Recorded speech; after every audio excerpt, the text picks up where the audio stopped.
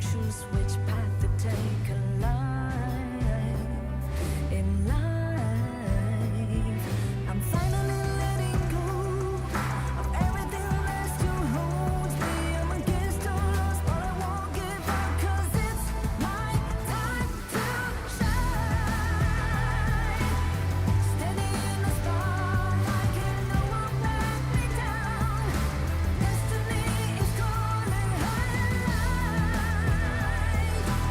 I'm not afraid to fight for everything I love. Victory's on my side.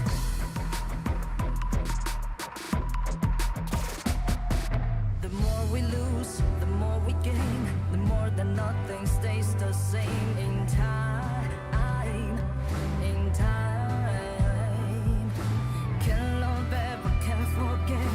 What you see is what you get. Sometimes,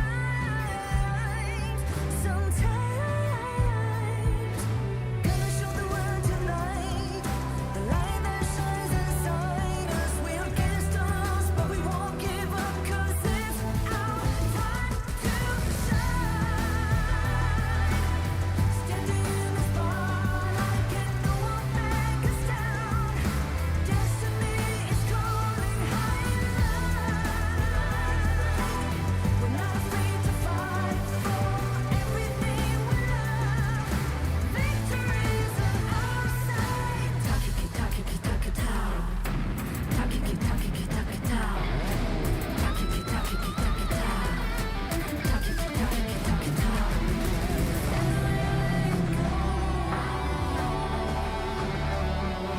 Everything else still holds us. 'Cause it's our time to shine. Standing in the spotlight, can no one back us down. Destiny is calling high light.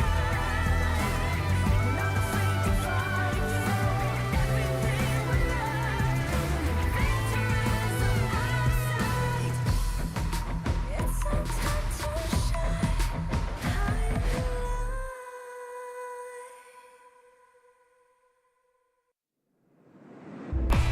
Let the game begin.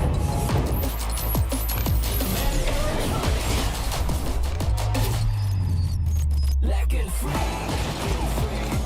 Cracking stinks. Victory. Another round. Sure, but how about a smoother phone next time? Realme 14. Performance beyond limits. Rakan muda, coba cinta murnimu. Rakan muda, oh yeah. Bersemangat wajah terus berusaha, keancaman terus membara. Yakin boleh, rakan muda, rakan muda.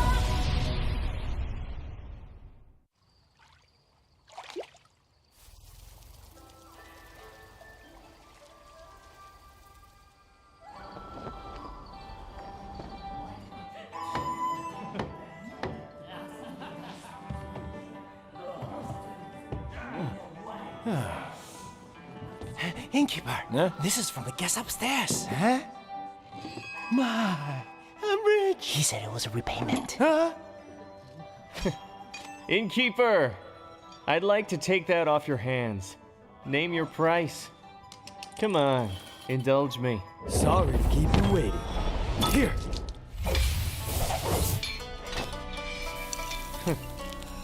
Interesting. Northern Brook. Where's the men? Let the 12 houses keep it safely. Let's spare the world another bloodbath. You'll have to ask my blade. Fine, I'll play your game.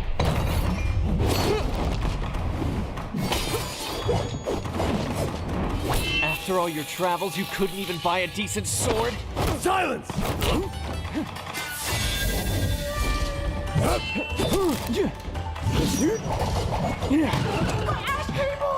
You have skills, but I see plenty of openings.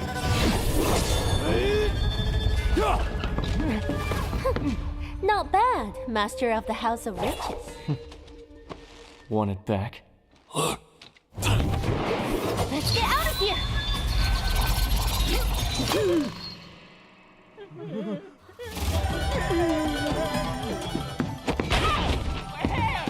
Sorry! Read the manual! Come on! We're just playing around!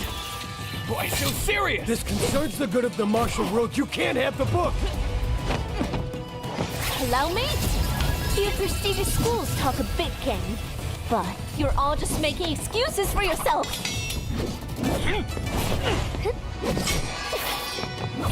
You're still here? Not good. It's a fake! You're playing with us. Illusion magic! Run! If only I had an opening! This would never have happened! Those tears of a broken heart, broken spirits restless in the dark.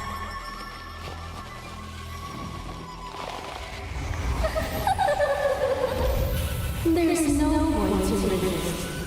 We'll get the secrets after. Magic! Despicable! That's why Megan keeps the martial manual for himself. For that treasure.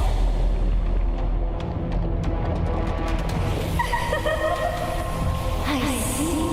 It's with the sword. Quiet! The manual is already back out in the world!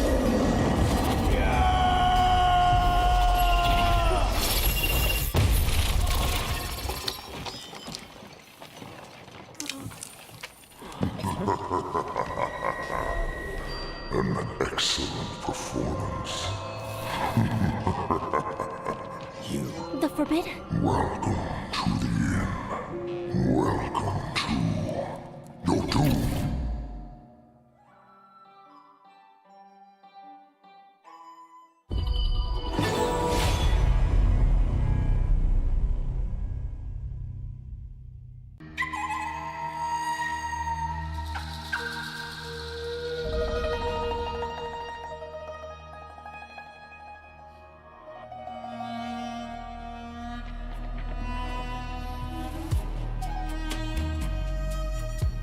I come from wealth and pave my road with gold. The world is mine to discover. As a blade can be straight or curved, deeds are just or crooked.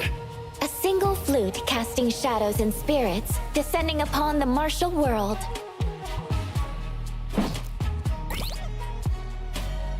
With the might of stones, I shall crush my foes.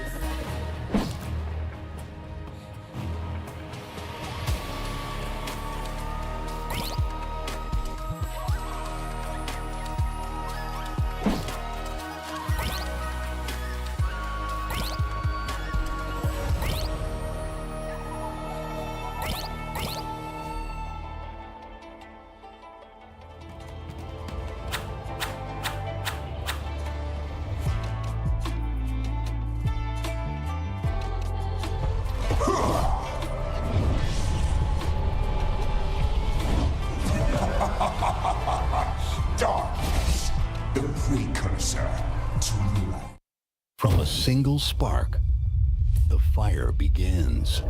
Embers Awaken, a call to rise, to reignite, to re-emerge with strength and passion. Malaysia's first ever official Honor of Kings League, a symbol of pride, power, and the roar of something unstoppable. A new group rises from the ashes. Fresh fire, unwritten stories, fierce hunger. This league is their proving ground, and they're here to burn. Team Secret fight to claim what's theirs. Nova, champions who've tasted glory but want more. BSE, not just defending the crown, They're evolving, reigniting the passion. Witness the Embers Awakening.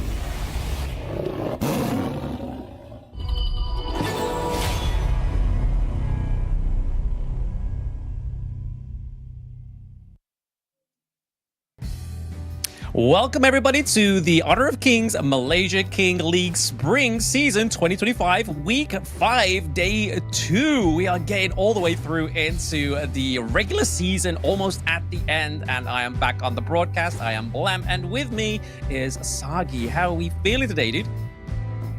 Ooh, another day of MKL, another day of epic showdowns, Blam. So far, we've seen teams falter, we've seen teams rose up to the challenge, and so far, MKL has been a blast.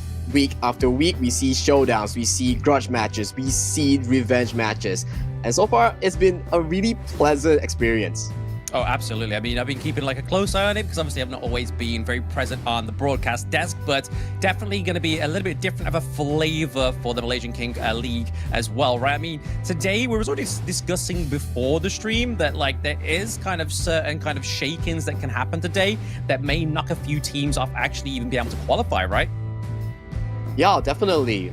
If we do look at the standings, which we will be going to later, teams such as Seoul Esports or Toda, if they still lose one more game, that's going to be over for their playoff hopes. And on the side of other teams, it's really just, you know, getting that feel, getting that groove into the playoffs, right, Blam? Absolutely. And then we're going to check into the standings for you guys. So those at home can have a little bit more of a feel of what is actually going on with the MKL thus far. But to no one's surprise, obviously, we are having the Nova Esports, the Season 3 champions, at the top of the board so far with a 9-1. Then it's Black True Esports, AG Global, DTE Gaming at 4th. 5th is O2 Esports, 6th Team Secret, and then Todak and Seoul Esports at 7th and 8th place. And for those at home that don't quite sure how the format works, obviously it's going to be the top 6 teams that go through to our playoffs. Yeah, top 6 teams indeed, and looking at the 7th and 8th place, they do seem to be struggling, and if they lose 1 or 2 more matches, it's gonna be the end of their playoff journey in the MKL Spring Season 2025. So, realistically speaking, it's gonna be every match counts for the side of Toda and Seoul Esports. Every match will matter, and it will really contribute to their hopes and dreams towards the playoff. Exactly right, but we're going to be looking at today's schedule as well. We definitely have some bangers today as well, right? Like we are going to be starting off with none other than Seoul Esports going up against AG Global, then BSE against DTE, looking for a potential revenge 2-0, right? And then Todak going against Team Secret to finish off the day. Oh, definitely another banger of a day with Seoul Esports and Toda fighting for their lives, fighting for their hopes and dreams in the MKL playoffs, right? So, for those who don't know at home, Seoul Esports and Toda, if they lose one more, as we mentioned, they will be out of the contention for playoffs. And for all these other teams, AG, BSE, DTE, Team Secret, we want to put more focus on Team Secret, right? They have been slumping, they have been having like gigantic leads in the early to mid game, but they seem to falter into the late game. So this is the time, this is the pace where they want to slowly claw back, slowly gain back the momentum when it's closing to the playoffs, right, Vlad? Exactly. This is where you want to kind of pick up your game and kind of basically just finish it off and round it out, because as they go into the playoffs, they will potentially be in the play-in stage, because there's only going to be the top 2 teams that get into the actual playoffs, and then we have the play-in stage for the other 4 teams that be qualifying. But we're going to be looking at this game going into this one, obviously Seoul Esports, but all these players are going to be playing on the Real Me 14 series. So game in, pick Real Me 14 series. It has the 5G feature segment. It's best Snapdragon 6 Gen 4 chipset, long-lasting battery, largest VC cooling area, empowers players to enjoy 120 FPS in Honor of Kings, promises a smooth, high-performance gaming experience. Gaming, pick Realme 14 series. Just with that spec alone, I think I'll be grabbing myself a Realme 14 series later on. Definitely an interesting phone, and definitely a decked out phone in terms of the specifications, right? So aside from Realme, right, there's also something interesting I want to share. It's definitely our playoffs venue that's going to be happening 6 to 8 June at Sunway Pyramid, lower ground 2 at the Blue Concourse. For those who don't know, please check out below right here, where we'll be having the epic showdown, the finale, everything from week 1 to week 6, it will conclude at Somewhere Pyramid, lower ground to Blue Concourse. So definitely don't miss it out. And if you're nearby, please make your time and head your way there. Yeah, if you want Blam there, I mean, we could throw a GoFundMe. I don't mind getting on the jet and coming to Malaysia for the first time, you know, go and watch some Honor of King Esports, but I can dream, right? A British boy can dream. But yeah, if you are locally, definitely go and check it out, because I mean, this is going to be when we see like the top 6 teams, top 4 teams as well, go head to head in the playoffs. And then that's where we kind of see them cementing their place for KWC later on in the year as well, right? Like top 3 spots of this whole league are going to be going into KWC, but let's check out those teams that are playing now. So definitely for the first series, we are featuring 2 teams. Seoul Esports, we are featuring Junyong in the roam, SE Frost in the Clash lane, Gui, their main carry, the jungler, D-Boy in the jungle, Ricky in the mid lane, and JK as their farm lane here. Yes, and then over on AG, we have Saber, Yulong, JD, PHY, and Dolhen up into the Clash lane as well. I mean, these are going to be familiar faces for those that have been tuning in over the last 5 weeks, and more likely going to be one of your favorite teams, right? Like AG are currently 3rd within the overall standings, whereas Seoul Esports are more towards the unfortunate bottom part of the whole of the league so far. But speaking of these 2 teams, let's look a little bit at this head-to-head, Sagi. So if we do look at the head-to-head right here, Blam, we are featuring the farm lane, both of the marksman player of both teams. So Esports, we have JK, AG, and JD. But in terms of their head-to-head stats, it's definitely more favored towards JD. But stats doesn't mean everything. We do believe in stories of the underdogs, the dark horses. So maybe today, Seoul Esports, they woke up good, they woke up fresh. Maybe they can bring a reverse sweep situation or a underdog story coming into this series. Yeah, I mean, we got JK against JD. One could stand for just kidding, and the other one is for just do it. I mean, look at the difference, right? Like 5.5 KDA average, more goal per minute, more average kills, and then kill participation is pretty much even Stevens, right? So there is kind of like little bits of leeway and similarities between these players, even though there seems to be a little bit of a difference between where their teams are situated currently within the standings. Of course, but standings does mean standings, so JD definitely has the competitive edge over in today's series. So I want to see how JK challenges JD, which has been performing consistently in the farm lane, making sure that he's always the person consistently providing the late game, the mid game on Direnjie, on Lady Sun, on these amazing picks that he's brought up so far, and he's rocking the MVP chart so far as well. And if we do see that, on the right side, top right here, we see Seoul Esports picks the blue side and AG picks the red side. Yeah, so going for the priority blue onto the side of Seoul Esports, it's going to be interesting to see where they're going to start to sort of lock in their core picks into that beginning part of the draft. And then over to obviously AG, that's their turn to kind of look for the counter picks already for their first locked in pick, right? So we've been seeing maybe in MKL as well, but in the other leagues, red side has been having a lot more favorability with a lot of the winning teams as well.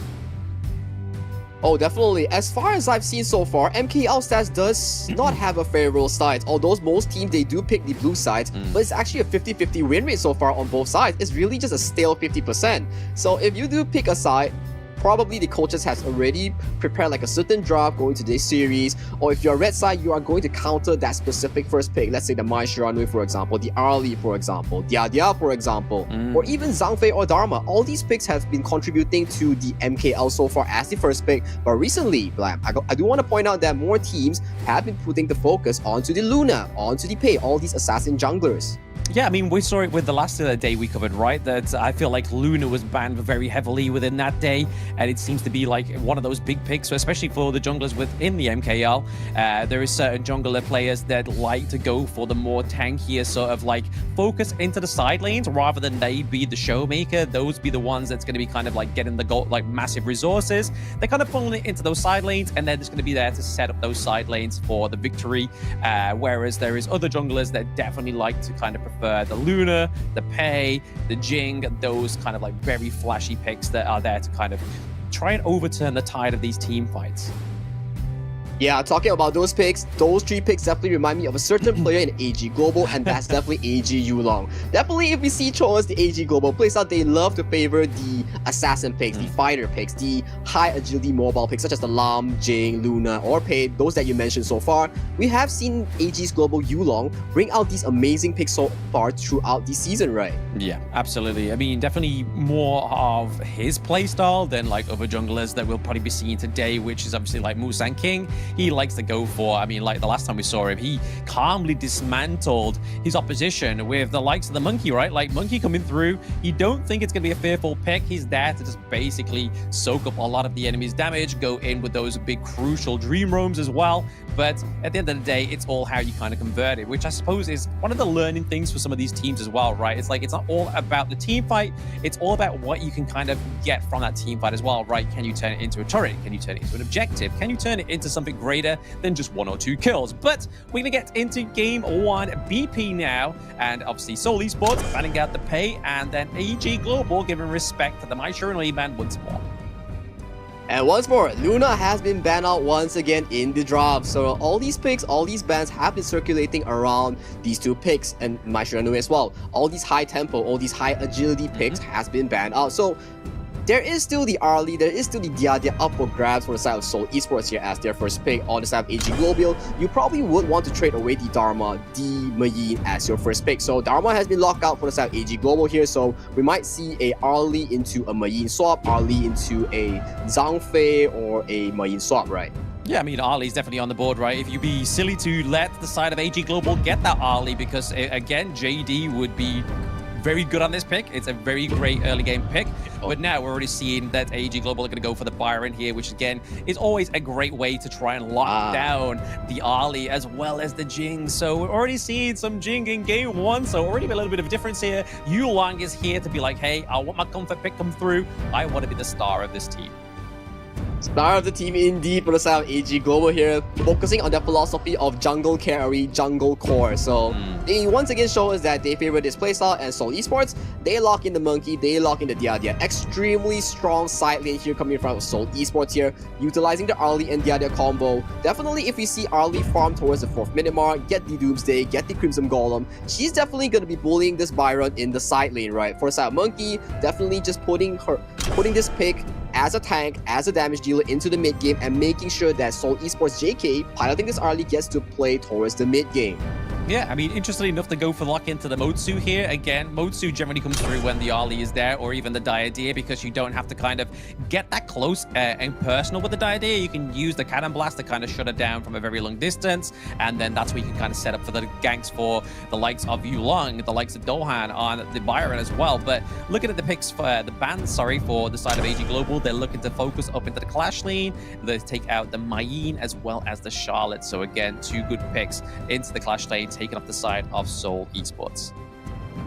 Sides here really targeting those picks that have not been finalized yet on both sides draft. Seoul Esports here banning out the notoriously known Arlie counter, which is the DRNGM, maybe slotting in a Lady Sun as well, or maybe slotting in one more Hoi as well. But on the side of AG Global here, banning out all these Clash lane picks, right? You have the Mayin, you have the Charlotte, all these very strong side lanes, all these very strong high DPS heroes, right? So definitely an interesting ban coming from both sides, and otherwise known as the best mid lane blind pick here, we have Yixing locked in for the side of PHY. Yeah, I mean, just gives more control over to the side of AG Global, right? I mean, he has the world is my board. It's going to make it a little bit more sort of like an easier playing field for both Dohan and Yulong to dive in onto as well. And trying to just kind of group up the side of Seoul Esports to kind of turn over the team fight and make it a little bit more of an even playing ground for the side of AG Global. Obviously, Yixing, we know that his passive stacks, so as he scales into the latter parts of the game, he's going to get even more powerful.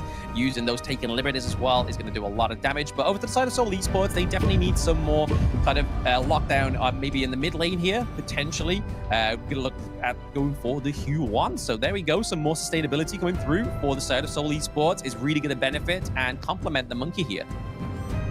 Double healing on the side of Seoul Esports here, piloting the Diadia, piloting the Yuhuan, getting so much healing. The value of healing will be very good when it's a long-term fight, long-scale fight. We also have AG Global here. They're definitely looking to pilot into a channel pick, and channel we know so far it's a decent counter towards the early. Channel can fight off early into the mid game, but the only weakness about Channel, just like any marksman, he doesn't have any mobility spells. And from time and time again, we've seen it do so great into the mid game. But one engage coming outside from Seoul Esports here, maybe the Dream Roam, maybe the stun from Liu Bang or Yuhuan, it immediately counters it. But so far, AG Global recognizes that fact and they lock in the safe pick, which is the Long.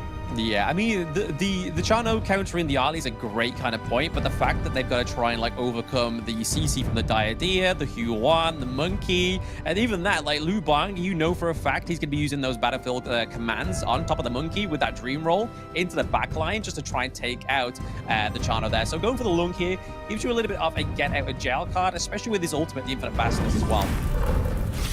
I just want to point out like both teams drop here, Blab. So Seoul Esports here, you are kind of protecting the president here, right? You have the soul damage output on JK, which is the early pick. Yeah. But yet again, Liu Bang does, after so far we've seen, he does buy full magic damage. He provides these big shields. When he lands with the battlefield combat, he immediately bursts the enemy here. Yeah. So on the side of AG Global, here you have the double carry comp, which is Yulong onto the Jing and JD onto the Long. So both teams here, they play the similar style, but in terms of the overall team comp, the tankiness is definitely over the side of Seoul Esports here, a very well-rounded team composition. Oh, absolutely, yeah. I mean, the tankier side definitely falls onto Seoul Esports, right? I mean, you can even, like, guys in there, the Huan as well, right? Obviously, having the Unending Sorrow means they can bait a lot of the skills on the side of AG Global as well. Then also give out mass healing and CC. It's a very hard pick sometimes to actually counter, but we're already seeing mass rotations into the bottom side of the map as well. It looks like JK is potentially falling here. First blood going over to the side of AG Global. Who kills? And they pick up another one. Saber going down. No, Young, sorry, going down. PHY here with the roam onto the farm lane, utilizing his passive, utilizing the fact that he has the fastest shot potential with the Liberty, right? And immediately, a lot of engage coming in from the side of Seoul Esports here. They're not looking too happy about that, right? They want to kind of say like, hey guys, yeah, we saw you get the 2 kills, but we're just going to let you know that you can't keep poking the bear. Cannot keep poking the bear, but instead, Saber landing 2 Cannon Blasts, forcing a flash from Ricky, forcing 2 kills on the side of Seoul Esports here. So definitely, AG Global, first minute into the game, landing already a good head start towards the series. It's definitely the start they needed, right? I mean, JD getting both those kills would have been huge, but hey, it's 2 kills overall, and if you look at the kind of global gold lead as well, you're already looking at around about, what, 900 gold K at this point now, which is going to be very nice, very good potential of snowballing here for the side of AG in the early game. I mean, we're not even 2 minutes in, right? And we're already kind of seeing that kind of divide within the global lead. But if we look over to the side of Seoul Esports, they're definitely trying to play a little bit more coy up into the top side of the map as well, right? Well, top side is the only side right now that they can really progress something from, because Seoul Esports here, their bottom side, which was supposed to win, has already faltered. So lots of pressure coming in for the side of Seoul Esports. Farm lane, we can only bank for the fact that Seoul Esports can manage to really solidify their spot into the mid game, but Ricky here might be getting caught. Yeah, Ricky coming in here. He's going for the rotation with the Battlefield Command. So Frost actually, they committed only the one ultimate, which is the Battlefield Command there. The Jingo. Quite use it, but yes, Jing into the enemy jungle, takes down Frost and punishes him from leaving that clash lane. So that's already the 3rd kill going up to the side of AG Global, which was a huge rotation there from Yulong. And Dowhead is just like, hey, I'm just going to free some minions, let them crash into the clash lane, and kind of just go back and take this side of the minion creep here as well. This is going to be a bit of a worry for Seoul Esports here. Both side lanes have faltered in the early game, right? Frost making that roam towards the boss side. Yes, he forced out the Infinite Bastards from JD, making sure that your farm lane takes lesser time, and only 3 minutes in, Seoul Esports has already passed the Crimson buff to the JK, so pretty interesting so far. Yeah, I think it makes sense though, right? But if we look at this replay here though, that Frost was a little bit kind of like a fish out of water in his own jungle, which at this point in the game is not kind of a safe statement to be making, right? If you are Seoul Esports, like if you're not safe before 4 minutes, how are you going to be safe after the Tyrant spawns and you getting like increased damage over to the side of AG Global if they're able to successfully get this huge objective in 22 seconds? I agree as well, but looking so far, AG's Global Mozi pick has definitely put in the value. Saber has shown from most of these plays, Cannon Blast after Cannon Blast, doing these pokes, doing these crucial engages on the side of Seoul Esports here, making sure that he lands the mark for his team, getting these priority right.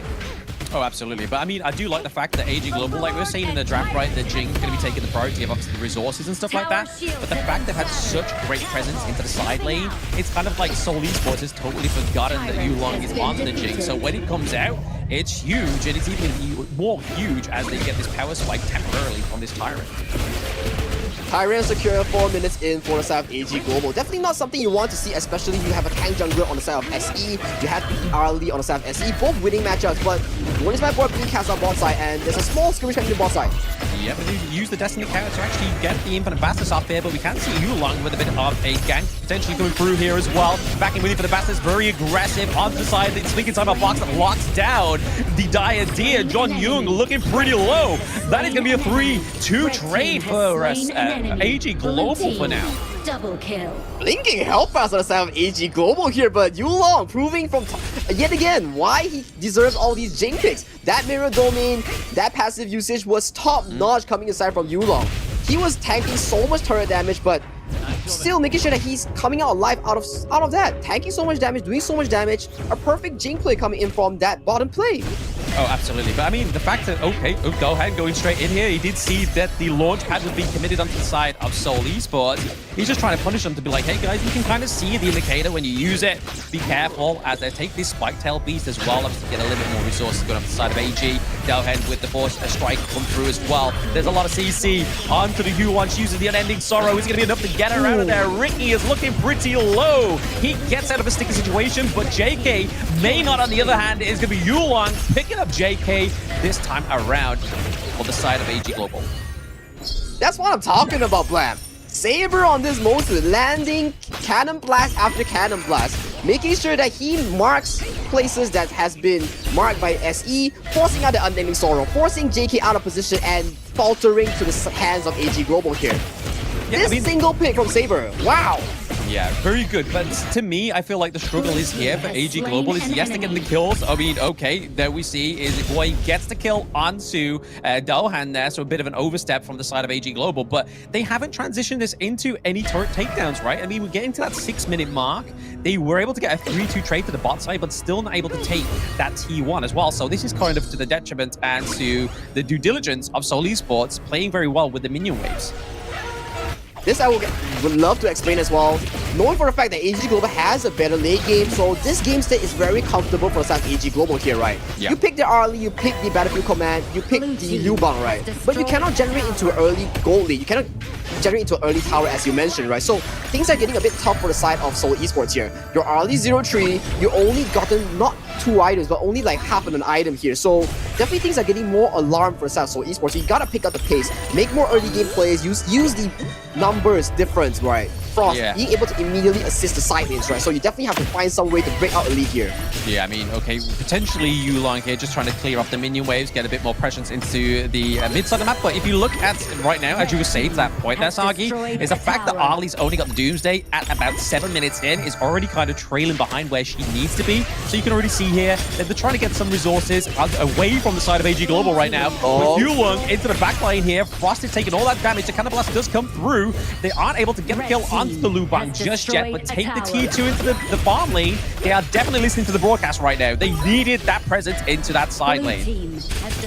Presence committed towards the side lane, but Seoul Esports commits a trade onto the top side here. Cannon Blast lands on 2. Oh, Wolves by board into the Cannon Blast here. It's going to be a way to get its lockdown, the Monkey, but it was also PHY with the passive of the Yixing that's going to keep him alive. Frost gets taken down there thanks to Yulong. The burst coming through is strong, but into the backline. John Young was not having any of that, but it is going to be overall a 3-2 trade for AG Global. But look at Dowhan. He was able to, his clash lane's completely gone. He had to go back and defend. Waves are definitely a bit tough on both sides. You have the top side being an empty lane for the side of AG Global. Bottom side farm lane, so Esports you have an empty lane as well. But going through that fight, 5-10 right now onto the scoreline, but the lead is still very close for both teams right now, Blam. Yeah, in terms of the gold resources, absolutely. I mean, definitely, I think it's good for the side of Seoul Esports that they're able to kind of replicate that damage that AG Global did down to the bot side of the map into that top side, kind of transitions a little bit of a balance of the pressure from both of these teams into these side lanes, right? Like, we know that they have the priority up in the clash, whereas AG, there's going to be a lot of focus into that farm lane, but there's also needing to be a little bit of farm tending from the side of AG Global, right up to the top side. Like, you can already see right now that JD is having to kind of just clear out these waves, but it is going to be a bit of resources that goes over to JD, which he kind of needs right now. JD is definitely having a field day right now, almost going to the third item, which is the Starbreaker. Once he hits that Starbreaker, right, Goi is going to be melting like a popsicle real quick. So on the side of AG, right, you have so much burst. You have JD on the long, the Empowered Flaming possibilities suddenly just melt down their Arlie. You load the Mirror Domain. So Arlie is definitely going to be in a picky situation right here where she cannot really tank up damage unless she goes for the Ominous Transmission, but fight breakthrough. Oh no, Dowhen's put in the thick of it right now. Into the back line is going to be John Young. He's not be able to catch anybody else with that bit of farewell for now, but it looks like they do commit the wood on the board as well as the Mirror Domain, but it is going to be Frost getting killed onto PH. Why? They think inside the box was committed a little bit too late. For the side of AG Global, it does mean it's a bit of a takedown, but Seoul Esports, with that fresh takedown of the farm lane, they're looking to take that high ground turret as well. This is the turnaround that they needed. Wow, what a turnaround from the side of Seoul Esports here. Immediately getting the bottom inhibitor, the tier 3, converting that into a Shadow Tyrant here. This is definitely an insane tempo. This is what we want to see for South Seoul Esports here. They drop these comp. They drop this immediate team comp where they have the tank. They have the immediate assistance coming from the Battlefield command from Frost Viewbound here. So they're converting this into a very healthy lead, and JK, suffering from the early game, has come back with this fight. Yeah, I mean, to the side lanes is exactly what kind of helped him, right? Like, he was able to push the clash lane, he pushed the T2, and then rejoin the team fight. So honestly, Seoul Esports, they're definitely playing this one a little bit better into the mid game. Like, early game was not their greatest sign, but right now, they're definitely looking like they're on the stronger foot. Yeah, so far we've seen this is the thing that we mentioned during the draft and during the pre-game, right? AG, yes, you have a lot of damage, but realistically speaking, who is going to be your engage? Daohun, you rely so much on the Storm Strike into the flash knockout, right? But it's so hard to land on Arlie here. And for the side of Yulong, you can't be the one engaging here. There's so much burst coming inside of Frost, which he's not building of only just full tank, right? He has the damage items, he has the burst. So realistically speaking, right, if Daohun or Saber doesn't land these Storm Strikes, doesn't land these Cannon Blasts, it's gonna be so hard for AG to realistically start the team fight here. Yeah, and I mean, if you've been watching the team fight, you can see that Goi and the likes of Ricky have kind of been forcing themselves into the front line just to kind of take the hit, right? So then it means that the rest of them aren't going to get locked down. I mean, we've been seeing a good performance here from John Young as well, especially into the back line and just kind of suppressing to the side of AG Global, especially the likes of the Jing and the Yixing as well. So it's been overall, Seoul Esports, even though like the bottom of the board right now, they're definitely fighting for glory. Fighting for glory and fighting for a shot to the playoffs here. So if they manage to clutch this series out, they can really solidify themselves and still make sure that their playoff hopes are alive. And so far speaking, right, engages are not so good coming from AG Global here. They don't have the initiative, even though they have the lead, but fight comes through top side. Yep, exactly. We got Monkey here soaking a lot of the damage, and then the Infinite Bastard's been taken up as well. JK. Quite a few Ultimates been taken down. JK looks pretty low. That's going to be a struggle for the side of Seoul Esports to come back now, and that is already a 2-0 trade. This was just the pop-off moment that AG Global needed as they get a double kill. We see John Young on the run. He's able to get back into the mid lane with Goi for now, but how long can he stay alive with Daohun on the side? He gets the takedown. That is a 4-0 trade. That is what AG needed. That's what the doctor prescribed. The doctor prescribed something, and it's a win for AG Global on the top side of the fight. But they do have the waves to attend to the bottom side, which is the farm lane, and waves are crashing through into the crystal. But definitely, AG here, even though they were the one who got engaged on, but JD didn't fall first, and he used the Infinite Bastard to get away safely. But aside of AG Global here, Yulong once again dancing with the Mirror Domain, making sure that he lands all these damages, soaks up all these damages with the damage reduction provided by Mirror Domain. And now, he proves to everyone that, hey, JD's not here, I'm still the second carry here. And immediately, he bursts down JK.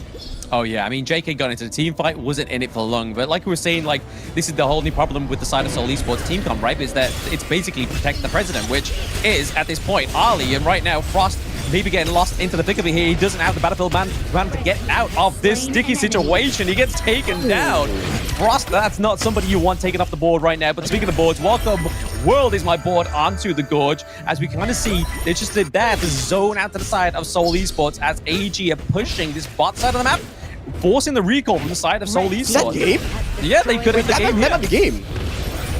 They need to make sure, I mean, comes Seoul in. Esports, they need to just fight off this wave, right? They only have the Vanguard, and at this point, they have the immense minions, but Ricky goes down so far. Frost, JK as well, John Young. I feel like this is the Hail Mary for the side of AG Global. They need to wait for the Vanguard to come through, which is the only saving grace here of Seoul Esports for now. 30 seconds timers, and the Vanguard is marching through the bottom side. So, Frost, you're alone. I don't think you have enough damage to really clear out this Vanguard here. Vanguards are notoriously very tanky, and down fast to stop him. Yes, they both dive into the back line, just there to focus as they put the pressure onto the Crystal. It is going to be AG Global taking game 1. Taking game 1, sending them an ace, proving the fact that, hey, you got the early game, you got the mid game, but hey, you're not as experienced in closing out games, and you faltered when it mattered. And JK on this early, definitely protect the president, but the president is kind of down right now. So definitely, we have to see how JK really fixes his gameplay here, because the team requires this president to really step up, really showcase his damage output, really showcase his really good early game, right? But AG knows for a fact that if this early gets a perfect early game, we're gonna suffer in the mid game when he gets that Doomsday, when he gets that Crimson Golem, right? Yep. So AG playing towards the game plan, making sure that your early doesn't get to farm safely. We gank your early, we make sure you are gonna have a bad time. So definitely AG performing great. Exactly. I mean, this is the thing what we pointed out in the game as well, right? It was like, what, 6-7 minutes in, and it was only the Doomsday that had been built for the side of Seoul Esports.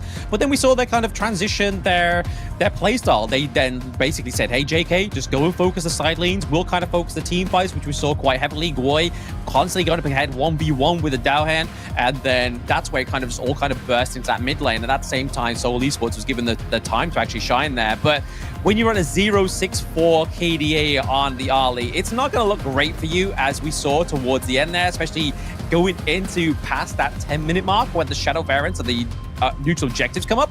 It's going to be very hard for somebody like JK on the early to actually turn that negative kind of early game into a positive end game spin. I agree, but I do want to give props as well to Seoul Esports here, although they have a not so great early game, right? Yeah. But they really played very well towards the mid game. They got the tier 3 on the side of AG Global into the bottom side, immediately transitioned that into a 10-minute Shadow Tyrant, pushing their goal lead above on the side of AG Global here. So realistically speaking, right, it's just in terms of like the experience in team fights, the experience in macro play that they really lack right now. Yeah, I think it all does actually pay due diligence to AG Global as well, right? The fact they had so much control onto their team as well with the Yixing as well as the Motsu, it kind of gave breathing room for Yulong and JD, both on the Jing and the Lung here, to kind of just like play very sort of not safely, but strategically. Like we saw many a times that like JD was already using Infinite Fastness pretty much like what, maybe two-thirds into a team fight, and then he would come back down. We'd see the ultimate board being committed as well, so he knew exactly where he was going to land and where he needed to place that damage, because for the side of AG Global, PHY would just caught the Stranglers and caught the right targets within his ultimate. Definitely the hidden MVP, the backbone on the side of AG Global here. PHY landing board after boards, landing liberties after liberties. Even Saber though, landing cannon blast after cannon blast, making sure that every catch mattered on the side of AG Global to claw their way back out of the deficit they suffered into the mid game, right, Blam? And let's check out the goal graph real quick. We mentioned, right, okay, early game, Seoul Esports didn't perform so well, losing out maybe 1,000 to 2,000 gold. Then the moment we hit the Shadow Tyrant, they immediately got like a 2-3k goal lead, but once again, experience and micro skills in team fights matters. So they suffered 2 losses, one on the team fight onto the red buff for the side of AG Global, and one on the side where Frost got caught out onto the bottom side, and immediately goal lead plummeted, and it resulted into a win and a falter for AG Global.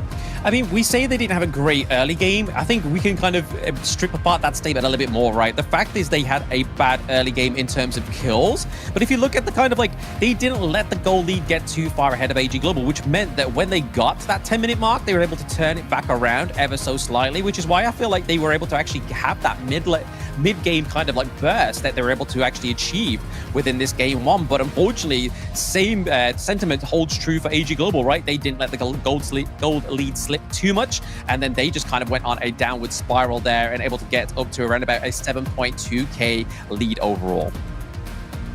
Talking about leads, we definitely want to put a shout out towards the MVP of Game 1 between the series, and the MVP is given towards the side of PHY onto the Yixing. Just like we mentioned, he is the backbone, the hidden MVP, and right now, the MVP of Game 1 with the Yixing pick here, Blam. Yeah, again, it just shows it doesn't have to all be about kills, right? Like the setup here, that 16 assists is definitely what was made AG PHY here MVP potential, right? Like he was just there to pick off and control the side of Seoul Esports, so able to lock them down, and then for the side of AG Yulong as well as JD to come through and just pick up the kills there, but still doing 22% of the overall damage is pretty good for a mid lane, right?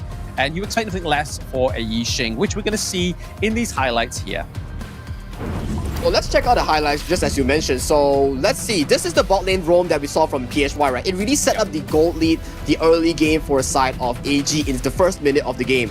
And looking at these counterplay once again, you see, look at this Yulong here. He opened up the mirror domain, tanked up all the damage, and locked his HP at 10% and managed to get out alive while simultaneously doing so much damage here. Yeah, I mean, look at this. The world's my board here. We'd see that, and then they just commit straight in. But into the back line, that's where we started to see John Young there just kind of put the pressure onto the Dowhead. And this is where we honestly thought that Seoul Esports was going to have a bit of a comeback here, but it was just kind of these even trades across this game one that was just not enough for either team to get the team fight and then transition into something else. And this was definitely a crucial fight right here. Keep your eyes on the side of the Jing, immediately jumping on JK, making sure he's out of position, and immediately Daohun follows it up and secures the kill on JK. Without their president, without their main damage source, all Seoul Esports could do was just run away and drop. And this was the final nail in the coffin. Frost got caught in the side lane. Immediately, all members of Seoul Esports had to back off from the side lane and the mid lane and transition into a team wipe. So definitely, Seoul Esports here lacking the experience to close out games or close out games with a lead. Yeah, I mean, it's kind of just down to their draft, I feel like, at the end of the day, is the fact that when JK was taken out of those team fights, that was basically sayonara, right? Like, there was no damage over the side of Seoul Esports. I mean, the damage could come through from Frost, but most times out of 10, Lu Bong's not going to kind of replicate and replace that same kind of damage as an early pick, right? At that point in time, you kind of just stuck with your front line. Like, there was no real damage coming through, so that's when AG knew that they're just, once they take down JK, that they've kind of already dismantled the side of Seoul Esports. But looking at this, they're already going to go and lock in the blue side once more for the side of Seoul Esports, so they're looking to maybe go for another prio blue pick, maybe potentially go for the Dolia this time, because again, a lot of the synergy that can come through for the Dolia, there's like a lot of potential there. So definitely we have to see this draft, which is gonna be popping up right now.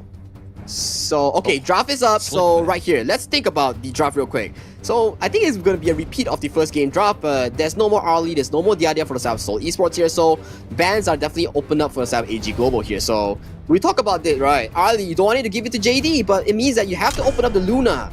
Maybe Gray wants to pick up the Luna, but Luna gets countered by Arlie. So what is going with Seoul Esports draft? We definitely have to find out what is their priority bans or picks here. Yeah, I mean, they could stick with the paying the Luna ban this time around again, like they did in the last game, because now that they know that Yulong is not going to be able to pick up the Jing, that means that he's going to have to resort to something like the like a tankier, more jungle. But it looks like they're going to take out the Arlie here for AG Global so that JD does not get that prize pick. But onto the side of AG Global, I mean, from the side of what they've chosen right now, they could look at potentially taking the Lung off the table here for the side of Seoul Esports, or allow them to get it this time. But it's going to be the Luna for the side of AG Global being banned off here as well. Smart ban coming off side AG Global here. Definitely when you look at the Arlie ban, you don't want JD to pick it, but JK already picked it for the side of Seoul Esports here. So banning out the Arlie sets up a Luna pick here, right? So right now, will Ricky pick up the Mai Shiranui here for us out of Seoul Esports? And out of all the bans, out of all the picks, we have Mai Shiranui, Dharma, and Mayin up for grabs right now. So what is your choice here, Seoul Esports? Are you going to lock in the Mai Shiranui that we've seen so far? But it's going to be the Dharma, the Playmaker, the Truth Mantra coming in for the side of Seoul Esports. Oh yes, the Dharma coming through here into the side lane, but we're looking at a very frightful two counter picks here for the side of AG Global. Obviously, the Unbridled Outburst is going to be a way to kind of pick off the Dharma into those team fights. If he's going to try and sneak around Frost into there and get those Truth Mantras, you know you're going to be met by that Unbridled Outburst from Saber, right? Saber, definitely. I do want to give props to this roamer player. He has from time to time proven to us that he's capable of playing these utility supports, capable of playing these engage supports. Whatever supports you give him, he's been performing up to the task. And right now, a bit of an alarming pick coming in from Seoul Esports here. Lady Sun, traditionally speaking, if you were fighting a Zhangfei or Mai Shiranui, you're not gonna have a great time. Mai Shiranui and Zhangfei is gonna be nipping on this Lady Sun pick, and so far JK on the early last game has not been showing a really good performance here, so definitely something alarming for the side of Seoul Esports here. Yeah, I think the Lian Po here is just kind of like a premeditated pick for the Ogryn to come through, because we all know the Ogryn, the Lian Po into the Ogryn is a pretty big counter, right? Obviously, huge Tremor Smash into the Ogryn is a big knock-up. That's a lot of chance for the side of Seoul Esports, especially if they're able to get the Lady Sun online with JK to do a lot of damage to the Ogryn before he uses the Conductor of Souls, right? So before he can get that HP regen that we know the side of AG Global can do and Ogryn has within his utility. But if we look over to the drafts here as well, banning out the Gudo, I feel like is a really good bet as well, because that's some big like AoE sustain for the side of Seoul Esports that they could have gone for. And the Yixing, I think that's just a kind of overall sort of like unspoken rule. Once you've picked it, just ban it out. You don't want the enemy team going for that one, especially how PHY played it in game 1. Exactly, and Charlotte here being locked into the side of Dao Hun, a very strong side lane that puts a lot of side lane pressure, pushing out waves, winning these 1v1 duels here. But I want to paint a picture for both teams on their first 3 picks here, right? On the side of Seoul Esports, you're pairing with a double engage here, Dharma on Frost, Junyong on Lian Po. Double engage here, wanting to catch out the likes of AG Global's marksman here, and most of the marksman pick has been banned out. That allows them to escape themselves from sticky situations here. On the side of AG Global, they want to repeat the same success as well. Mai Shiranui, Zhangfei, and Ogryn. It's a very high tempo early game draft where Ogryn is very strong in the early game with the execute on the jungle camps, and Zhangfei, Zhangfei brings out the smite, and Mai Shiranui pushes way fast and rotates fast. So both teams, similar style, but Jing here being locked in for the side of Gui. They're like, hey, let's go. Let's try and go for the Jing here. Again, a lot of burst damage. If you can get the early game lead for the Jing, if you can kind of outscale the Ogryn in the early game, that's going to be a lot of burst damage going over to this pick. So this is what we always see in the other leagues, is like when a team locks in a great sustained tanky pick like the Ogryn, they try and punish it in the early game. They try and do as much to kind of disrupt the flow of curing those resources into the jungle. But the Marco Polo here is a good pick towards the end as well, right? I mean, he has the roaming gun out there, right? So he's able to kind of dash out if he really wants to. Potentially going to be going for the cleanse here, because I mean, this is so much CC onto the side of Seoul Esports, right? Definitely cleanse will be picked up here for the side of AG Global's JD here on the Marco Polo, but definitely laning will be tough for Marco Polo, as Lady Sun's laning is very strong in the early game. But right now, a fight comes up based on mid. Yeah, already just going tip for tap, right? I mean, this is typical AG. Everyone meets in mid, everyone just kind of gets a few trade-in blows here. But typically for the side of Seoul Esports, they put the Lady Sun into the mid lane. Again, looking to just try and convert one mini wave into 2, right? Yeesh, here maneuvering around the pokes from JK, dodging everything and allowing Saber to smite away the River Sprite in the mid lane. So furthermore, you're allowing JD, the Marco Polo, a weak pick in the early game to farm safely. So that's not what you want to be doing, Seoul Esports here. JD, if he scales into the mid game, is going to be an insanely hard target for Seoul Esports to lock down. Yeah, you kind of want to try and deny that Fire Beak as well away from the side of AG, because again, that's just going to be some more gold to the side of JD on the Marco Polo, which we know is going to be building those attack speed items first off to just make it a little bit more faster for him to proc his passive. And JD as well. Look, the Marco Polo does not go for the Purify, does not go for the Cleanse. He went for the stun. The man is out here looking for blood, looking for these big plays with the favorite Barrage. Yeah, he's definitely committed to a more aggressive playstyle, right? So we see that potentially maybe a build into the Frigid Charge, especially towards the latter part of the itemization for JD here. If it gets to that point for the side of AG Global, like realistically, are we going to be looking for a late game match, especially when JK is on the Lady Sun, right? Yeah, definitely JD here. If he chooses to go for the stun, he definitely has to watch out for the chance as well, but stun goes in. Oh, yep, Fever Barrage is going to be enough to take down JK. Oh, first blood once more got up to the side of AG Global. Not being able to land the skill, the trick shot from the Lady Jen. He gets out and it's a single play here. He jumped into 3-man with the Fever Barrage, knowing for the fact that the only person who could cancel him was Junyong on the Lian Po, and he wasn't there to protect the Lady Sun. So immediately JD catches the opportunity and melts down JK while getting out alive. Exactly. I mean, that's the problem with AG's JD, right? Like, they are able to sort of try and make means of these, try and get the best out of these situations that we saw there. Like you said, 3v1 going in, survives, gets out, gets a kill. That's like the perfect setup into the early part of the game for AG JD. Definitely speaking right now, AG has the early game in the bag right now. 2 minutes in, we see a 1k healthy goalie on the side of AG Global here. So, team fighting, right? Team fighting definitely has what it takes. And, Frost drops here, right, to AG. So, another falter here for Seoul Esports here definitely puts up more pressure for them to actually claw themselves back into this game. Yeah, a little bit of a defrosting for Frost up into the clash lane there, unfortunately, for the side of Seoul Esports. But we're having a bit of a 2v1 here for the side of AG. Okay, Bright Light Burst does land on the... Oh, straight into the Prima Barrage as well. Hello. That came in. That doesn't hit very well. On a Saturday morning, you are going to be waking up with a sore head tomorrow. But in comes PHY as well with the kicks, with the flips. They get the kill. Conductor Soul being committed. That is a 3-0 trade. That is definitely not what you want to be when you are Seoul Esports in this early game. That's what we're talking about, right, Blam? You are looking at PHY on the Master Nui, the prize pick. And okay, Engage comes back with coming in, trying to do burst damage onto Yulong. He's definitely able to sustain the damage for now. We see that Ricky hasn't got the Destructive Deluge as well. Already committed that a little bit earlier on. That would have been definitely the turnaround for the side of Seoul Esports if he had that ultimate. Oh man, let's jump back right into our topic just now, right? So, we talk about the early tempo from the side of AG. They proved it. Maestro Nui, 100% appearance rate in the MKL, whether on the ban, whether on the picks, rotating towards these fights. Saber getting caught up, but he has the Unbridled Outburst, he has the shield. He counter engages immediately everybody. Viva Barrage from JD. PHY with the Ryu Engine, with the Hisatsu Shinobibachi, immediately closing out any hopes for Seoul Esports here. So, wow, what a play. Yeah, I think this has definitely been more of an aggressive early game from AG Global considered compared to last game as well. Like, the fact they're actually converting it into obviously neutral objective. The bot side of the map looks pretty damaged as well. We can see Saber here just trying to get a bit of a feel out for the side of Seoul Esports. Give over that intel to the rest of his team. Like, hey guys, they're at the Crimson Golem. Don't worry about it. Take the T1 down to the bot side of the map. We'll kind of just crumble it from there. Crumble indeed. And right now, if you're a Seoul Esports fan, you're gonna wonder, on the side of Seoul Esports here, realistically speaking, who's going to be taking down Yulong onto this Ogron, right? He's already finished the Blazing Cape, he's already 2 items in, and he's already very tanky. No damage right now can really stop him from doing things like this. Oh yeah, exactly. There is the execute coming from the Death Precipice as well. Straight with the Unbridled Levers onto JK, pushing him away from his teammates. They take the T1 into the mid lane as well. This is definitely the dismantling that AG Global needed.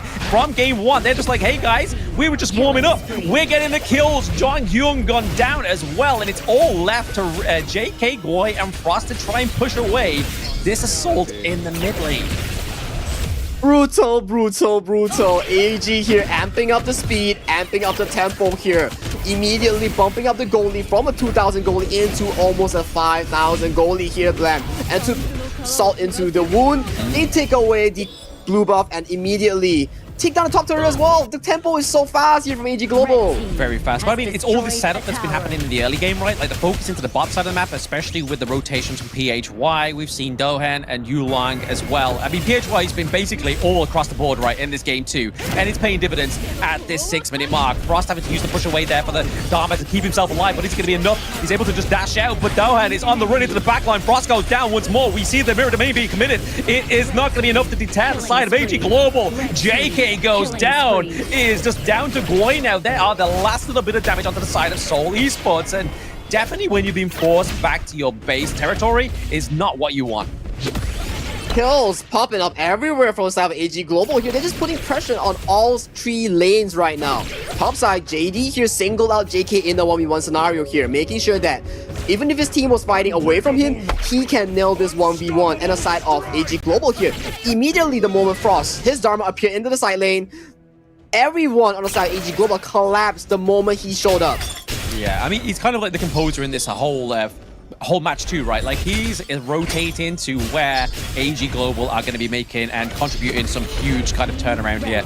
So again, we see it there. Ricky gets taken out already. The Bright Light Burst does land onto the Liampo, which is going to kind of mitigate any kind of use of Tremor Smash aggressively. He has to use it on the defense. Guai doing his best to do a lot of damage onto the backline of AG Global. Already at the T2 turret, Dohan does go down. Unfortunately, that is the first kill for Seoul Esports at 7 minutes time. But that is going to be the opening that the side of AG need to take this T2 as well. Casually forcing Seoul Esports back to their base, committing for Dalhun on 1 kill. Right now, as we talk about, right, yes, you took out Dalhun, but he's not the tank. Yulong, out of the entire fight, he's still full HP here, so there's no real damage. You don't have the Starbreaker, you don't have all these penetration items to really take down this Ogre here, and he's being such a raid boss here. No one can take down him right now. Yeah, no one at all, right? I mean, we can already see that JD's at his power spike, right? Especially with those 2 attack speed items, especially the Doomsday, the Sparkforge Dagger, as well as the attack speed boots. Like, we can already see Marco Polo's online, and it's already clear, right? 3-0, 4-0 right now for the side of AG Global JD, as they look to put a bit more pressure into the bot side of the map and just feed over the Crimson Golem as well. Like, why not, why end it there, right? Like, get some more damage over to JD, or even looking to give it over to the Orgrim here to do some more damage from the Orgrim. We know the Orgrim can and has potential to do a lot of damage, especially with the Conductor of Souls. Especially speaking right now, JD is closing off with the Winter right here. The moment he lands that double stun, he's gonna be doing a heck a lot more during these team fights with the double stun. More CC, more time with doing the full potential of the favorite barrage, which is ultimate, right? So, right now, if you're Seoul Esports here, how do you want to tackle the insane engaged potential coming in from PHY's My Shiranui, coming in from Saber's Unbridled Outburst on the Zhang Fei, right? So, definitely all these knockouts, all these engaged here. Who's gonna be the one tanking it? Junyoung's not tanky, he's just a roam. So, talk to me here. I mean, he's had no choice, right? Like, every time he's tried to commit in, Junyoung has been met with the Unbridled Outburst, which is exactly what Saber knows he needs what to do. But I don't think that's the case here for Seoul Esports. Their case is to survive for as long as possible. But at this moment in time, that high ground turret's going to get taken down there. Saber takes a lot of that damage from the turret, just so they're able to claim that T3 up into the Clash Lane, which is going to put a lot of pressure already that's surmounting for the side of Seoul Esports. And Seoul Esports here tanking that 10,000 gold lead on the side of AG Global, which is on them right now. Jungle domination, 7 camps right here up for Yulong. Based on that number, he's already invaded 7 buffs so far. So definitely a jungle domination that we've seen so far onto the import of AG Global here. Yeah, but I mean, when you have a lead like this, that's the kind of dominance you need to display, right? Like, you can't have a lead in kills and then be like, you know what, we're going to be coy. You can still take your Azure Golem, you can still take your Crimson buff, because at that moment, that's where they can kind of like try and formulate a little bit of a comeback. But AG Global know that they need to make sure if they're going to be dominant, they've got to be dominant across all fronts. Indeed, and they showed us from all these plays so far, the moment they click that lead from JD, click that lead from PHY, immediately they translate it to buffs, they translate it to objective, the Tyrants, the Towers, the Tier 3s, and now they have successfully taken the Shadow Tyrant here. Do they want to go for a double objective onto the Shadow Vanguard as well to really close out the game, or they want to play with their prey, play with their food for a while more? I think whilst they've got the minion waves kind of crashing in naturally anyway, I don't feel like they need to go for the Overlord just right now. We can already see that JD's got the Crimson Golem from AG Global side as well. So already we could be seeing a potential setup for a last team fight here. Liampo using the Burst Slam, but again, connected is Saber with the Conductor of Souls coming through just to push them away into the Crystal. It's going to be enough for the side of Jung to go down, but oh, the Truth Mantra to the backline is not going to be enough for the side of Seoul Esports to do anything and counter this barrage into the backline. That is going to be JD. Guai is the only thing last standing. The minions come through. This is game 2 for AG Global, 2-0. Hold on a minute, that creep might be falling down, but Deadly Reflection times 10 marks the end of Seoul Esports run for the playoffs. So, wow, what a statement game coming inside from All Gamers Global here. Really just amping up the pace from game 1. Yeah, game 1, they got the early game lead. It didn't really translate to much of a goal difference towards the mid game and the late game before the falter of the team fight. But game 2, blam, immediately they amp up the early game tempo. JD with the 1v3 getting that solo kill onto Lady Sun for JK, right? And immediately they make play after play after play. The moment Saber unlocks the Unbridled Outburst on Zhang Fei, PHY knows, I gotta come down bot lane, I gotta come down farm lane, and immediately they get that 3 kills, and from there, everything just skyrocketed for AG Global. basically, right? Like, all it takes is that one little kind of like moment, especially in the early game when it's so crucial, especially towards like marksman as well. Because like, obviously, if that transition to kill over to like the likes of Saber, boohoo, yes, the worst case scenario is JK is out of the lane for a little bit longer. But the fact that he was able to take JK out of the lane, get the kill himself, already put him up in a very stellar position. And then we have to give props over to PHY again. Like, he was playing such a different kind of play style with the Maestro Nui. He was just so aggressive into these side lanes, and that paid off ultimately for AG Global here. This man, right, Blam, PHY, give him the Yixing, he locks you down with the board. Give him the Maestro Nui, he locks you down with the Real Engine, and he starts the Shinobi Bachi combo here. So this man really setting up his team for success here on the Maestro Nui, and definitely one more person to point out will be JD. This man alone, he single-handedly 1v3'd into the bot lane into a losing matchup here. Wow. Yeah, I mean, the fact he was able to escape as well, obviously just using the roaming gun as well, he was able to get out. So, only dying once, I feel like that was the one of only 4 kills aside of Seoul Esports got. But like I was saying, it's not the kills that matter, it's just how they were able to dominate over the Gorge, right? Like, you can see overall, totally 9.1k towards the end there for the side of JD, and then JK finishing off around about 8k, which, yes, when you look at it, 1.1k is not a lot, but into the latter part of the game, when you have almost full itemization for the side of JD on the Marco Polo, it's stark night and day difference. Especially the fact that it was supposed to be a winning matchup for the South JK's ladies went into the Marco Polo. But yet again, JD with his prowess, making sure that he makes this pick work, brings the stun, does the 1v3, comes out alive, repeats it again when PHY roams out and securing himself a smooth early game into the mid game where Yulong comes and be like, hey, you made the early game happen, time for me to collect the dividends. I'm gonna invade these buffs, jungle domination, time 7, time 8, time 9. So, wow, what a statement. If you look at it though, right, like Seoul Esports, JK was able to do this, just about the same amount of damage as JD, but it's a fact where that damage was actually transitioned to, and the effect of that damage from the side of AG Global. Like, you can do the same amount of damage, amazing. I'm so happy for you.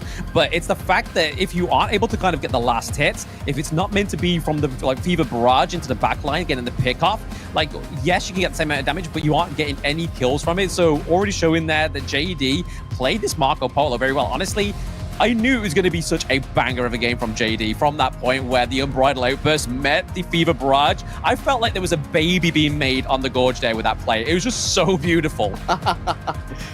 It was indeed beautiful, and especially, as you say, JD, just do it, right? So, for that fact alone, we saw, right, Yulong, he was, okay, damage-wise, JK did a lot, same as JD, but you have to think about it. Yulong was single-handedly tanking the Crystal, tanking the Deadly Reflections coming aside of Jing, tanking the tower, tanking JK's damage, and he came out almost alive, and he tanked out everything until the end of the game. So, look at this goal graph right here. Seoul Esports, yeah, early game was kind of stable until that one trigger from the Fever Barrage from JD's Marco Polo. Immediately, a landslide occurred. Immediately, the gold league went down to a 9.5 thousand towards the late game. Yeah, towards the end there, like we were saying in game 1, right? The fact that the reason why Seoul Esports had a kind of like glimpse of hope to kind of like get that switcheroo up into that mid game was the fact that the gold lead didn't kind of separate too far from that middle kind of like neutralized point. But if you look there, AG Global, like you said there, Sagi, especially after that point where the setup into the bot side of the map, converting it into the neutral objective as well. It was just from that moment, Seoul Esports knew they had a fight on their hands and they did their best to kind of meet them head to head. But we're going to look at the MVP of this game 2. And honestly, PHY, JD, could be either of these, but it's actually going to go on to Saber here. The man setting up all the plays for JD. He was his wingman in the nightclub and he was able to get the MVP for it. And just as we talked about during the pre-game draft, right, and during the many games, right, we pointed out Saber here. He can't play the engages, he can't play the utilities. The Mozu, Cannon Blast after Cannon Blast. The Unbridled Outburst on the Zhangfei, engage after engages, multi-man engages, making all these crucial initiates onto these members of Seoul Esports here. And rocking a KD of 0-0-13, 32% damage taken here, so he's making all the shield value from the Unbridled Outburst money's worth. Oh, absolutely. Definitely getting the conversions for the side of AG Global as well, right? Like, I feel like if it wasn't for this Zhongfei pick, I feel like the side of Seoul Esports, Yulong on the Liampo would have been a lot more kind of devastating because we saw the potential of these setups, but it was all denied by Saber. But yeah, I do agree as well, but let's check out the game highlights to further cement our point right now on why he's MVP, right? Just look at this. JD single-handedly 1v2 without the presence of a single CC. And on the cross map, PHY proving the fact that why Maestro is such a dangerous pick. And look at this. 2-man Unbridled Outburst into the Fever Barrage, into the execution. Wow. Yeah, absolute perfection there with the Fever Barrage and the Unbridled Outburst. Obviously, so a little bit of a matchup I want to see a little bit more of, right? Especially if it's executed like that. That's definitely like baby-making potential. But right now, we are seeing that, honestly, onto the side of AG Global, I don't feel like there was a single weak link in this entire draft, right? Like you were talking about, Sagi, PHY, very much heavy focus into both the side lanes, fast rotations, just kept Seoul Esports guessing which lane are you going to be in, bruh? Because you're not going to find me. Like, I'm going to be down in the bot side of the map. I'm going to be down into the top side, but right here, the engage onto Frost, he tries to escape. And then this is where we can kind of see the Dowhan just go strike in. The beauty of the Charlotte being able to kind of catch out the Dharma from that escape. And look at this solo kill coming from JD here. Yeah, you got a 4v4 on the bot side, but I got the 1v1 onto the top side, utilizing the stun, utilizing the Resplendent Revolver to close out this game. So right here, a catch onto the PS, immediately meltdown. Yes, immediate meltdown, and this is where the meltdown really started to happen, right? Was the fact when there was at the high ground situational, but the fact of Frost, he was definitely given a good try, right? That Truth Mantra really tried to catch and count out everyone on the side of AG, but the point where AG were in that game was just too much for a Truth Mantra to actually even hit. So Truth hurts, but not when you're AG Global at that point of the game. And also what Truth hurts as well is that we bid goodbye to Seoul Esports' hopes and dreams for actually going to the playoffs here. So respectful run for Seoul Esports here. They were a team that qualified from the Open Series here, taking down the likes of Silver Team, taking down all these giants that are also well known in the Tier 2 scene. So they came up here, they took one series from DTE Gaming, which is ranked 4th right now. So definitely props to them for actually performing as a community team, as a full Malaysian lineup. So props to them. I want to give them a respect here. Absolutely, they definitely deserve the respect to actually come up against like some of the most top, biggest teams of the Malaysian Quick King League as well. Like not only AG, who they just lost to, but the fact of like BSE, Nova, Team Secret. Those just a few names to mention, right? Like they got here. They've taken the blows. They got one game series in their belt, but unfortunately, they're not going to be able to make it into the playoffs for now. So maybe after KWC, maybe we'll see a little bit more of a refined Seoul Esports. Find Seoul Esports, be it the experience, be it through their scrimmages, practices, or their lineup. I do hope to see Seoul Esports more in the coming season, but not to count out that they still have games in the MKL Spring Season 2025. So good luck to them. I hope they really absorb this experience well and translate it into a W when it comes to the later stages of Honor of Kings League, right? Exactly. I mean, that's what it all comes down to, right? If you're not going to win, you're going to learn, because that's what you need to do to try and make sure that you're able to win in the future. But for Seoul Esports right now, it's looking like a bit dire straits for them. They are pretty much at the bottom part of the board. AG do secure their another win onto the board as well, cementing them a little bit more further into that 3rd place spot. So yes, they're not going to get to the playoff stage where they don't have to do the play-ins game, but they're still going to be looking at whoever's going to be that 6th place spot, right? Because that's going to be their opponent into the playoffs. Especially when it matters as well. If you land yourself into the 3rd place spot, you can avoid the 1st place. But yet again, 1st and 2nd place in the MKL Spring Season 2025 is Nova and BSE. So 2 titans that whichever you face is gonna be a tough time when you qualify from the play-ins, right? So definitely the standings right now, we are going to be looking at a tussle, a fight for the top 3 to top 6 spot, where they're going to mess up the entire rotation, they mess up the entire standings, and see in reality who is top 3, top 6, and 4 and 5, where they'll be facing up each other in the play-ins. Exactly. I mean, that was a quick first series of the day, right? 2-0 between Seoul Esports and AG Global. We got a little bit of a feisty rematch in the next game as well. Obviously, BSE going against DTE Gaming. DTE Gaming lost 2-0 last time they went against BSE, but honestly, do you think they have what it takes to try and take the victory this time? I am myself a firm believer of Black Shrew Esports macro rotation plays, but yet again, DTE Gaming does pretty well, but we do want to jump into a quick interview with PHY real quick. So let's keep this topic after the interview. So Blam, let's kick off the interview. Absolutely. Let's go into the interview with PHY. Hello, PHY, 你好，你好，你可以说中文，我会翻译去英文。So for the viewers back at home, I will be translating what PHY speaks in Chinese towards English, and you guys can comprehend it. All right. So Blam, any questions for PHY? Not off the top of my head at the moment, but just obviously congratulations, like such a great performance in both of those games. Obviously MVP in game 1, and then PHY, your performance on the My Show Night, it was just chef's kiss. Blam 这边我们的解说就说呢，你其实玩得很不错，你的火舞跟你的那个异性都玩得非常的好，他就跟你说恭喜你赢得今天的对局，然后我想问一下你现在是什么感受 ？So right now, yeah. 我把我最好的朋友打败了，有点不知道是开心还是难过啊，这样子。So PHY here said that he defeated his best friend and he's not sure that he's happy or sad at the moment. I mean, that is a very conflicting thing, right? But this is a competition. You need to do those. You have to get those betrayals, right? 就解说就说这是一场比赛，就没办法，朋友都好，你都是竞技性关系，有输有赢的。那我冒昧问一下，你的朋友是谁？It's been so Esports Ricky and Force also the SE Gui. I see. So just now I translated back to him. So yeah, it's competitive. It's the nature of tournaments and esports, right? So I asked him as well. So who is your friends in Seoul Esports here? He mentioned it's Ricky, it's Gui, and it's Frost, and yeah, he feels a bit sad that they are officially out for playoffs contention here. I mean, naturally, right? I mean, you want the best for your friends, but hey, you have to kind of be the best. You need to be the best what you need to do as well, right? Like, I mean, AG Global at this point of the tournament, 3rd place. What's your kind of goals going forward?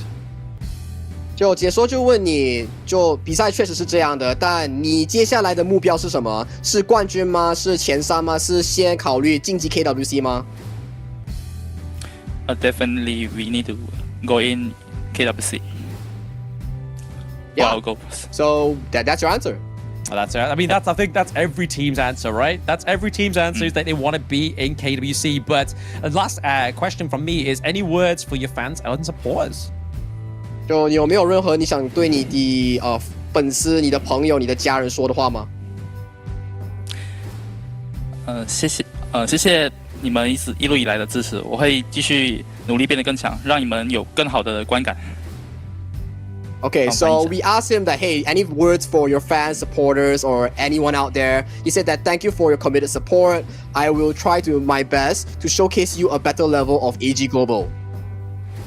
Fantastic. So thank you very much for the interview, PHY. Congratulations and good luck into the further games.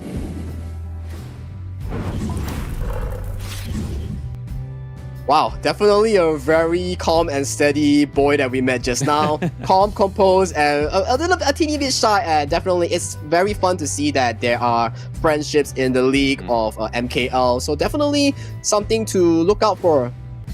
Absolutely. I mean, definitely quite melancholy, right? Like, he was like happy that he won, but sad that he beat his friends. If that was me in that situation, I'd be like, go away, friends. Like, I've won. I'm the best friend.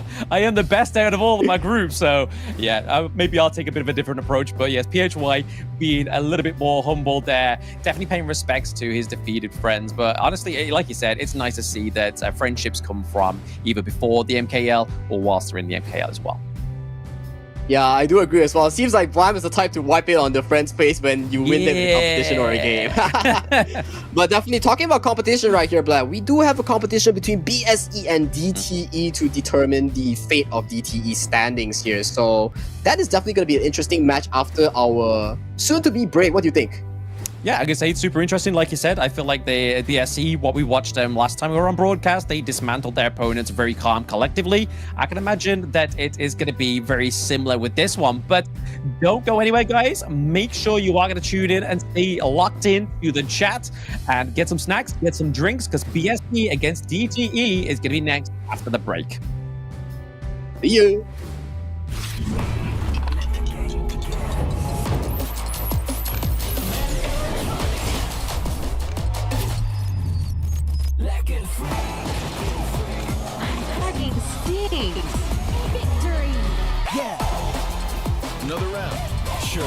How about a smoother phone next time?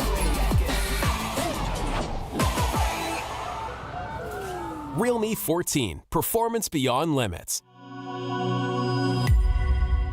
Rakan muda, coba kita menimu. Rakan muda, bersemangat wajah terus berusaha, kehansaman terus membara. Yakin boleh, rakan muda, rakan muda.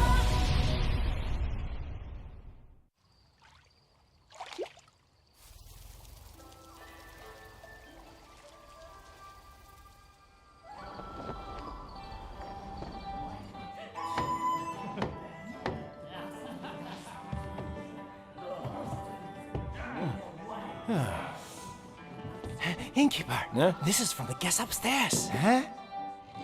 My, I'm rich. He said it was a repayment. Huh? Innkeeper, I'd like to take that off your hands. Name your price.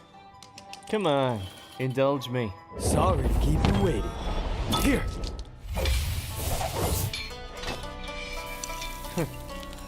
Interesting. Northern Brook.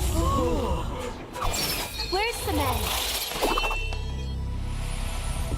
Let the 12 houses keep it safe for you.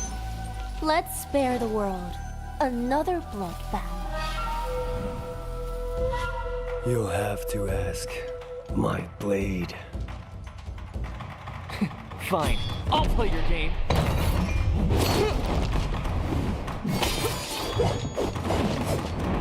After all your travels, you couldn't even buy a decent sword? Silence!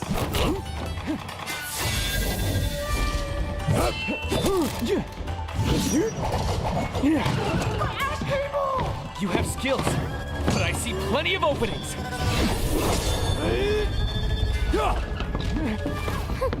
Not bad, Master of the House of Riches. Want it back? Let's get out of here!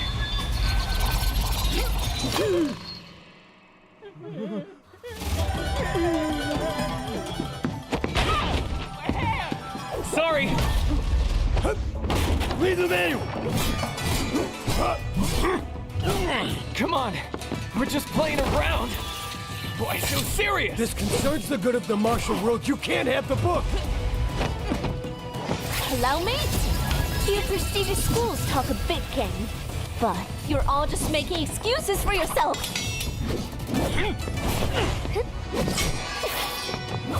You're still here? Not good.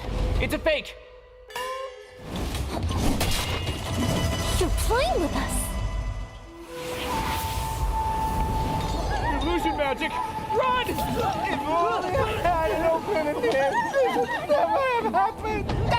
Those tears of a broken heart, broken spirits restless in the dark.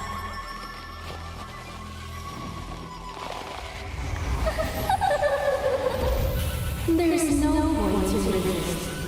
We'll get the secrets after. Magic! Despicable! That's why Megan keeps the martial manual for himself. For that treasure.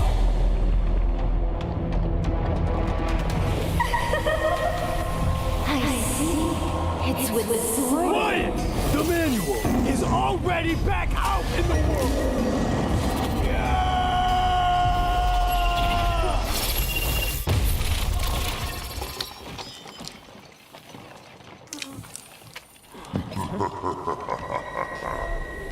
An excellent performance. The Forbidden. Welcome to the inn. Welcome to your doom.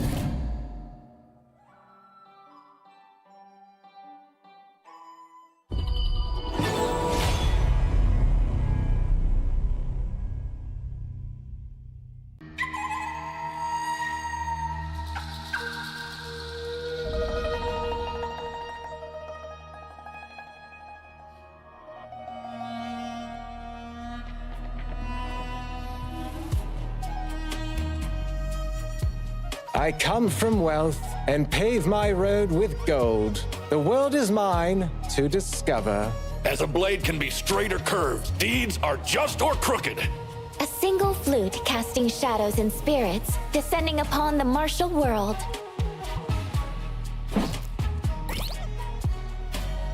With the might of stones, I shall crush my foes.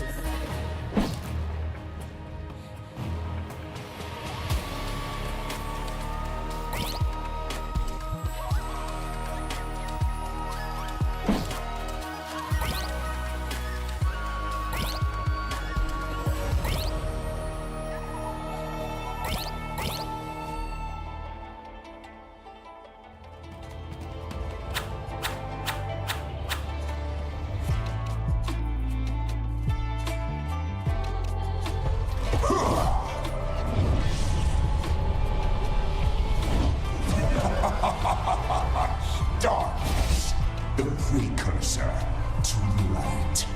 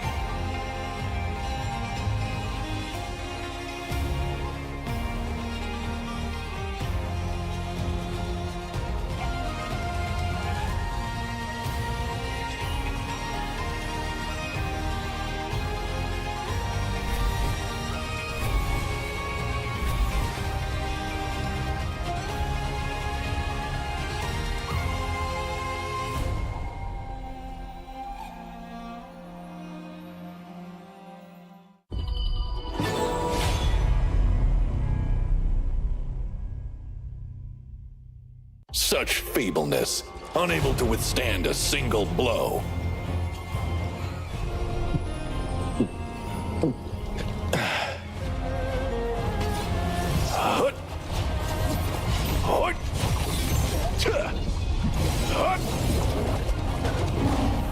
Beneath a frost-kissed mound, it's there that memories reside. Bitter, sweet smiles.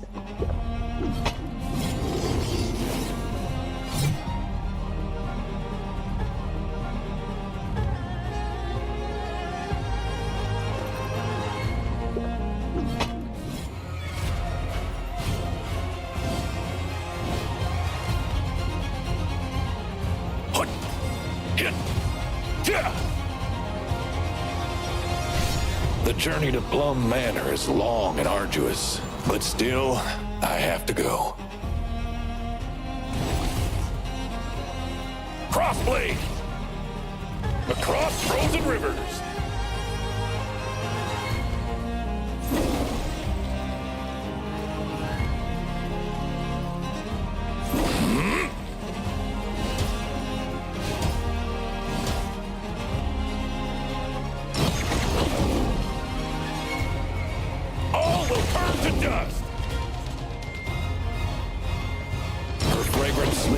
Have been burned to ash, and her grave stands desolate. All my life, I've feared nothing except disgracing the name of the Northern Blade. Nice drink. It's a pity that no one will drink with me again in the future. Where I was born, there were camels, wild geese, and crab apples, as well as great wastelands bathed in moonlight.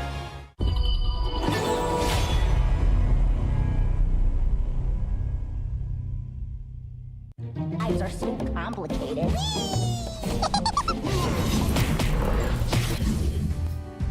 Welcome back, ladies and gentlemen, to Honor of Kings, Malaysia King League MKL Week 5, Day 2. So, Blam, what a series that was for the side of AG Global. Game 1 was a bit shaky. Game 2, they pulled out their guns and they went on full throttle. Oh, absolutely. I mean, the game, like, difference between game 1 and game 2 seemed like very night and day. I mean, there was definitely like a clear dominance for AG Global in that whole series, but the dominance, the level of like how they dominated, especially in game 2, was so completely different. Like, they just did not let off a single sort of gasket, didn't take the foot off the brake at all. Oh yeah. We saw game 1, yeah, some slight mistakes here and there. 1K goal lead, even Seoul Esports caught up to them in terms of goal lead and overtook them in the goal charts. Yep. But yeah, they landed team fights, Yulong with the clutch Jing plays, and the Byron piloted by Zhao Hun was just immaculate as well. Then game 2, gotta give props, JD, this man, the Marco Polo, bringing the stun was a genius idea, was an aggressive idea, but it worked out. It worked out very well, right? Like the fact that we were kind of like saying in the draft as well, right? Like, oh, they're banning out a lot of like the marksmen in the farm lane that can really like try and escape the side of Seoul Esports. And it was like, well, yeah, the Marco Polo kind of works. He has the dash, but like that was enough for JD to make it out of there alive, right? He had the stun, he had the dash, and that's all he needed was the stun, dash, and a dream. Oh yeah, and especially the supposedly hard matchup for the side of JD for Lady Sun versus Marco Polo. It's Lady Sun's favorite, but he just played it so well, and he neutralized the potential of Lady Sun being bullying him. But let's check out the matchup of the second series right here. Yes, so BSC are going to be represented by none other than Musang King, the king of fruits, into the jungle. We have Siang into the clash lane, JR into the farm with Dian as well, and then Jeyong as well into the mid lane. And on the side of DTE, fresh out of a reverse sweep yesterday against O2 Esports, we have BB in the mid lane, Zunzun in the jungle, CM, the clutch man in the clash lane, and Hao, their respected roamer in the roamer lore, and Tata, the MVP of the series yesterday in the farm lane here. Yeah, so between these two teams, they have a lot of kind of like different kind of experience, right? Like obviously BSE, we know them from last year, so 2024 Honor of Kings Esports. They were Season 2 Invitational Champions. They were runners-up at MSI. They were the overall champions at KC 2024 as well. And then DTE, already 4th place within the standings, is like, they're looking to prove themselves with BSE, right? Well, in terms of team head-to-head, let's check it out real quick in a moment. So right now, these two teams, right, we've seen so far, BSC has an insane KD of 7.5, but total damage, DTE has an 8. It's up 300,000, but okay, this is explainable, right? BSE, as we know, is not a very fight-centric team. They are more of a macro rotation, objective after objective, pre-setup, and they only fight when it mattered. For the side of DTE, they love to fight. They love for the fact that BB with these setups, CM on these engaged in these flanking tools, and they break out fights very often. And on the side of hero pool as well, Blam, 39 unique heroes for the side of DTE, but it can be explained as well, right? Because most of the Blackstreet Esports game, aside from the one against Nova, were closed out in a 2-0 fashion. So there's lesser games for Blackstreet Esports to actually pull out heroes in third games, because there's no third game realistically speaking, right? And first blood rate, both teams are equally tied. Equally tied, right? But I mean, there's definitely a clear difference in how their playstyles happen here, right? Like DTE here definitely go for more of a scrappier playstyle, especially with, like you said there, the total damage being considerably a lot more than BSC. But what we know from BSC is they like to calmly dismantle their opponents. They like to play the macro game. They like to convert. They only like to go for kills when they know they're going to get something else on top of that, which makes them like the reason why they're kind of like the golden standard for a lot of these global esports teams as well. Exactly, so BSE making sure that their Calm Collector macro playstyle works in the MKL, and DTE wants to disrupt this kind of macro flow, wants to disrupt it with mechanical prowess here. We've seen from yesterday when they're against O2 Esports here, they were on the brink of losing their series. They were losing out 5-6k gold, the all-ground from O2 Esports was unstoppable, but that one defense, that one high ground, that one crystal stronghold, circuited themselves an immediate comeback for the reverse sweep. Yeah, I mean, it was definitely the upset of yesterday, right? The fact that O2 Esports was almost within the clutches of taking the whole series, but then DTE was like, no, don't worry about it. hold my beer. We're gonna go in and we're gonna make sure we turn this around. And we can already see here with side selection, BSC have gone for blue side, and we have DTE with the red side. So historically speaking, BSC blue side, what kind of pick we're looking at going for here, Saki?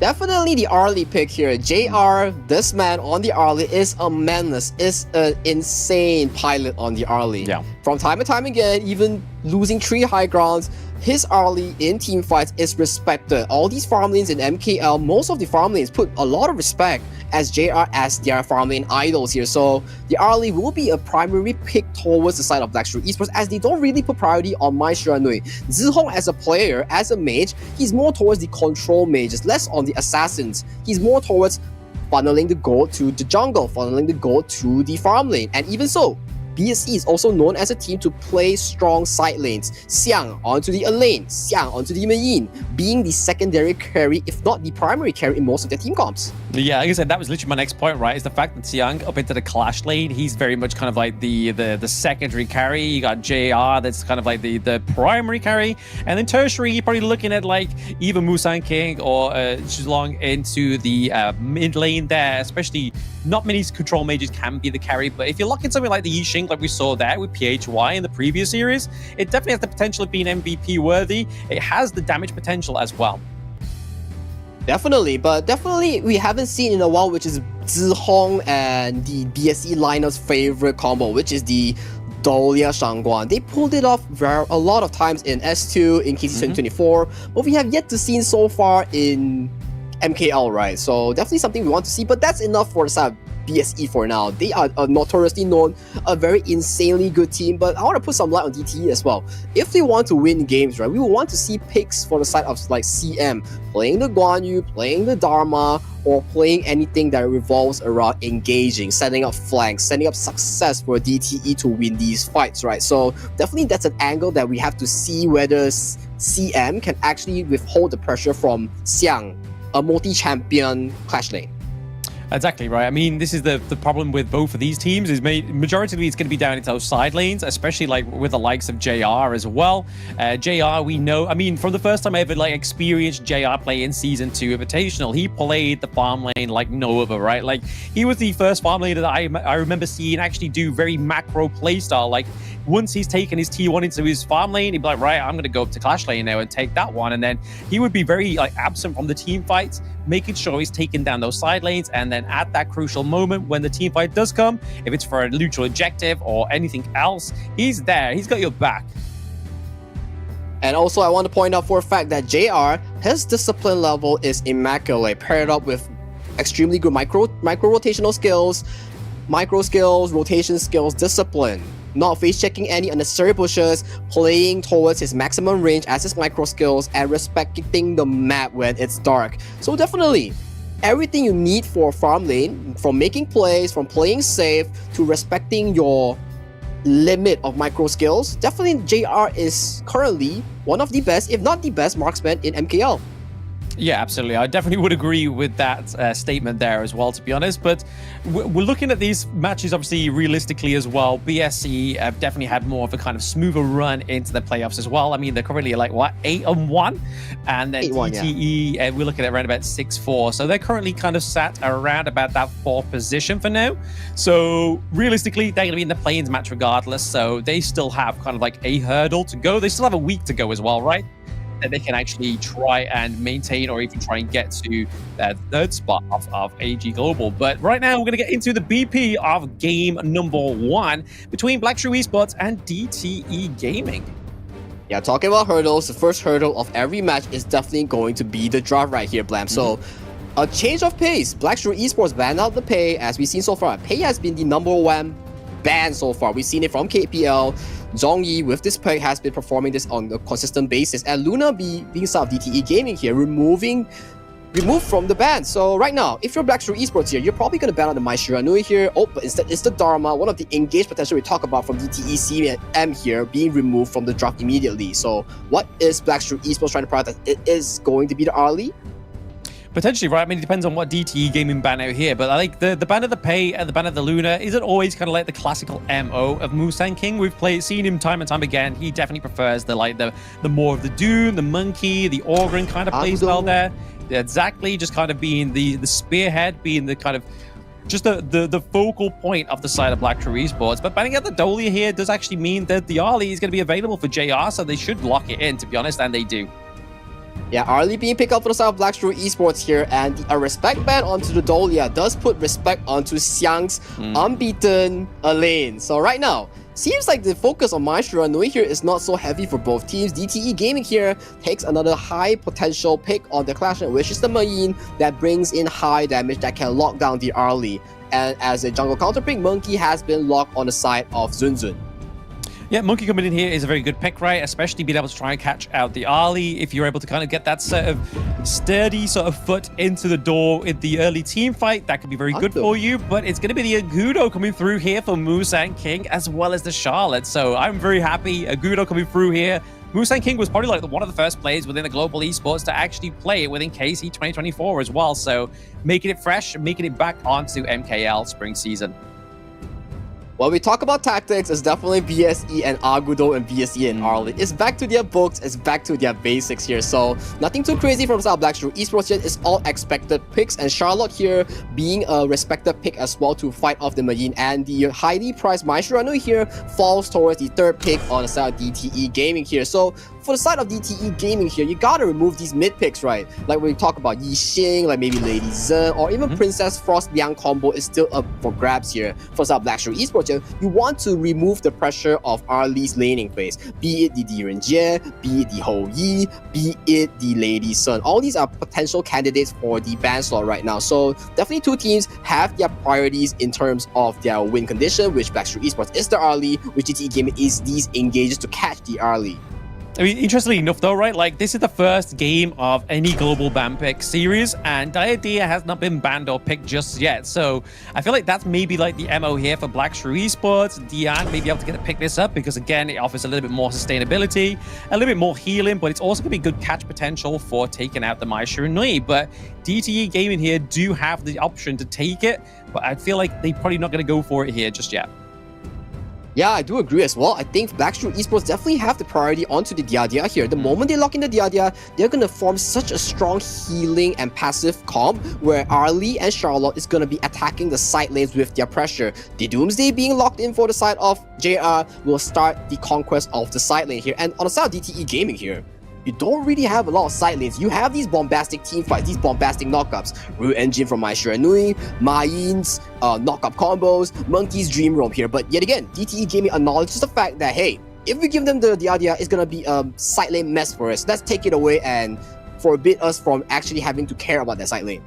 Yeah, I feel like the only reason they've gone here for the Diadea is, again, obviously just to take it away from Black True Esports. It does play well into their draft as well, because obviously at this point, when they had the Maestro Nui, the Mayin, and the Monkey, they had no real healing. So having the Diadea over there is going to make it a little bit easier for Junjun and the Monkey to be a little bit more sustainable. Obviously, naturally very tanky anyway, but to have the healing come through as well as the Destiny counter is going to be a great deterrent for the side of DTE Gaming. But over to the side of Black True Esports, they're still looking to pick up their mid lane. They're still looking to pick up their support. As we talk about Liang, Princess Frost might not be the priority here, but Liang, Gan, and Mo is the priority here. So a lot of defense coming in from the side of BSE, and it's not a single core, it's not a single president we're talking about from Black True Esports here. You have the Charlotte for the late game, you have Gan and Mo for the mid game burst to deal with this Monkey or Mayin lurking around the back line for the flanks, right? So for DTE Gaming here, you still have the farm lane pick right here, but yet again, there's not a lot up for grabs here. You might pivot into the Long, but Long is historically not being able to do so well into the Gan and Mo due to the range restrictions here.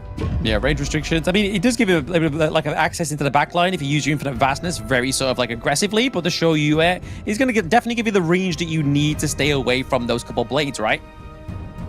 Yeah, exactly, and especially Shoyu, it's a counter towards Arlie when you start scaling to the 3 and 4th item. When he hits that Daybreaker, when he hits that Sun Chaser, Shoyu will outscale this Arlie, and Arlie is forced to build the Ominous Premonition if she wants to do better in the team fights, right? But yet again, if you are Blackstreet Esports, will you allow this Shoryue to actually scale into these 3 or 4 items, or will we be seeing a macro play, a macro rotation coming from Blackstreet Esports to choke DTE Gaming and not allow them to catch into this late game, right?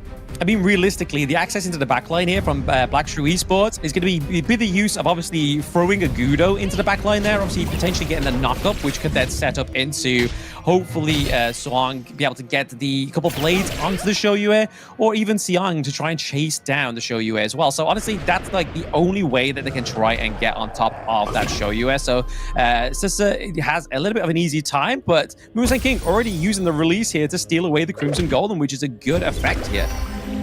Immediately steaming out the Crimson Golem, he spot out Monkey Zunzun starting out the clash lane, and Zunzun returning to his jungle just to find his Crimson Golem lost and gone. To add insult into injury, look at that. He took away the boards as well. That's an immediate start for Blackstreet Esports here. Very perfect. I mean, wouldn't say perfect, but very smart start coming in from Blackstreet Esports here. Oh, absolutely very smart as well. I mean, it's definitely going to take away the resources of Monkey. Monkey doesn't have the fastest wave clearing as well, regardless. I mean, yes, he's going to be mainly prioritizing stacking his passive, getting those bubbles up to make sure that he's able to tank a lot of damage into the team fights. But definitely, he's definitely like aided by the itemization as well, right? Like he needs it. So it's still a big punishment for the side of DTE Gaming that they didn't catch on or coin onto that anytime soon. And I love this play coming from BSE, right? This is actually a style originated from Chengdu AG from Chinese KPL. So they would love to share the farm towards the mid, towards the farm lane to really maximize the goal potential here, right? And both teams here just casually duking it out mid lane. Yeah, duking out mid lane for now. Obviously, we use the Wild Growth to just kind of deter away the Dire D so high on this pick here. But for now, there's going to be no kills. Again, this is Blackstreet Esports. They aren't going to go for a kill if there's not something to be traded with it. And right now, Xiang respecting the vision, respecting the rotation coming from DTE Gaming towards the top side, and freezes the wave in front of his tower here. So CM here definitely suffering a bit during the laning phase and on the side of bottom side. Oh, Musan King here immediately uses Gold Protection to dodge off this Annie's form of CC. Ooh. Yes, definitely using the pseudo tank that is the Furball there to get out alive and just keep himself kind of just away from both My Shiranui and the Monkey, right? Because obviously, if one of those got on top of Musan King, it could have been painful. Yeah, exactly. I would say that was a very fast reaction time, immediately using Gold Mobilizations, CC immune to dodge out My Shiranui's Ruin Jin. So props to Musan King for reacting so fast and also stealing the boar away. So that was a net positive for the side of Blackstreet Esports here. And talking about net positive, it has already been an 800 goal lead. Yeah, I mean, it shows, right? The fact that they're able to procure quite a few of their enemies' jungle camps as well is definitely going to be the thing that puts them ahead already into this early game. I mean, we're getting around about 3-minute mark. A lot of pressure being put onto the clash lane because we know that JR is not going to have the easiest time down to that bot side of the map thanks to CC with his unusual range from that sniper rifle. Unusual range, but yet again, we do see a 300 gold lead coming from Arlie, and she's slowly getting that Doomsday already online in about 200 gold here. So JR having a time of his life right now on this Arlie pick. Yeah, the fact that he's not contested as well is obviously probably at the detriment of DTE Gaming. Maybe they should have had a bit more of a higher rotation down to the bot side of the map. Because now that Doomsday's online, like you were saying there, Sagi, he has rushed it. He has forgotten his boots. He's like, you know what, guys? I'm cleaning in. I'm locking in for that Doomsday. Doomsday locked in. Tower also locked in for the side of Blackstreet Esports here. When we talk about tower, it's a safe haven for the likes of Turtle on this Shoryue. He needs this tower to really scale into the mid game and the late game, but BSE notices the fact and they use the Agudo's Wild Growth, immediately pushing out this potential for this Shoryue to farm. So right now, your BSE, your RD has the Doomsday, and the Crimson Gold is spawning soon. This Tyrant fight is just going to be so good for the side of Blackstreet Esports. Yeah, they're going to set it up correctly, right? I mean, we can see Zunzun is just trying to start it, maybe try and get a bit of a bait here. You can see that BB is waiting in the sidelines there in the brush while just trying to keep... Okay, yep, the suppression does come through onto Junjun, but it's going to be JR that claims the kill onto the Tyrant as well. First blood does actually go over to the side of DTE Gaming, but it's going to be traded up from Siangdae, takes down BB, but overall, the Tyrant goes to BSE, so the trade is definitely in favor of BSE here. Yeah, exactly, BSE here. Although they lost the first blood, JR managed to steal the Tyrant and they managed to land a kill on the side of BB here. Both Clash lanes landing themselves one kill. But if you look at the gold graph here, right, it's still healthy. A healthy lead going to side of Blackstreet Esports here. Just on the Xiang Charlotte, he's rocking a 300 gold lead. Just for our lead, JR, the core member of the side lanes, they are rocking their individual gold leads here, Lam. Exactly, we can't, right? We need to make sure that BSE is maintaining this pressure, and DT definitely needs to curb it at some point, right? Like, they can't allow this to keep happening, because this is where we know this is the first showing sign of BSE that they're pretty much locked in, they know what they're doing, and they're already kind of like trying to formulate and take down the Shoyu here, because they know that CC was kind of like the weak point, but now that they're taking the T1 away from him, like he was saying, it's going to be a lot harder for him to actually do anything into the spawn lane without his teammates. Oh, but Engage comes in. Engage comes in onto the Guro there. He's able to use the Gorge mobilization to get out alive. He uses that heavy CC immunity from the Furball as well. That's going to be a kill going over from CM, and CC picks up a kill as well. So DTE actually getting a 2-0 trade for now. Well, exactly what we talked about in the draft, right, Black? DTE Gaming, they pick these picks. What is it for? It's to lock down their early, it's to do these fast engages. And look at what we got here. DTE Gaming immediately pounces onto JR and Dien. Yeah, you have the power control, but your gun and Mo is nowhere near you to follow up the couple blades. Yes, you did a lot of damage, but it's not enough. So if you're BSE here, you gotta reduce these mistakes, because right now, the goalie is dead even, and not just dead even, DTE Gaming is rocking 500k goalie. Yeah, they're ahead by now. I mean, this is probably going to be one of the only times that they are going to be ahead. They need to make sure that they do something with this, because this is classical BSE, right? Even if they fall behind, they're able to get the gold lead back into their favor, because they're able to translate it into something more.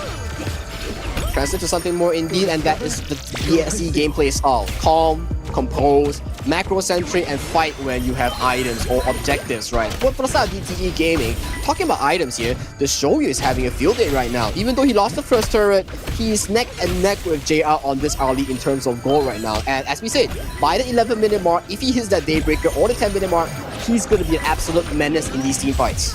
Yeah, it's definitely something they want to be curbing on the side of Black Shoe Esports right now. They're trying to put a big contest into the enemy's jungle, just to kind of like make sure that they're not kind of as safe in their own space per se, but there definitely needs to be some kind of more macro play here. But okay, bit of engage here. BB dives in pretty far, but it's actually going to be Hao that gets the kill onto Zhong into the mid lane. So overall, DTE definitely looking very strong here into this T1 fight. We have a rotation here from CM as well. Ooh, that's what we're talking about though. A bit of a pun. DTE Hao using the Hall to send his team in for the fight. So definitely a good item pickup here to actually send his team and set them up for success. So that's what we're talking about, right? BB, Zun, CM, utilizing these point and click, these high CC picks, and Hao, point and click CC. So immediately Hao pouncing onto Zihong gun ammo, which does not have a lot of mobility here. So that is the name of the game for DTE Gaming, to suppress the members of Black Street Esports from actually winning them in the mid game. And we talk about late game, right? That's when Turtle actually takes control. Yeah, I mean, we're seeing here that JR obviously got the T1 into the clash lane as well. They did still, like, they lost the fight into the mid lane, but they're winning this kind of like war of attrition right now. They're looking to try and just gain some kind of macro play style for the side of Black Street Esports. Make sure to focus up and hone in onto those side lanes, right? Because, I mean, team fights aren't necessarily going in the favor of BSE just yet. They need to make sure they've got the resources, got the power spike lead that they need to make it a bit easier to actually overcome the side of DTE. I agree, and both teams right now, as you mentioned, BSE playing towards their win condition, which is the Silent, which is the Charlotte, which is the JR on their early, right? So for DTE Gaming, they're playing towards their composition as well to actually get the lead of 600 gold right now, which is to take on these fights, force the engage, and pounce on the members of Black Street Esports here. And right now, engage comes from it. Yep, careful, they got a suppression onto the monkey here, which is going to be detrimental to the team fight. That's a lot of tankiness that's been taken off the side of DTE. Hao goes down as well. So that is going to be Dia off the board. So it means that the likes of Suhang into the mid lane and JR are going to be very safe into this next, like, 20-second mark, right? If they decide to take any kind of fights, take any kind of brawls, they know they're going to be safe from that Dia. Exactly, and BAC just told you right into the face, like, hey, you gonna play with the howling roaming item? Two can play that game. I got the lead, I got a power control, I can do the same as well. Exactly. I mean, we're seeing here the takedown of the T1 into the mid lane as well. This is going to be BSE just opening up the side of DTE Gaming. This is the kind of moment they were just waiting for, right? They was waiting for the prime time where they could see a kind of turnaround in terms of turrets, get the aggression, get the advantage into the side lanes, and then just kind of whittle away at that mid lane, because we know how detrimental that mid lane T1 is, right? Exactly. Mid lane T1 does provide more space for Xiang to actually engage the backline, but BB here being caught up by the Ghost mobilization here, but gets out safely here. So let's talk about a bit more on how the team fight actually going to be, right? So DTE wants to charge in, wants to use the Real Engine flash combo from BB to engage, wants to use the Dream Roll or CM bursting down the early here. So on side of BSE, you want these flanks, you want these power control to single out a target with the gun and more couple blades with the power control. So both teams having their playstyle to go into, and both of them lies onto how, lies onto Xian, these engaged supports on the hull. Yeah, definitely good. There's a bit of a highlight here for both of these support players. Like, they need to catch out the right hero onto the side of either Blackshrew or DTE. If they don't, then it all kind of starts to couple apart. But if they get focused into the early part of the team fight, it still cripples apart as well. CM just being used here to kind of get some intelligence for the side of DTE as they're looking to try and take the Shadow Tyrant for themselves from the side of BSE, but a lot of bursts coming through from onto the Gana Mo. Is it going to be enough to take down the Mayin? She's able to escape, but it's actually going to be 2 casualties onto the side of BSE for now. They trade BB, but is that going to be enough to secure this neutral objective? And it's not. Junjun is looking on the rotation. Oh, annihilation onto JR. The wild rounds come through and they are connecting. Moose and King not looking too hot here, and they get a full ace. DTE Gaming acing Blackstone Esports at the 10-minute mark. That is not on my bingo list today, right? Blam. Wow, what a team fight coming in from DTE here. Like we mentioned, right?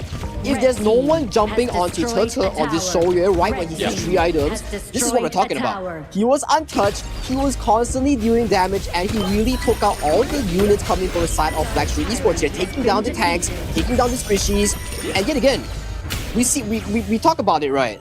Whoever utilizes a hull roaming item to actually start off the fight will be the prime team to get the lead into the team fights. Which what happened? DTE Gaming popped the hull, run straight towards Musang King, made him, I wouldn't say useless, but made him inapplicable during the team fights, and that's where DTE Gaming really pushed towards their lead in the team fights. I mean, they know what they're working with, right? They've played against Blackshrew Esports before. They've taken, like we said in the pre-game, they've taken a 2-0 loss to them as well. So they've played against Blackshrew in a competitive scene, not just a scrim, because we know sometimes teams don't play their kind of like best in scrims. They're just kind of doing that to kind of get a bit of a feeler out, get some knowledge from the enemy teams. But in this kind of environment, you know you're playing against the BSE, right? The BSE, the HOK S2 champions, the KC 2024 champions. So right now, DTE Gaming really putting up a showcasing on, they want to put a statement here like, hey, we are the dark horse here, so let me prove the fact that I can actually take you down, but let's not put too much to take it down right now, but the game is slowly scaling towards DTE's gaming tempo here. Yeah, they definitely just need to make sure they maintain this tempo, because if they start to lose the likes of Susa on this Shouyue, then I think like it's going to be trouble for them, because that's where most of the damage is coming from, right? It's going to be on the Shouyue, it's going to be on the Mai Shiranui, but as soon as those 2 key parts get taken off, for the side of Blackshrew Esports, that's when they kind of just delicately open you up.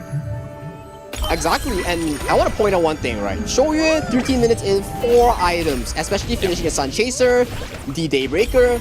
If the early were to leave step up for 1 second, she's going to be taking down 3 auto attacks for the side of Churchill. 3. Yeah, exactly, yeah. She doesn't want to be overzealous with overstepping now into this part of the fight, right? Like, yes, she's kind of getting the itemization for herself. She's slowly built the Cloud Piercer as well, so she's got the 2nd tier item of the Daybreaker, but it's not going to be enough to kind of defend you from, like you said there, Sagi, the wild rounds, the sniper shots from the Shouyue. The wild rounds definitely hitting time after time, especially sniping JR just now. But right now, we have to figure out, on the side of BSE here, who is going to flank Turtle if he does not make any positional mistakes. And we're talking about Turtle. Shouyue's ultimate provides him 3 rounds of mobility.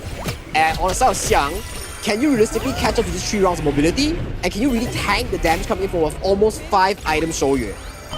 I mean, at this moment in time, probably not, but like if you use the Wild Growth, if he maybe gets like the Eye of Phoenix or something like that to kind of like just improve like HP regen, we can kind of see that he's got the Blood Rage right now, so he has obviously the sustainability from the active item that is the Blood Rage. But right now, I feel like he hasn't quite got the tankiness he needs, right? Like it's displaying here, he's already chunking a lot of damage. He can't keep that high ground turret alive. Yeah, talking about high grounds, top, bottom, mid, everywhere is under pressure here, and the Overlord is marching through broadside, and this might spell the end of Blackstone Esports' undefeated run for these few weeks here. So right now, DTE Gaming marching towards his last high ground. marching towards it, right? I mean, they are definitely looking to take that down, and it does go down. So Black Shrew Esports are currently at the situation where they have no high ground turrets. This is going to be a lot harder game for them to come back from. I mean, they're already behind by about like 7k gold as well, Sagi. So it's already, in terms of itemization, in terms of the domination from DTE from that one wipe of an ace of Black Shrew Esports, they've not taken the foot off the gas, right? Exactly, and they are playing this so macroly beautiful. Getting the 3 high grounds immediately, returning towards the red side, capturing the red side immediately, putting their focus on the Tyrant, and the last push will come after this Tyrant here. So DTE Gaming here, playing such a methodical game of Honor of Kings and Heroes Gorge. Absolutely, they're definitely. I mean, at this point in this game, like, what can Black Shrew Esports actually do to contest it, right? Like, you can already see the natural minion waves crashing in at the moment. Like, they can't go out of their base because they have the enhanced minions already, like, kind of approaching their base. So these neutral objectives, the farm, the Azure Golems, the Crimson Golems, all for the side of Black Shrew Esports, are just going and funneled over to DTE. So they're going to continue this power spike. Itemization is going to slowly start to fall off, though, at this point. So I think it then becomes like, how do they handle the team fight? One thing they cannot handle right now is definitely Siegebreaker, just purchased by Shouyue, by Cheche. Right, as I mentioned, right? Oh, Engage might be coming through top side to end the game right now. Potentially. I mean, they've got minion waves on all fronts, right? They have it into the mid, they have it into top wave. It's just, is BSE going to be able to just fight them off? But now, I mean, they're doing a good job. Wild Growth is going to put down the kind of like AoE suppression that they need to do onto those minion waves, but it's all going to be down to the Zhuyong into the mid lane. That's kind of just using the Claw Blades to wipe out this, because that's the main wave clear they've got, right? Is the Ganemo. And the Ganemo is probably one of the targets to actually single out Cheche if he actually mispositions with this Shouyue, right? So right now, Shouyue is actually a glass cannon. He can single out any unit. That's not a tank. Maybe, okay, let's talk about Zihong and Ganemo and Arlie on JR, right? Yep. 3 auto attacks, and it will send them off the map immediately. So right now, on the side of BSE, you need this person to actually flank Cheche. But yet again, after you flank him, you have so much more to worry about for Arlie. You have CM already full build, you have BB already full build as well. That's a lot of bursts coming in. Oh, absolutely. I mean, they've definitely got it going for them inside the DTE. It's just looking right now, they are struggling. They're showing signs that they struggle to know how to actually finish this game off. Is it to the detriment of BSE knowing how to defend their base, or is it the fact that they don't quite have the due diligence to actually finish the game here for DTE? Like, they definitely showing that they're not quite the strongest at this point in the game. Exactly, I do agree so as well, but we see from time and time again, Black Shrew Esports has been in this situation. Back when they fought Team Secret, they were 3 in tier 3s down as well, and they managed to make a comeback with their their mechanical prowess, but how you've been popped? Yep, it's been popped. The movement speed does come through as well. A bit of aggression coming from the side of DTE. Is it going to be enough to try to spearhead through any kills for the side of their team? It doesn't look like it just yet. BSE Musang King is definitely soaking a lot of that damage, but those wild rounds are definitely hurting. He has to retreat. The wild growth is not going to heal him. Oh, the Kachosans and wild rounds here just actually chunking down Musang King and making him go back to the base here, and the Empower Overlord is marching through bot side, and they might look for the end here. They might look for the end here as well. I mean, they've got to do something. DTE aren't going to have this moment in time anymore. But oh, they take down BB. That is a lot of damage from the side of DTE being taken down. Is this BSE slowly starting to dismantle the side of the red team? This is talking about experience here, right? BSE, out of experience, plays the high ground defense so well. And just now, BB immediately got annihilated by the couple blades coming in from Zihong. Immediately deleted from the map. Deleted. Yeah, I mean, we saw him 1 second, he was gone the next, and no matter what kind of itemization you've got going here, I mean, he's definitely almost at 6 slotted itemization. He's got the Scepter of Aberration, Insatiable Tome, he's got Savant's Wrath, Void Staff, looking to build like some more magic damage item towards the end there as well. But is it going to be enough to actually turn the tide to the fight here? BSE are definitely, once again, at a healthier point in this match. If they're able to kind of extend to this neutral objective, this is where BSE just need to make sure there's always somebody at base tending the farm and making sure they're kind of pushing out as well into these side lanes. But it doesn't look like DTE are giving him that chance, right? We're already seeing that Xiang is being forced back to the base for now. Musang King going in with a roll, but it might not be enough. The suppression does come through. BB goes down once more for the side of DTE. They're able to drive him away for now, but Destiny counter does come through. Musang King not looking too hot. CC goes down. There is a very little damage onto the side of DTE. This is where the dismantling's coming through. BSE with the ace now. That was an ace, and you know what happened? Che instantly got deleted by Zihong's combo blades. At the backline immediately, Xiang jumped onto Che and the combo blades landed onto Che. So immediately, everybody got deleted. But here's the thing. It's not the end yet. BSE has to secure this Tempest Dragon to actually put a foothold into the game right here. And for DTE Gaming, if they can survive this Tempest push, they can actually still have a foothold into the game. Gold lead here does not matter for both teams right now. Everybody is full slotted aside from the roamers, but this is the thing. BSE does not have any high grounds. A bit of a mishap and we might see a backdoor from none other than the super minions.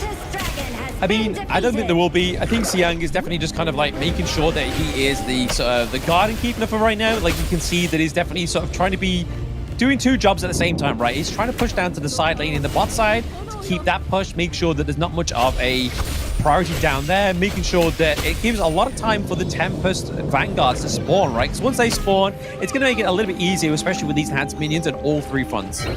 Exactly. Both teams have the name of the game. BSE has to end it on this push. And DTE Gaming definitely has to end it after the push. So right now, both teams playing through their win conditions here. And on the side of BSE, the Sky Dome, the Phantom, the Moon Goddess, all secured after the 20-minute mark for BSE, further upgrading their lead in terms of the items. So right now, DTE Gaming, your task is to defend this first Tempest push. And later on, it will be back to you. The ball will be back to you when the wave starts pushing out. Yeah, I mean, if they can get like a solid team fight here from the side of DTE whilst they're defending, and then have a minion wave like kind of like procured, a little bit like a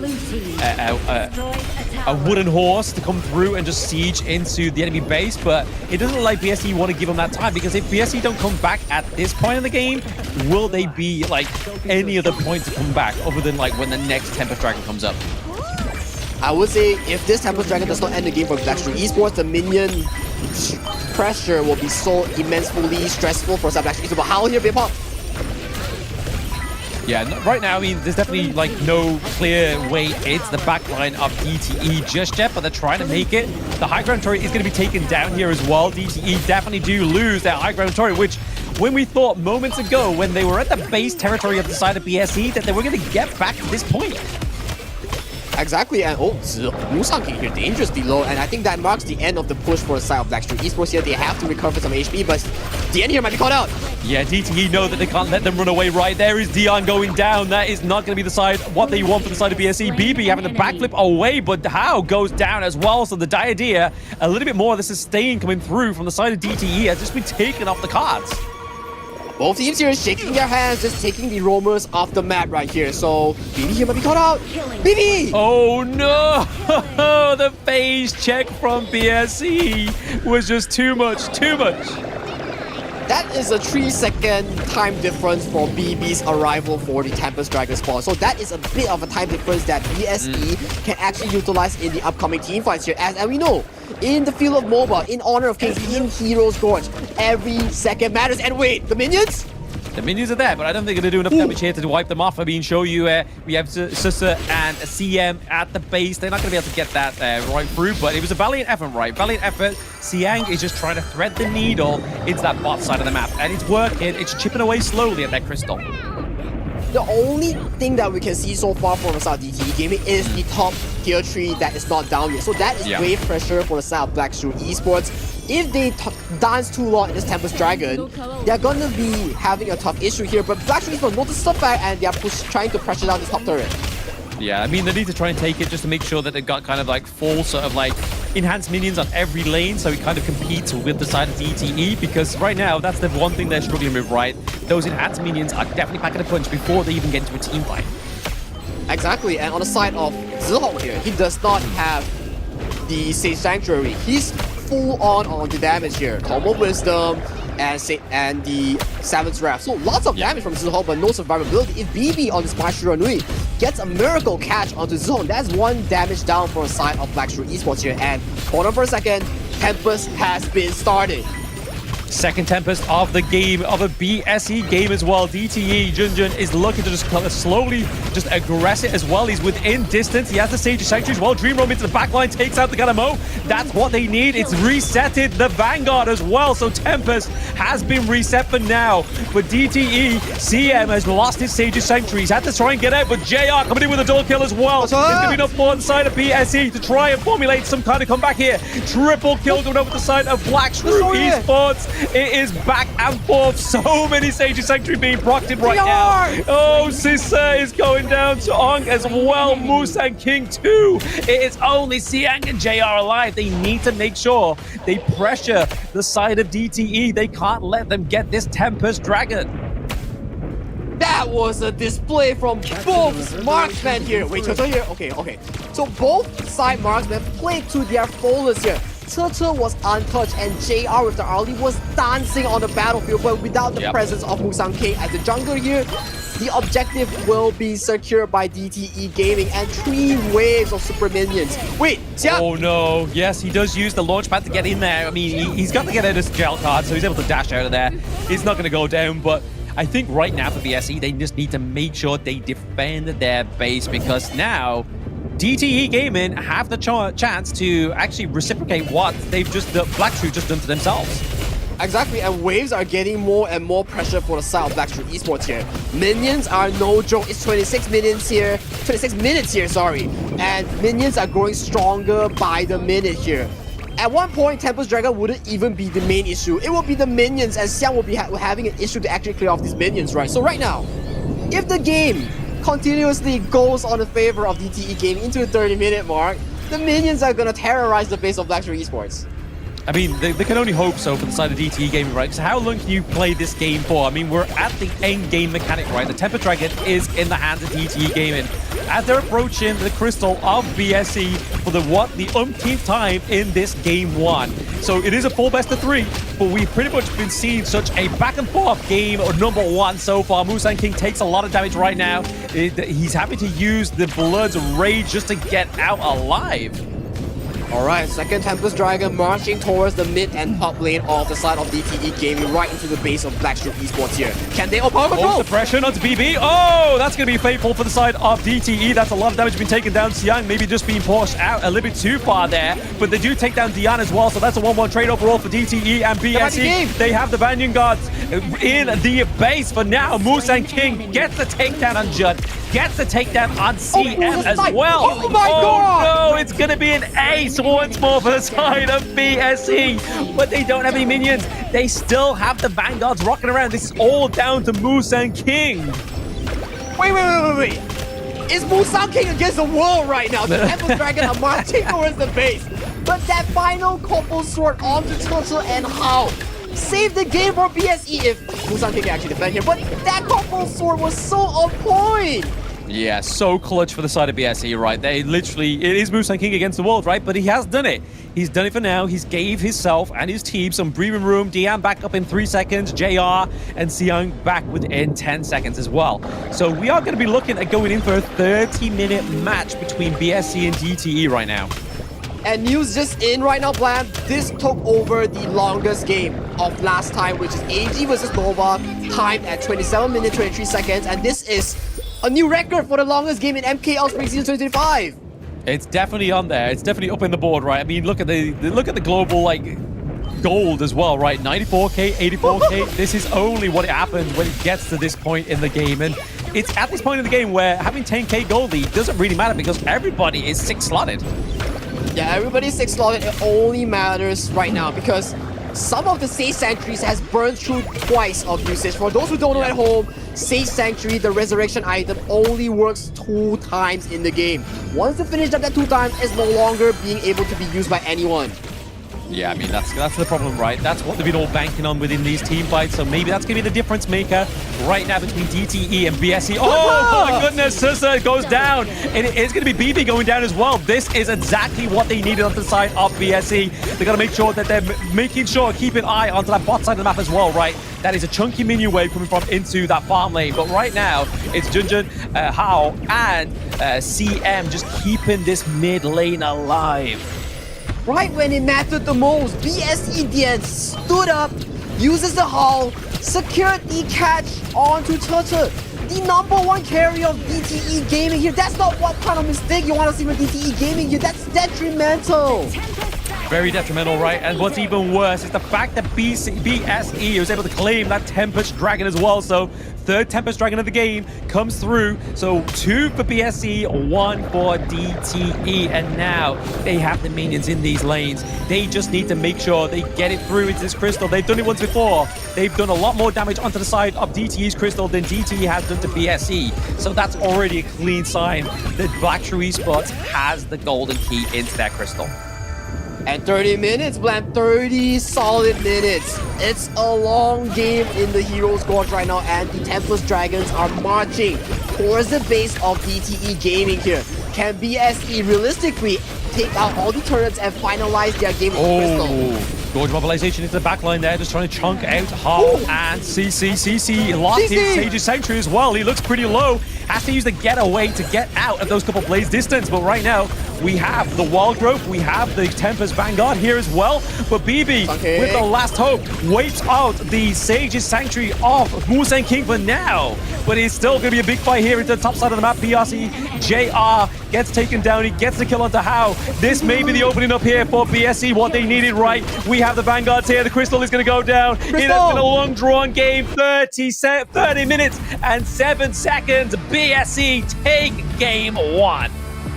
What a game 1 for the side of Black True Esports and DTE Gaming. And that, ladies and gentlemen, was only game 1 of an epic series. No one in their mind would expect DTE Gaming to step up to this occasion to challenge the Kings of 2024 to a 30 minutes game in the Heroes Gorge. And to anyone's surprise as well, Black True Esports take on the challenge. 3 high grounds down. No problem. We make a comeback after 3 or not 4 Tempest Dragons, Blam.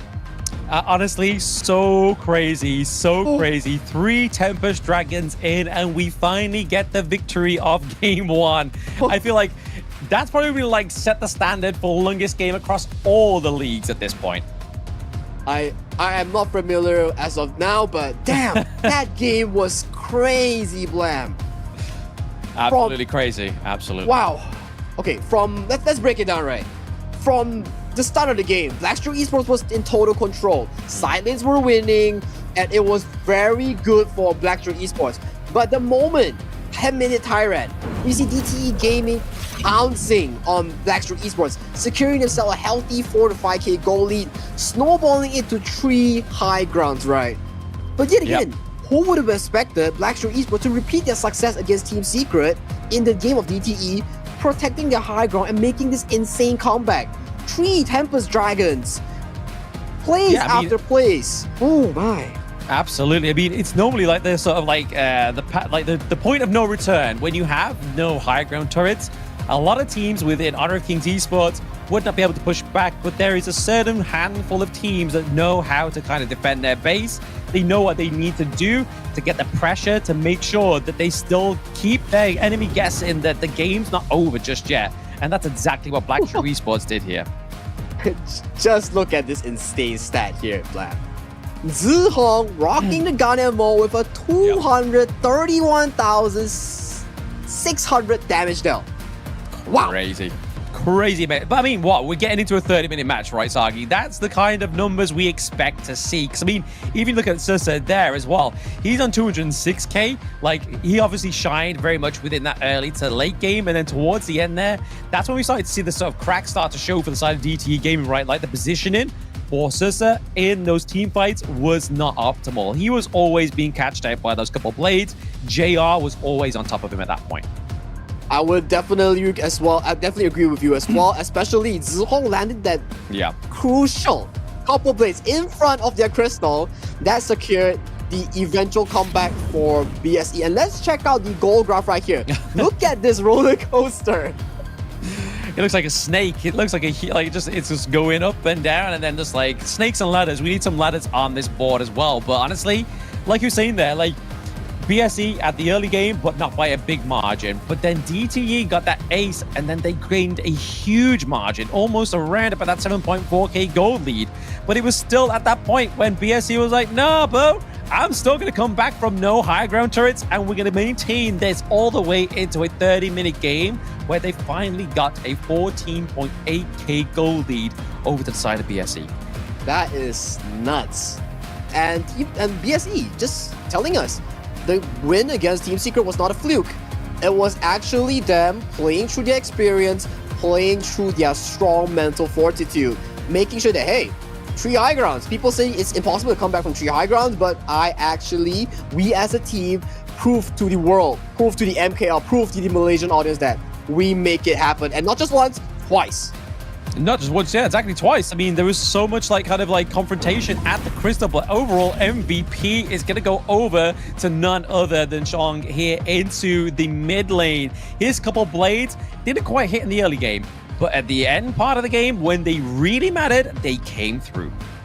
Exactly here, especially that we will be seeing through the match highlights later. The couple blades, yes, it didn't really pack a punch in the early game. Once he skilled towards the items when the 3 waves are crashing in, he landed couple blades after couple blades. The first one, annihilating the last push from the side of DTE.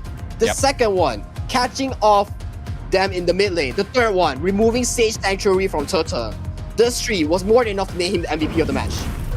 Oh, absolutely. Absolutely. But then we're going to see the highlights, right? Honestly, I feel like there should be no other highlights than the fights around the crystal, because look here, Daoha, how into the backline there, he's able to get Dion's suppression, Splendor taken off the board there as well. There's just so much dive, so much kind of like brawling at this point, but it was just like whoever just overstepped just ever so slightly, they got punished.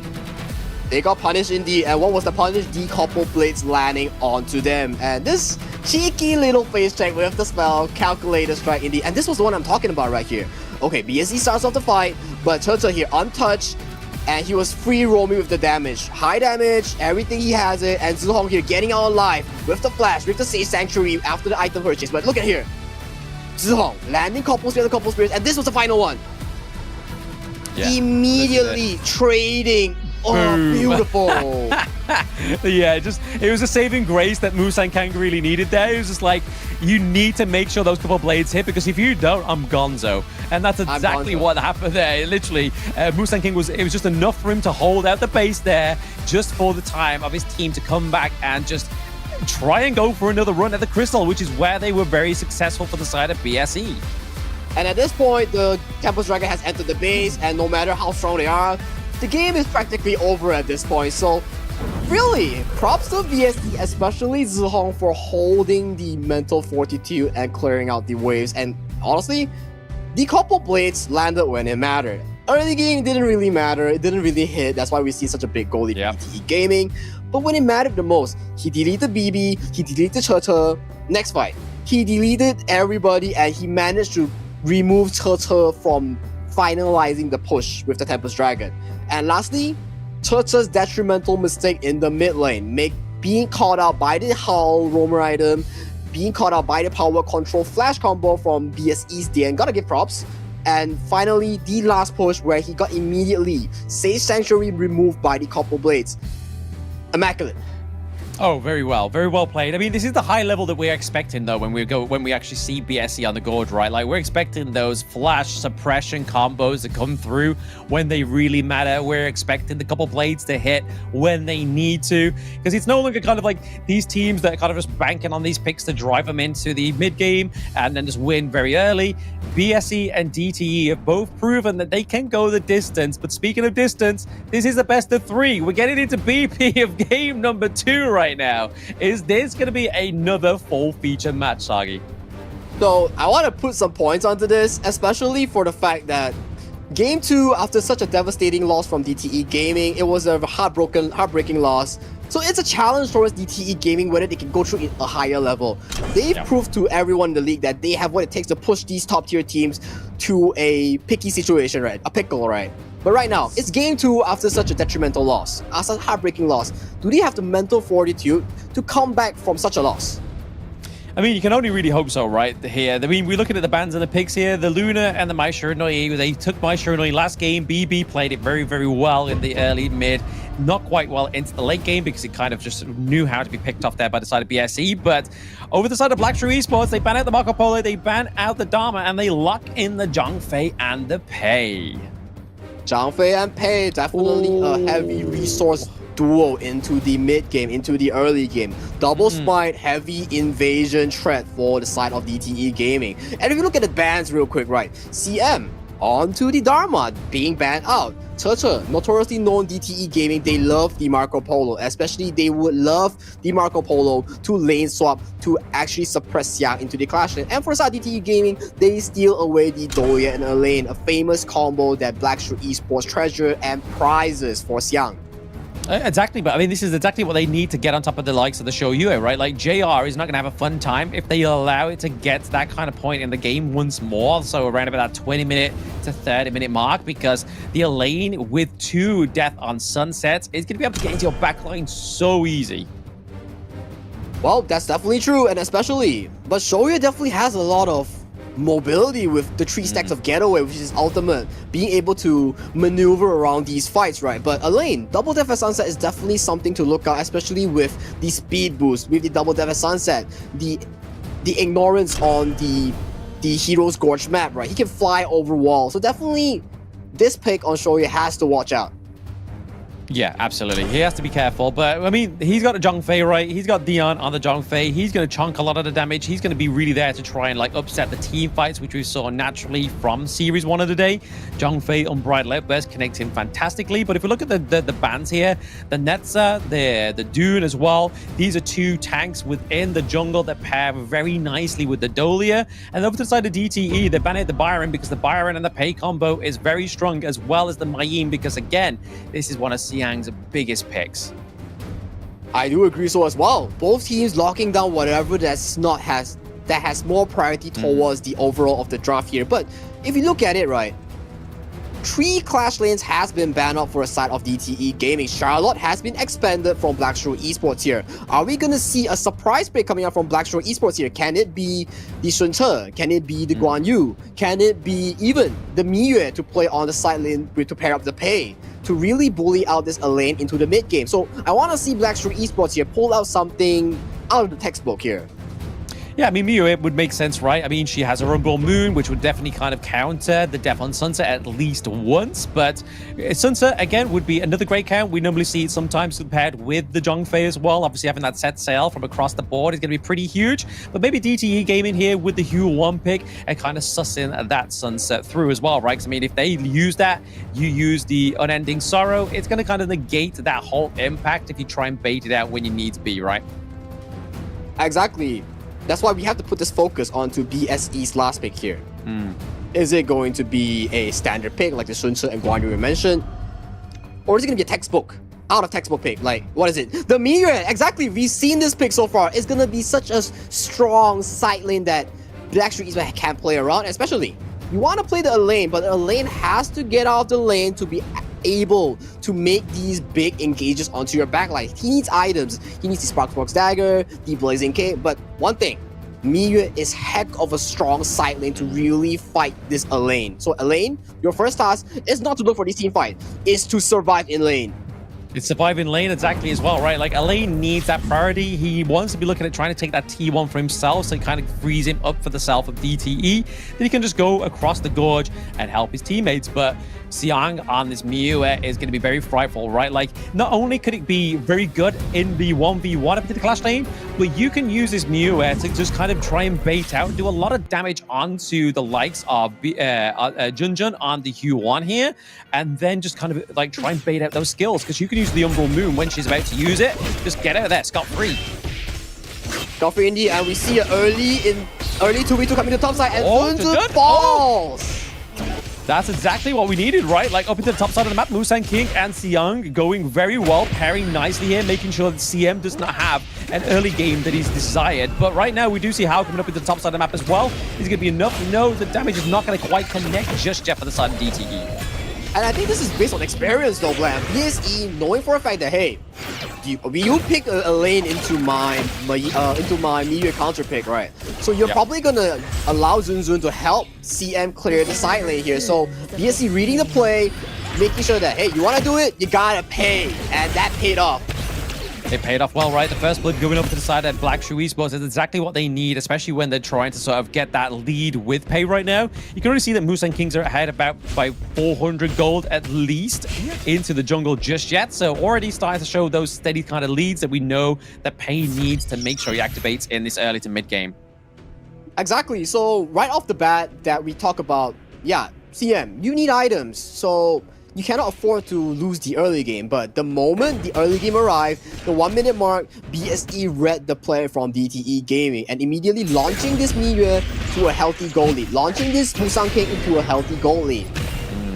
Exactly. I mean, there's a lot of damage over the side of BSE as well, right? Like, you've not only got Pei, you've got the Nua, you've got JR on the Shoyue as well. So a lot of damage and a lot of consistent damage from Xiang as well. Like, that magic damage is definitely going to kind of pay dividends into these team fights, especially when they're all kind of like situated around each other. It's definitely going to be a bit of a pain game here for the side of DTE, but their main front line is going to be Junjun on this Yuan, right? But he has the sustainability, he has the heals from Dolia, the heals from himself, and more likely going to be building into a tank kind of itemization because it's the Yuan into the jungle, right?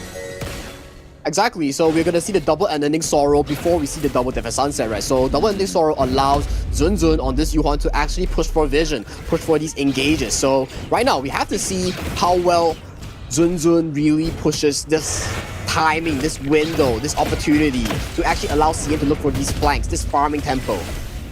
Yeah, right now DTE definitely got them pushed sort of like dead to rights into that T1 territory. They did a bit of damage onto their the turret as well. So already we're starting to be a bit of a heavy rotation here from BB on the Yixing, which is going to be pretty much expected, right? Like, he wants Lung to have a clear early game, get the itemization that he needs. We've currently seen the Meteor being built here as well, second tier item that goes into Axe of Torment or Starbreaker, and then we're probably going to see him built into something like the Eternity Blade next, right?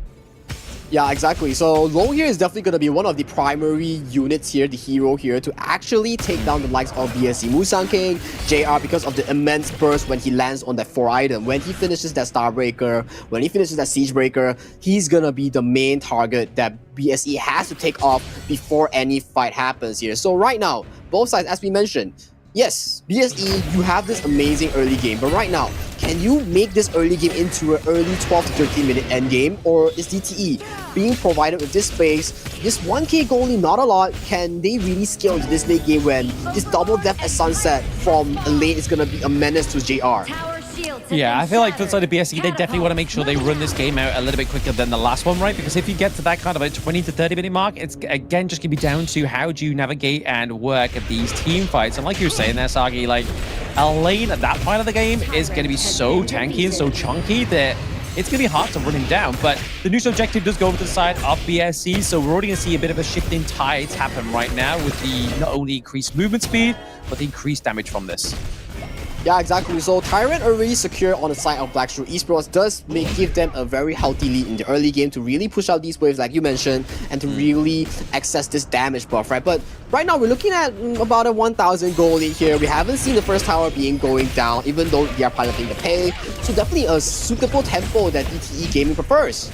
Oh, okay, yep. We're definitely just focusing into the jungle side of the side of BSE for now. Obviously able to claim their Azure Golem, making sure that none of it is contested by the side of DTE, but Xiang here may get a free T1. No one's around, and there's no one fast enough to rotate up to it. And Miue has great split push potential as well, so looking to take the T1 into the top side is going to be BSE. They've taken and traded it for the T1 down into the farm lane.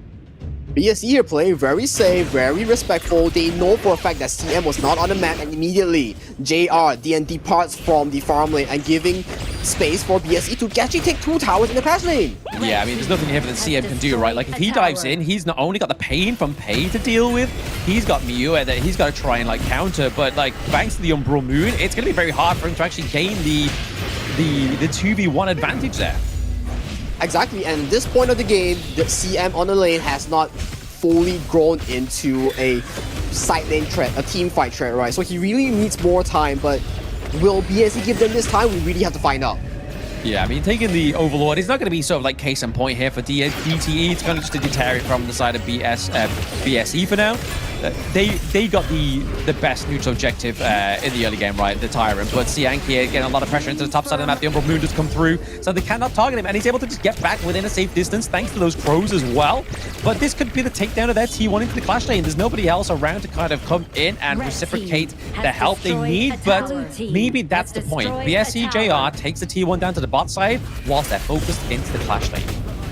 Both teams really playing towards their win condition here, Blam. Yeah. Especially like we talk about.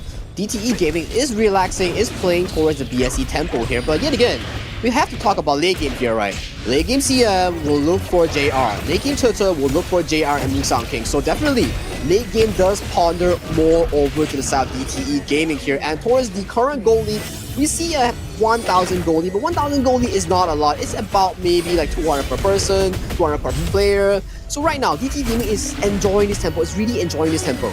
Yeah, I think DTE are doing a good job of keeping Sissa just quite close to JR's gold as well, right? I mean, it's about 100 difference in the farm lane, which isn't kind of like the be-all or end-all, but it's not enough for JR to build a whole kind of like second-tier item or a third-tier item, so I feel like that's kind of like where they're kind of stomping the growth here with BSE.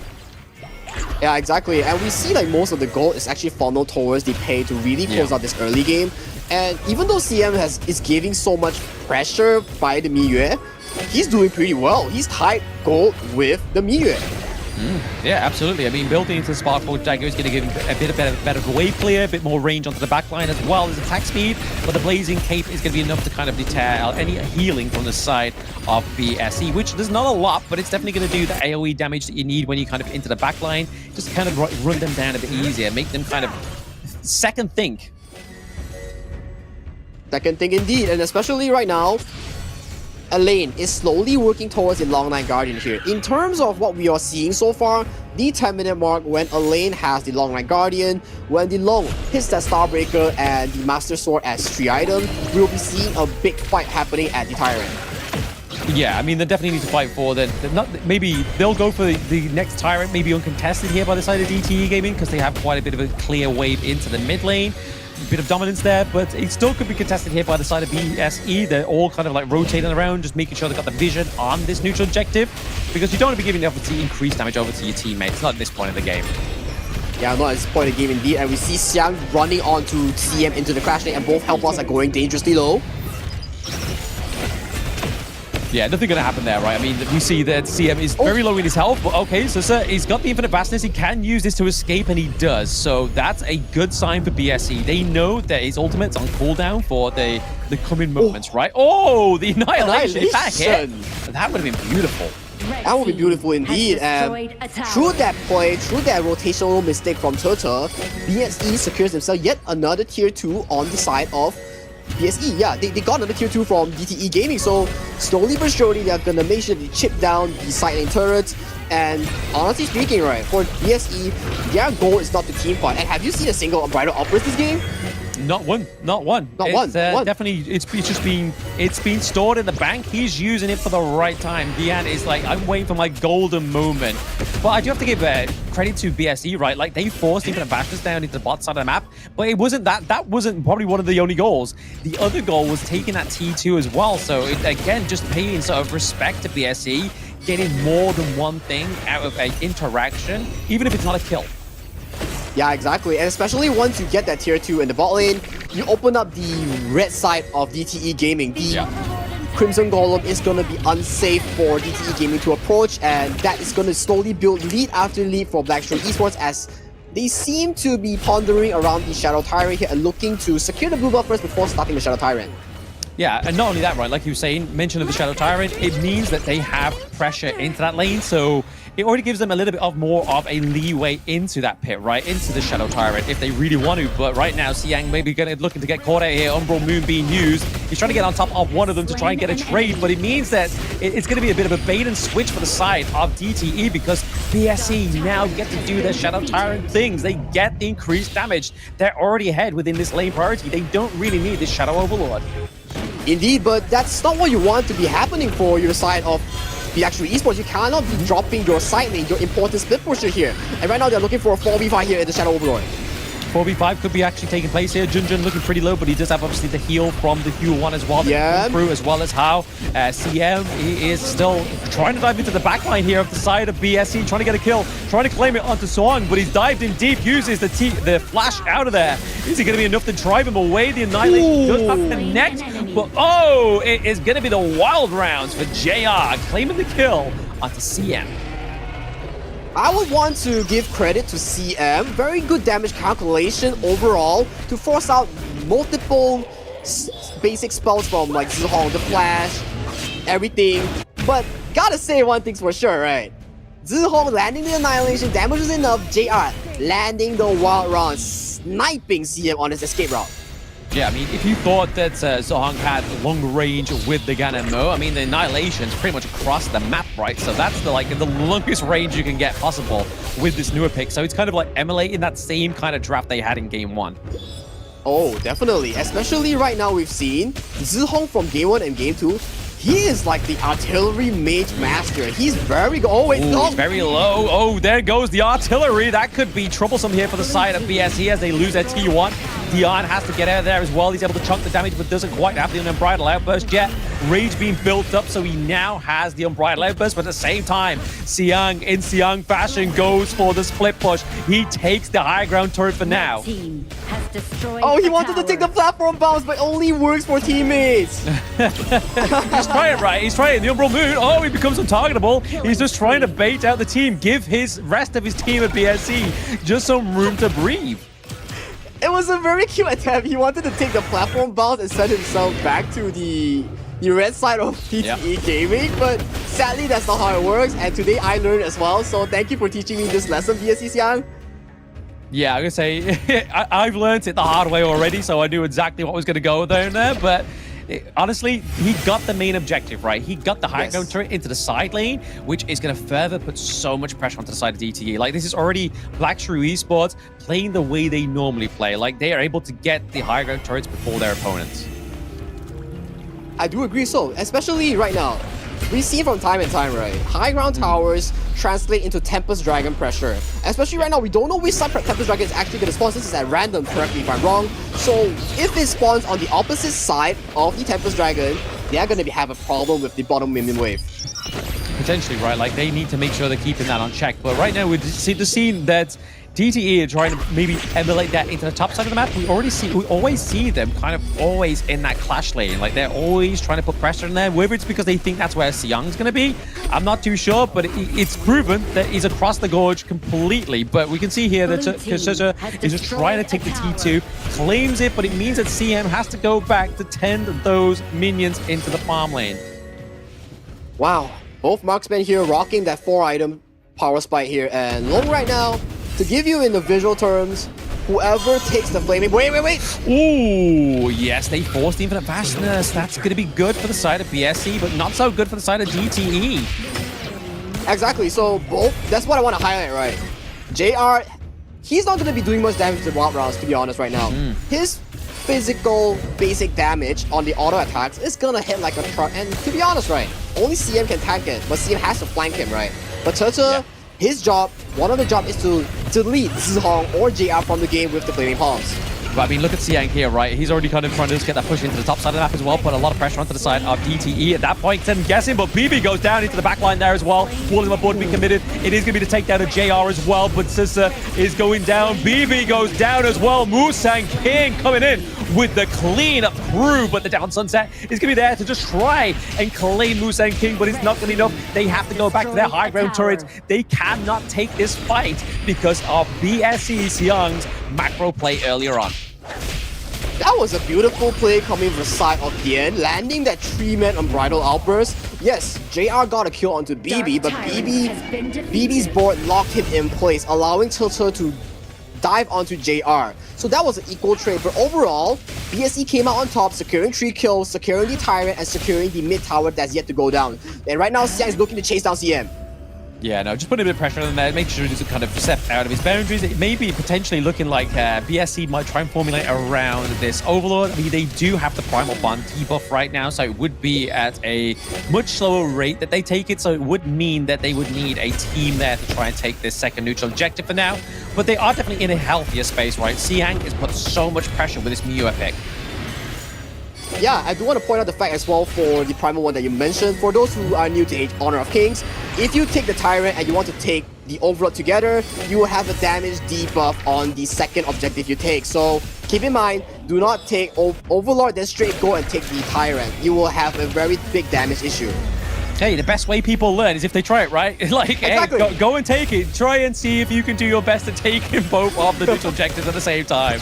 I mean, I've tried it. Even with my teams, it doesn't quite work. But right now, we've seen a bit of pressure here for Dion. He's locked inside the board. The Zhongfei is not going to be the one that you need to lock inside the board, right? He can chunk that damage for now. They're looking to try to get a slow approach onto that T2 into the mid lane. Xiang is just stalking that bot side of the map. He's looking just to feed through those minions every moment he gets. He is putting on a macro playstyle that we did not see in that game number 1. This is typical Xiang. 0-2-1, but a heck of a monster in the side lane. Making sure that any side lane that he approaches, he will be putting pressure, making 2 or 3 members on the side DT Gaming to come and attend to him. And when they're attending to him, BSE gets to do this. They get to take the objective here, and of course, the debuff has been reduced. It's gone, and they take it quickly. Yeah, exactly. They're just playing to timers now. So honestly, BSE are playing kind of like with egg timers on the board. They've probably got like 5 egg timers. Like, hey guys, right, okay. Primal Bond's up in about like, what, 10 seconds? It's going to go off, boom, go. Let's go Overlord. But now we're getting that shaky part of the match that we saw in Game 1, Sagi, and I am fearing for my life right now. Is the fact that we're almost at that 20-minute mark once more between these two teams. And honestly, the team fights have actually been that brawly. But Sissa is trying to get caught out here using the vastness, but JR goes down. That is going to be an insta-kill. The damage coming through, the annihilation not hitting onto Turcha there is going to be a bit of a detriment to the side of Black True Esports. And also, the loss of JR is a loss of a lot of damage. Exactly. I want to break down that play, right? JR utilizing his passive, the invisibility, right, with the Eye of Tranquility, and then he moves slowly the moment Turtle rotated topside to clear the Overlord. He popped his Sun Chaser looking to melt down Turtle with the basic attacks. 4 basic attacks, right? But yet again, Turtle immediately responses with the Flash Flaming Palms, deleting JR from the game. And that's why I mentioned, right, 1 Flaming Palm and Power Flaming Palm is what you need to delete a squishy from the side of Black True Esports. Exactly. It's just basically, it's the same kind of tale of Game 1, right? Like, whoever lands those kind of hard-hitting abilities at this point in the game is just going to confirm deletion, but there may be some trades at some point if we are going to sort of like edge into that territory once more. But still, Siang is just looking to keep pressure into this bot side of the map because they know that DTE have to force somebody away to make sure they're able to clear this minion wave, and that means that Black True Esports get a little bit of a handicap into the team fight if they decide to take one. And I do want to point out right now, in terms of team fight prowess, the overall draft, DTE definitely has the advantage here. For Black True Esports, they are more towards single target damage, right? But Zone gets a fight! Yep, Susa goes down there, which is a bit of a shame here for DTE, which could be now the crucial opening up here for the side of DTE Gaming. Black True Esports knows that Susa is down, so that's a lot of damage from the side of DTE. BB is going to be the only one that's really going to be dishing out that damage for now. Wow, I believe that was wild rounds into the annihilation, catching Turtle off guard, utilizing this timing and making sure that they secure the Tyrant safe and sound. But same thing, Primal Bronze affects Tempest Dragon as well. So 60 seconds, once Tempest Dragon spawns in 10 seconds, they still cannot approach the Tempest Dragon.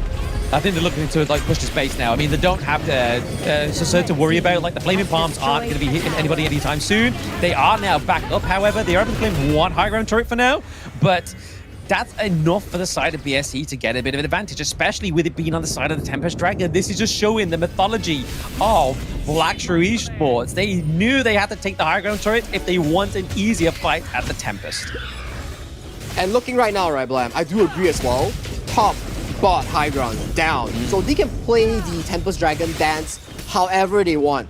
Once immense minion pressure crashes down bot side, they definitely have to pay respect and send one person down, and that's where they start the Tempest Dragon. So all BSE has to do, play it patient, and patience is the name of the game of Black Shrew Esports, as they are such a macro discipline team. Oh, absolutely. They're definitely like, I mean, Xiang, I don't think I've seen him in a team fight for quite some time right now. He's just kind of paying, he's on holiday. He's just pushing these side lanes. He's just making sure he's maintaining the appearance there, putting on that pressure, which is what they need, right? Because CM out of the team fight is very detrimental. And there's no catch on to the back line without CM. Exactly. If you have no CM, Xiang neutralized the important backline access from DTE. And if you send any other member to attend to Xiang, Xiang's gonna run over those members. You can't send Che, he's a primary damage output. You can't send Zunzun, he cannot handle, he has to smite, but Hold on. Is being used. I mean, he does have the Celestial Melody. He can go in for one, so this could be a big engage onto Dion here. It is into the back line. Unbright Lightburst catches onto none. Musang King looks pretty low, but it is actually going to take down here of Sissa. He goes down, which is going to be detrimental. But Xiang into the bot lane as well with the minions. He takes it the flank with the Master Thief is Xiang. Well, this is what we're talking about, right? If let's say you send everybody for a team fight, you don't have the bottom tier 3, that's just what's gonna happen. Xiang's just gonna bulldoze your base and steal your crystal. But definitely a team fight attempt coming from DTE Gaming because they know for a fact, if we don't do it now, Xiang's gonna bulldoze our base. And we see, oh, Infinite Vastus being cast, dive onto Musang King so they can take out the jungler and then take the Tempest Dragon. But they underestimate the fact that they don't have enough time to do that. No, not enough time. And with Xiang, I mean, this is the whole point of the MIUE, right? Like, not the greatest within team fights. It can do very well within like the early to mid game, but is there to do the split push potential, right? Like which we saw, Xiang, he was on holiday that entire game. He was not in the office. He was out of office hours. He was just constantly down into the farm lane, making sure that it was kind of like, are you guys aware that I'm putting so much pressure into your bot lane? And it didn't seem to the side of DTE, other than CM, that they were kind of like hanging on to what was actually going to be taking place, but it just shows the methodicalness of BSE so many times in this game, so many kind of opportunities that were just so methodical. Exactly. BSE showing us for the fact that, hey, our late game is definitely not as strong as yours, but once it comes down to execution on winning condition, as we mentioned, Xiang will never appear in the front line because if Xiang is on one side lane, he will definitely draw CM or draw more members to attend to him. When more members are attending to him, that's when Xiang actually is capable of bulldozing the side lane. And when more members attend to him, they leave towards the objective. Black Shrew Esports has direct access towards the objective because realistically speaking, 1v1, no one can take down Xiang in the side lane.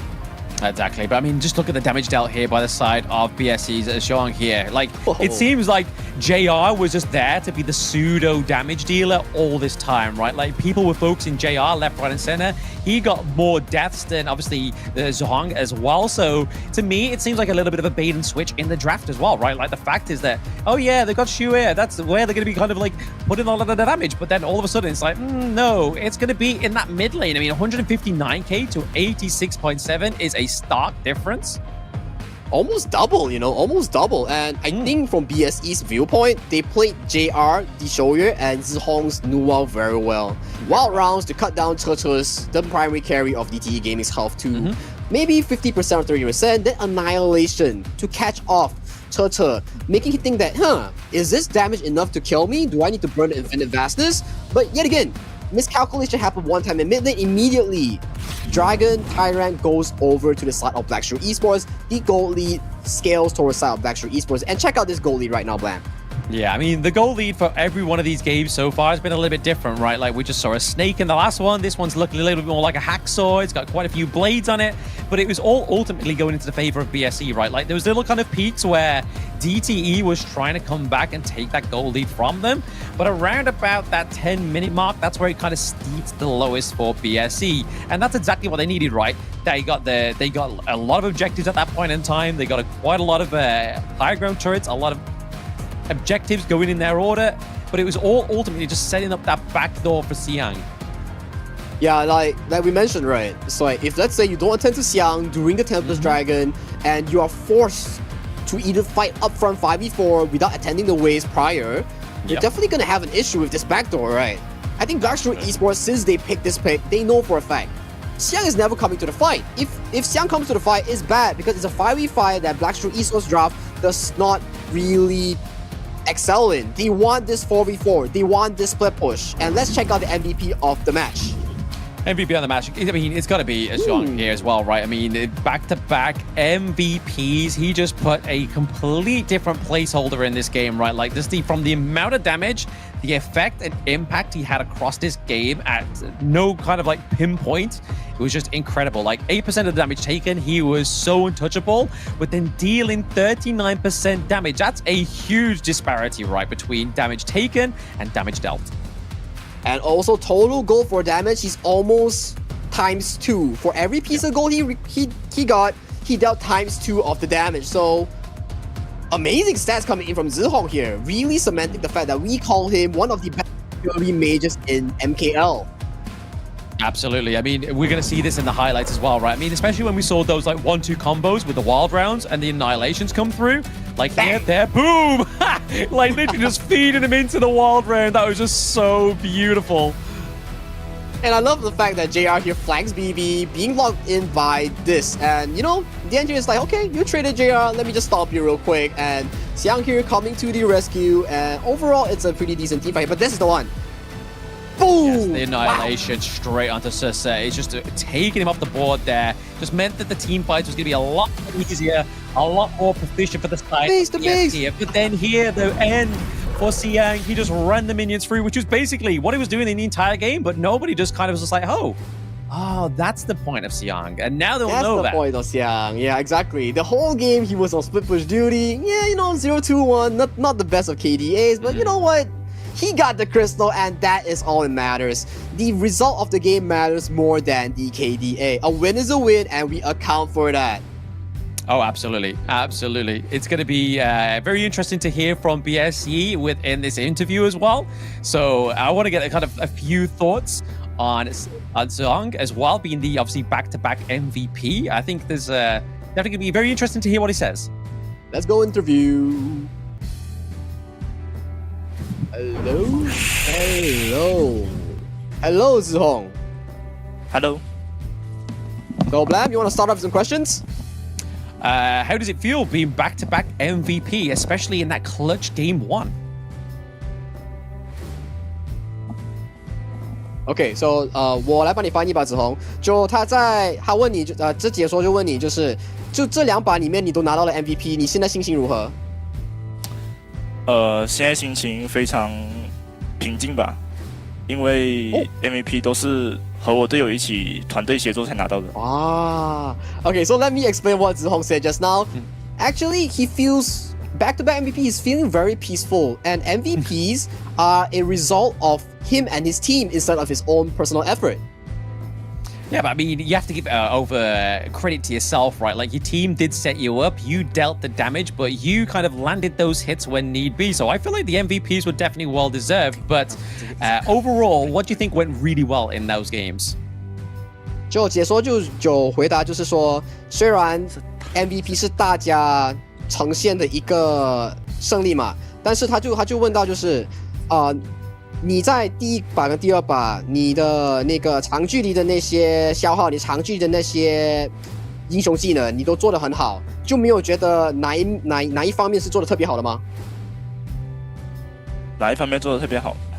主要是特别冷，对，主要是冷静吧，就越冷静对。So he wants to emphasize that yes, although that back-to-back games he was MVP, but it was calm composure that brought them the victory as well. So I want to ask one question. So Zihong, on first game, you guys were 3 towers down. There was no more towers, and you guys managed to make a comeback. How did the team feel? 就子红，我想问你，就是第1把你们3个高地都掉了，但你们最后还是得到了胜利。你们当时是什么样的感觉？当时你的干将把那个守约和那个邵世元扎到了，你是什么样的感觉？就非常激动嘛，因为炸死了守约，我们就可以再守住一波，然后还有机会再翻盘。Alright, so he mentioned, from what I asked him is that he felt that the moment that he got the couple swords onto the Diadia, onto the Shoryue on the crucial play, he mentioned that he felt very excited and very filled with energy because the fact that he got that pick off, Musang King got to defend the base and they got one more wave and a few more waves to play with. So immense stuff coming in from BSE. So any more questions, Blam? Any last words to say to fans or supporters across the world that saw those matches? 就子红就解说有问，就是你恭喜你赢了比赛，然后就是你有没有什么你想对你的粉丝、你的家人、你的朋友说的吗？6月8号决赛见。So Zihong replied, "Yes, I do have something to say for my fans, family, or friends, and that is 8th of June. Let's meet at the grand finals." Very powerful words. So thank you very much again for the interview, and thank we'll you see in the play-ins. What an interview! He seems so calm after that hectic of a series, Blam. Yeah, exactly. I mean, my heart would be going 10 to the dozen. I don't think I'll be able to sit down and I'd be like, you know what, guys? I probably need maybe 10 coffees just to kind of counterbalance how fast my heart's going. Maybe not the best, but it's going to be very interesting as well. Obviously, we saw the longest match within MKL this far, and it's been at week 5, day 2. So we still have a whole week to try and top that kind of back and forth at that kind of ultimate end game as well. That end game was 30 minutes and 59 seconds. And you know what? Next up is Todak versus Team Secret. And the storyline of this is if Todak loses, they are out for playoffs contention here. So it's do or die situation coming in from Todak. And for Team Secret, it's to really perform up to their expectations. It's been 5 weeks, and we want to see a Team Secret that can be up onto par from their championship HOK S2 and KC 2024 run. Exactly. But before we get into that, we are going to get another short break, guys. So make sure you tune back in for Todak against Team Secret. Don't go anywhere, guys. See you very soon.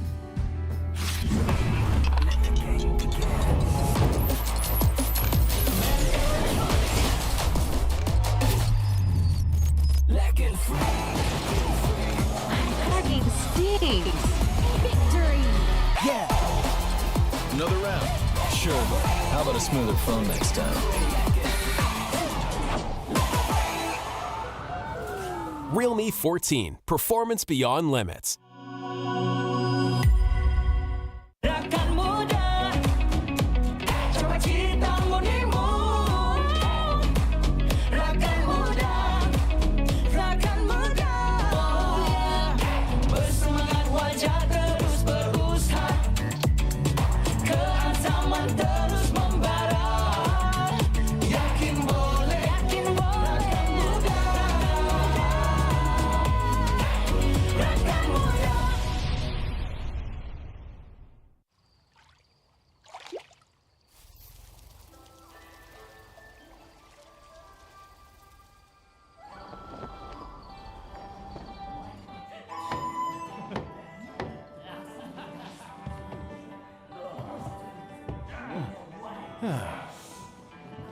Innkeeper, this is from the guest upstairs. Huh? My, I'm rich. He said it was a repayment. Huh?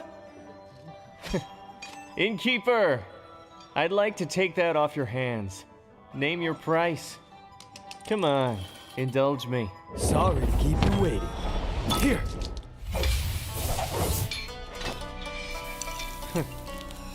Interesting. Northern Brook. Where's the men? Let the 12 houses keep it safely. Let's spare the world another bloodbath. You'll have to ask my blade. Fine, I'll play your game.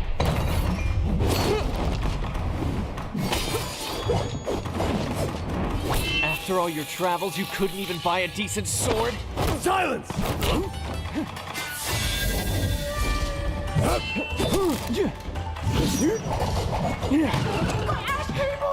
You have skills, but I see plenty of openings.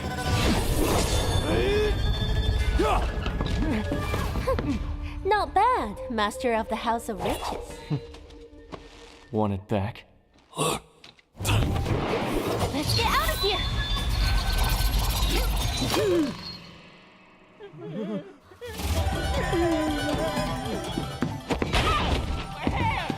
Sorry! Read the manual! Come on! We're just playing around! Why so serious? This concerns the good of the martial world. You can't have the book! Allow me? Few prestigious schools talk a big game, but you're all just making excuses for yourself.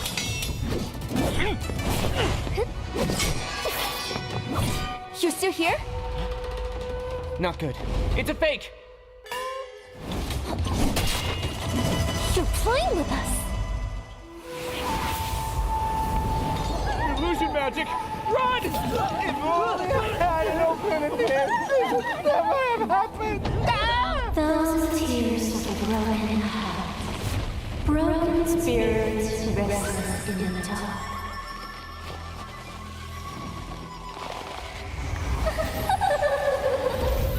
There's no point to resist. We'll get the secrets after. Magic! Despicable! That's why Megan keeps the martial menu for himself. For that treasure.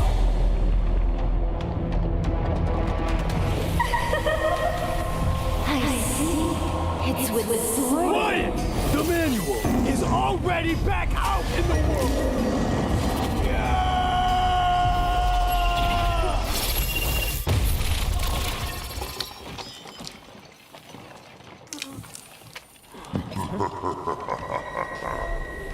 An excellent performance. The Forbidden. Welcome to the inn. Welcome to your doom.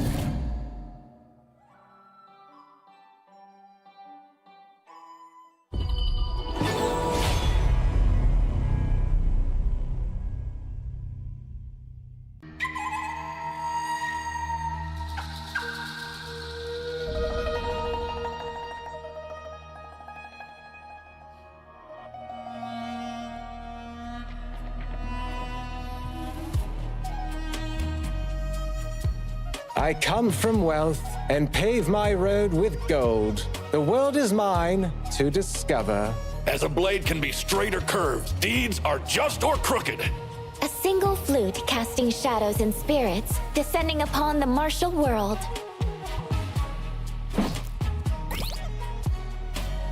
With the might of stones, I shall crush my foes!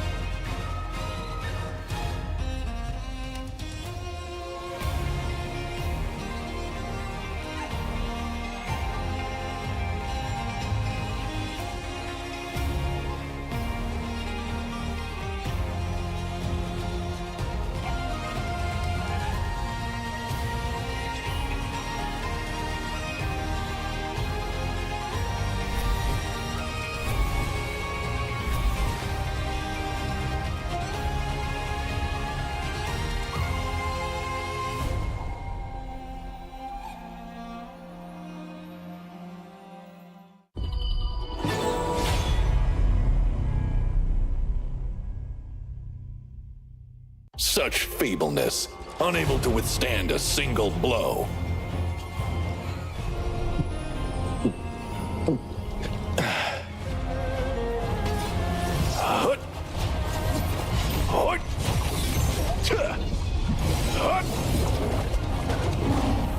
Beneath a frost-kissed mound, it's there that memories reside. Bitter, sweet smiles.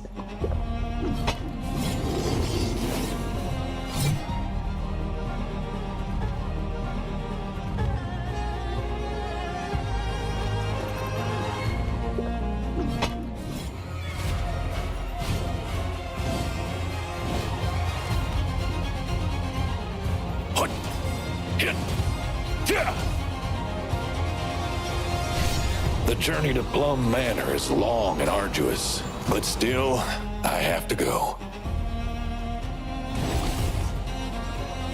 Crossblade! Across frozen rivers!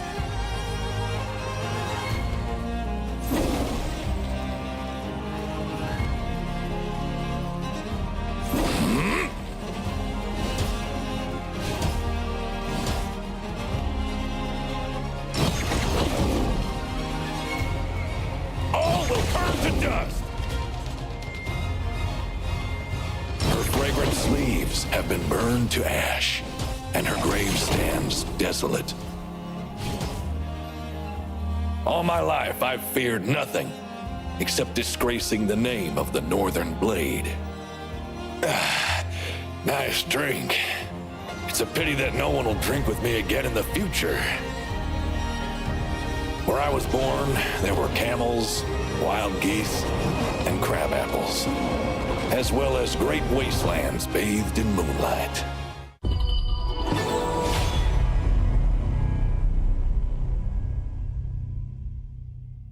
Lives are so complicated.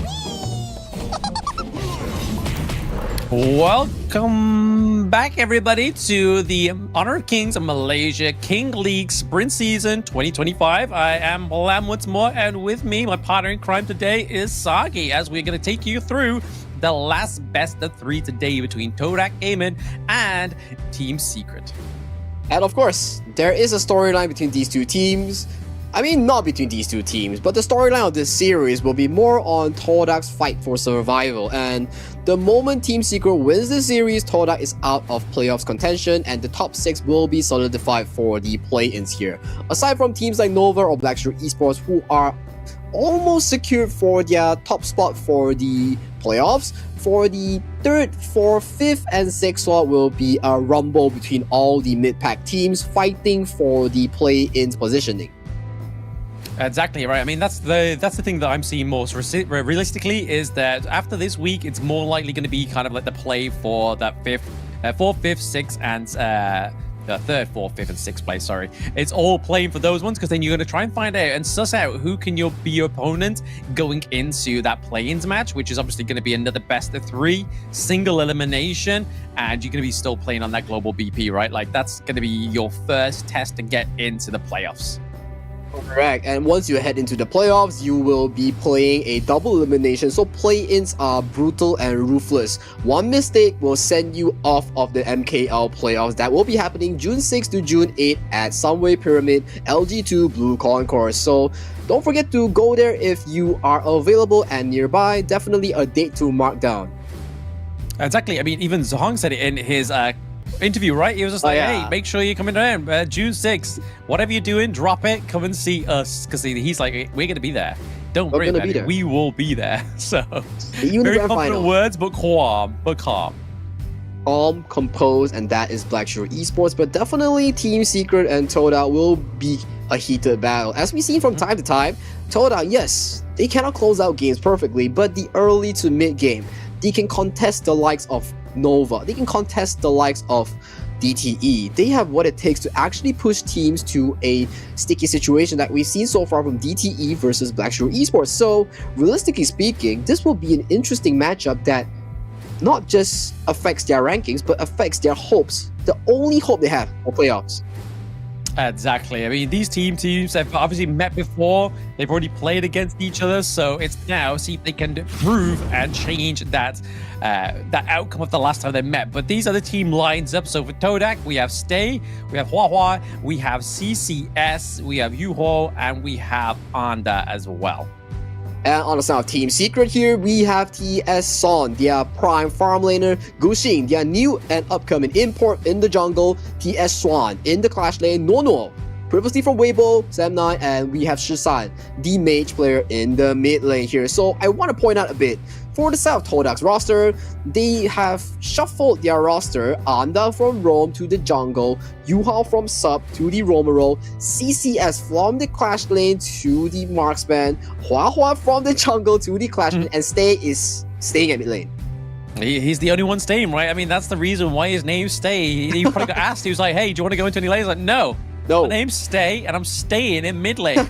So everyone else had to shift around him. It was a little bit awkward, but hey, maybe it's what they need to get through in this game against Team Secret. But definitely, yeah, we see Todak, they pushed Nova Esports to a sticky situation. So this roster is not to be fooled around. In terms of head-to-head, we've seen the average KDA, DGP, and D damage per minute all falls over to Shisan, while Stay does have a bit more kill participation. So overall, in terms of stats, it revolves more around Shisan. But definitely, they've been winning more games, and Stay has not been translating these advantages into a victory here. So stats-wise, it's slightly towards Shisan. Yeah, Shisan, I mean, from last year, he was a very sort of like potential, one of the best mid laners within the Honor of Kings global esports scene. And he looks like with this head-to-head, he's looking like he's maintaining that kind of status, right? Like he's definitely one of the most sort of like passionate players within the esports as well. When he wins, they're great wins. When he loses, it's even greater. But at the same time, we see him display throughout the MKL that he's pretty much consistent in that mid lane.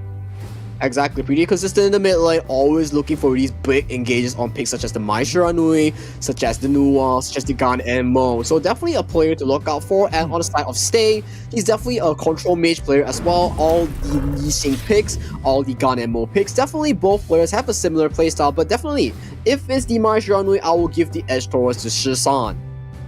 Okay, yeah, I mean, he's definitely displayed it historically, so very interesting between those two players. Obviously, Stay being more of a controlled mage player, which we saw obviously in the previous game. It didn't stop Zihong going for that more kind of like artillery mage though, so maybe we'll start to see the likes of either the Gan and Mo or the newer come through for this team Todak. But the last time this team actually met Team Secret was all the way back in week 1, day 1, so it's been such a long time since these two teams have played against each other, so maybe and hopefully for the side of Todak, they've learned something new.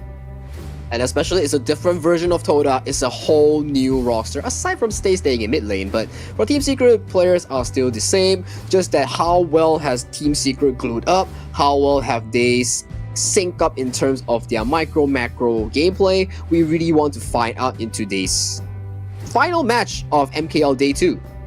Exactly. I mean, it's definitely been a great week 5 so far. I mean, we've seen some great kind of upsets. I mean, DTE going against O2 Esports yesterday with a 2-1 victory line. Obviously, Nova taken against Todak yesterday, 2-0. So maybe after that defeat of Nova, they already have experienced, like, statistically the best team within MKL, right? They've experienced the Nova Esports, so now they're going to step down and go up against Team Secret. So maybe trying to beat the best in the last day of this week, maybe they'll have a little bit more of a leeway to go against Team Secret this time around. Exactly, especially yesterday they showed us a pretty good performance, forcing Nova to a bit of a sticky situation. The team fights were clutch, team fights were close. It's just that in terms of experience, in terms of discipline, Nova does come out on top. So for me, Toda definitely has a chance in today's series, and for Team Secret is to really secure themselves and lock themselves in for the last playoff spot up for grabs. Yeah, I mean, they are currently, 6th place right now? So Todak is currently 2-9, or 1-9. So if they won this match, it would be 2-9, which still would be less than what Team Secret have right now. So Team Secret would still stay in the 6th place, but it would just be a lesser standing. And honestly, if we think about Team Secret from last year, they were always the 2nd runner-up within the Malaysian qualifiers and leagues, and they're against their counterpart, which was BSE. And now they're kind of falling all the way down to 6. It's kind of like a bit of a fall from grace, but I feel like this is the shakeup that global ban pick does, right? Like they keep the teams fresh, they keep the teams guessing. They're not quite as solid as they used to be, but they've definitely got a learning curve, and they're definitely trying to overcome it here with Team Secret.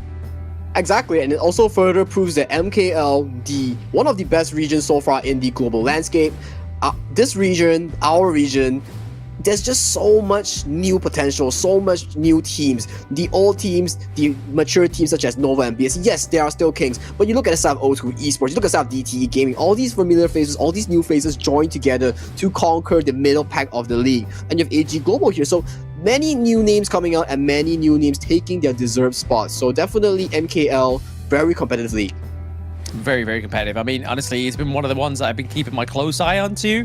Not to say anything about the Philippines or Indonesian leagues, but I don't know. The Malaysian leagues always seems to hit just a little bit more differently, it seems. When you're watching the games, when you're seeing these teams go at it, I mean, we just saw a 30-minute match with BSE. If that doesn't tell you anything about DTE or BSE and having to come back from the higher ground turrets, like some of these teams from other regions need to be scared. Definitely, especially that we don't even have a clear answer on who is actually representing us to the KWC right now. Yeah, one could ponder, okay, based on the current spring season standings in the regular season, right? Okay, Black Shore Esports and Nova Esports does look like the prime candidates for the top 2 spots. But yet again, when you look at the top 3 spot, right, who is it realistically going to be? You look at top 3 to top 6. Most of them are really tied. Really tied. Really tied. Honestly, it could go either way, to be honest. Like, obviously, All Gamers Global, they were slated from, obviously, the Season 3 Invitational, the Malaysian qualifier. They were slated as the top dogs, right? Like, they had such a great performance to get into Season 3 Invitational. Season 3 Invitational came around. They didn't do that great. And then now we're into the Malaysian King League Spring Season 2025. And we're still waiting to see the penultimate All Gamers Global draft. Because there's been some, like, days within the MKL where there's just been massive upsets on their side. It's just kind of like, when are we going to get to see this All Gamers Global just come into like their golden form? Exactly. Like, so far we've seen the golden forms that teams have provided is definitely Black Shore Esports only losing a series towards Nova, and Nova only losing a series to none other than O2 Esports here. So those two teams has shown us their golden form, has shown us their slump, but yet again, they are consistent in what they're doing here. So AG Global, they definitely have the potential here, but talking about potential is definitely TS versus Todak here, as Team Secret has selected the blue side for their first game.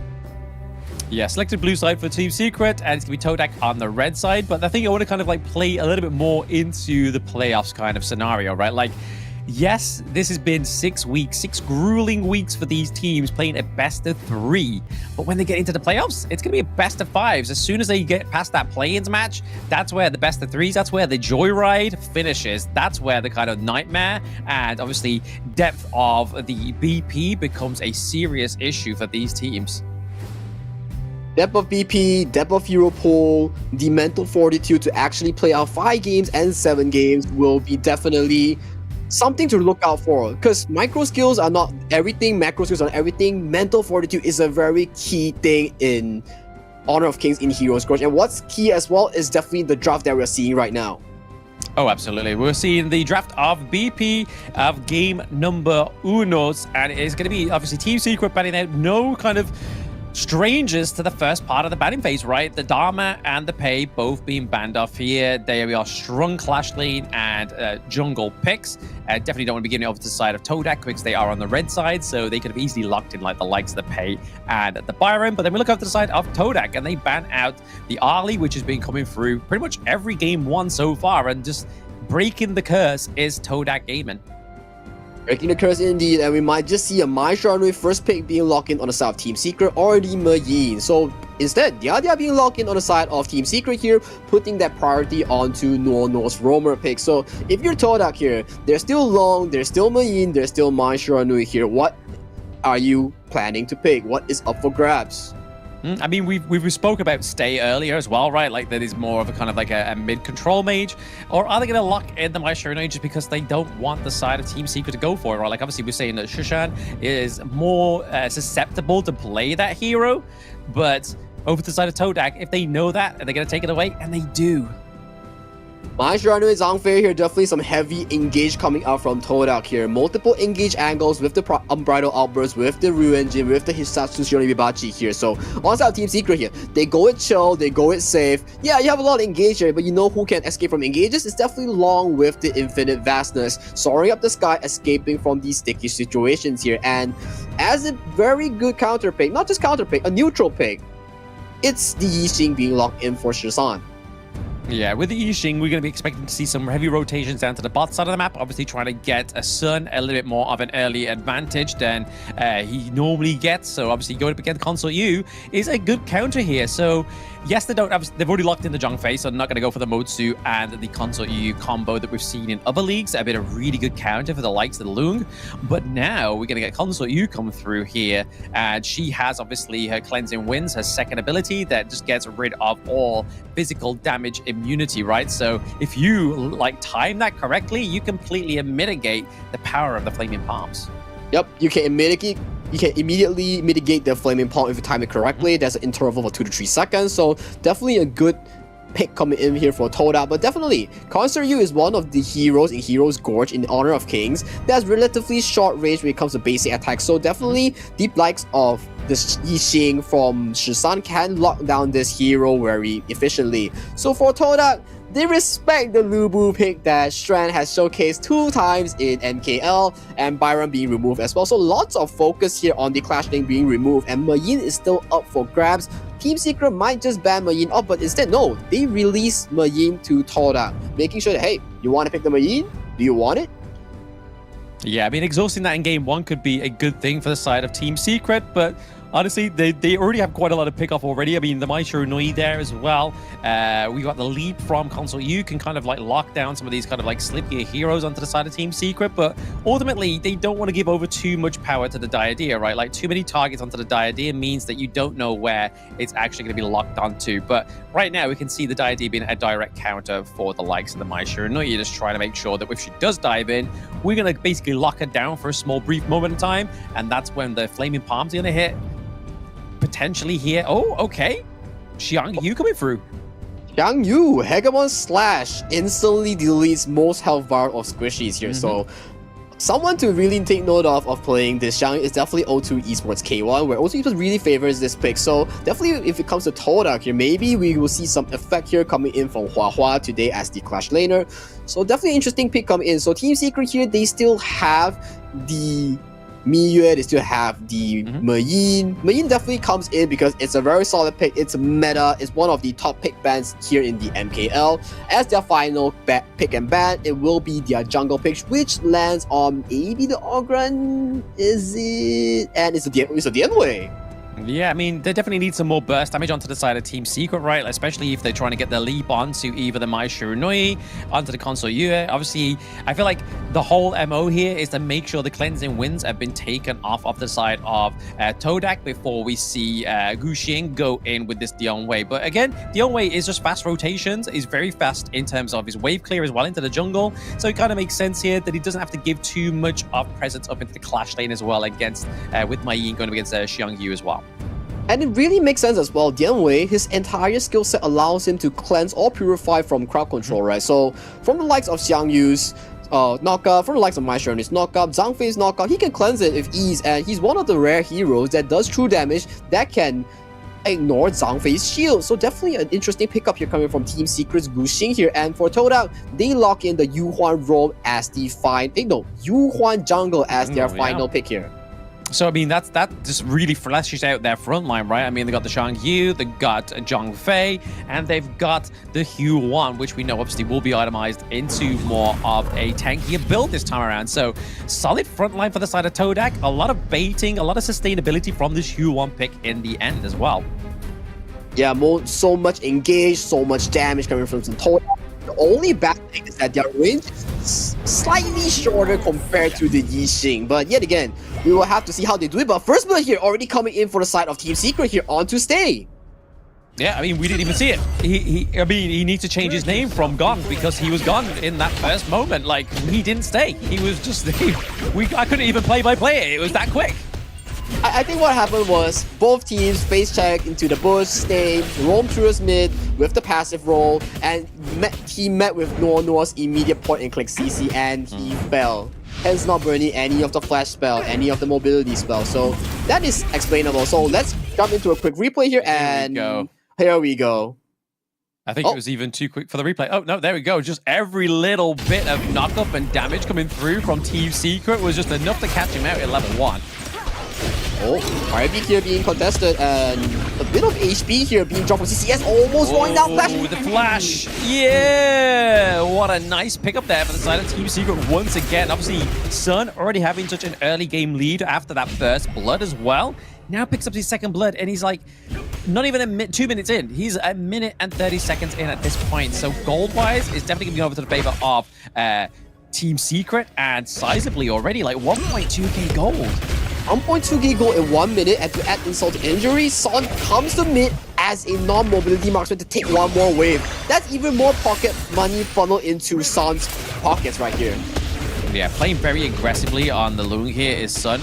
Like, you can never quite guess what kind of play style you're going to get with TS Sun, right? Like, sometimes he plays very sort of like Stanish of like JR from BSE, where he goes very macro, but then at the same time, in the early game, he can be a bit of a beast. He's like, you know what? I'm not messing around today, guys. I'm not having a breakfast. You know what? Let's go in. And we've seen that right now from Team Secret. Exactly. So far, so good from Team Secret, rocking that 1.4k goal lead. And I'll point out the fact that, hey, yes, CCS on the console view does counter long in the mid game, but early game wise, the artillery coming in from Son's long definitely has a better laning phase compared to the console view. Console view only counters long in the mid game.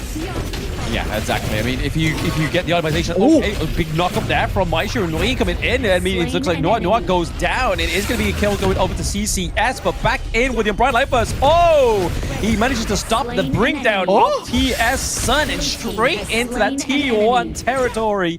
He gets the 2 kills, but traded up into the top side of the map is why.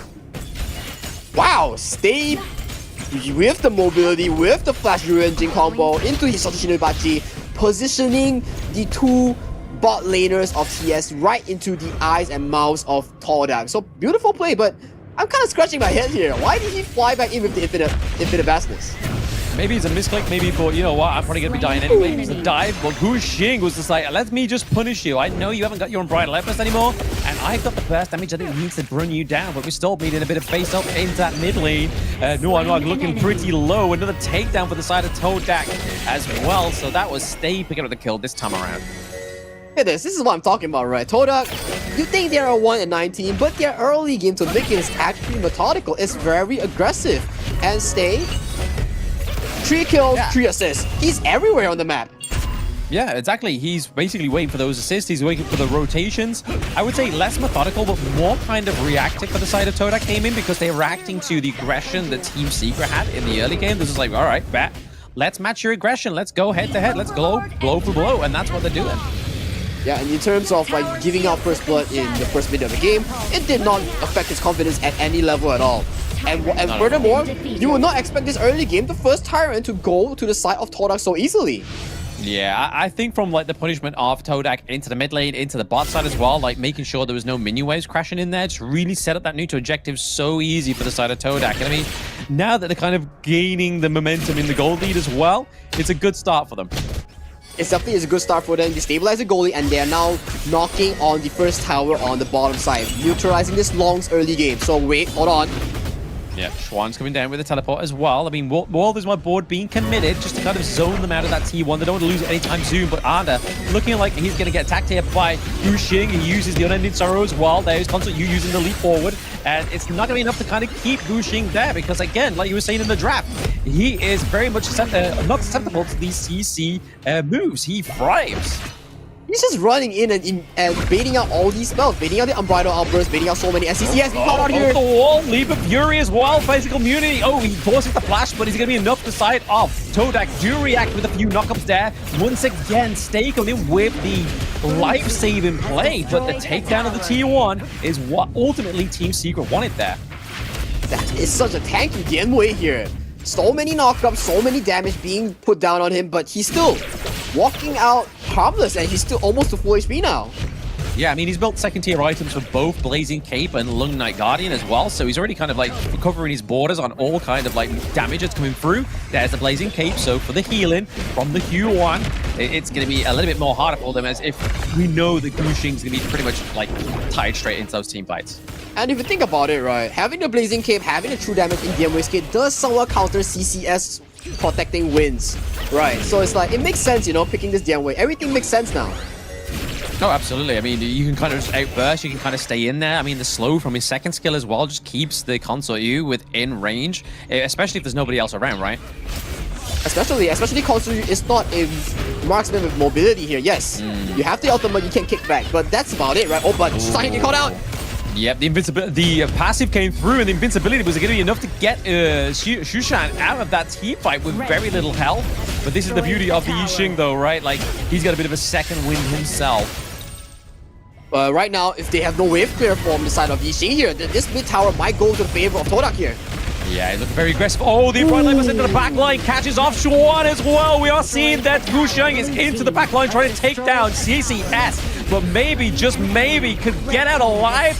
He does fall towards the end, but it's going to be a double kill going up to Xiang Yu as well. I will call it work for the side of Todak here. They got one tower, which is the most important tower in the game. The mid tower at 7 minutes in the game.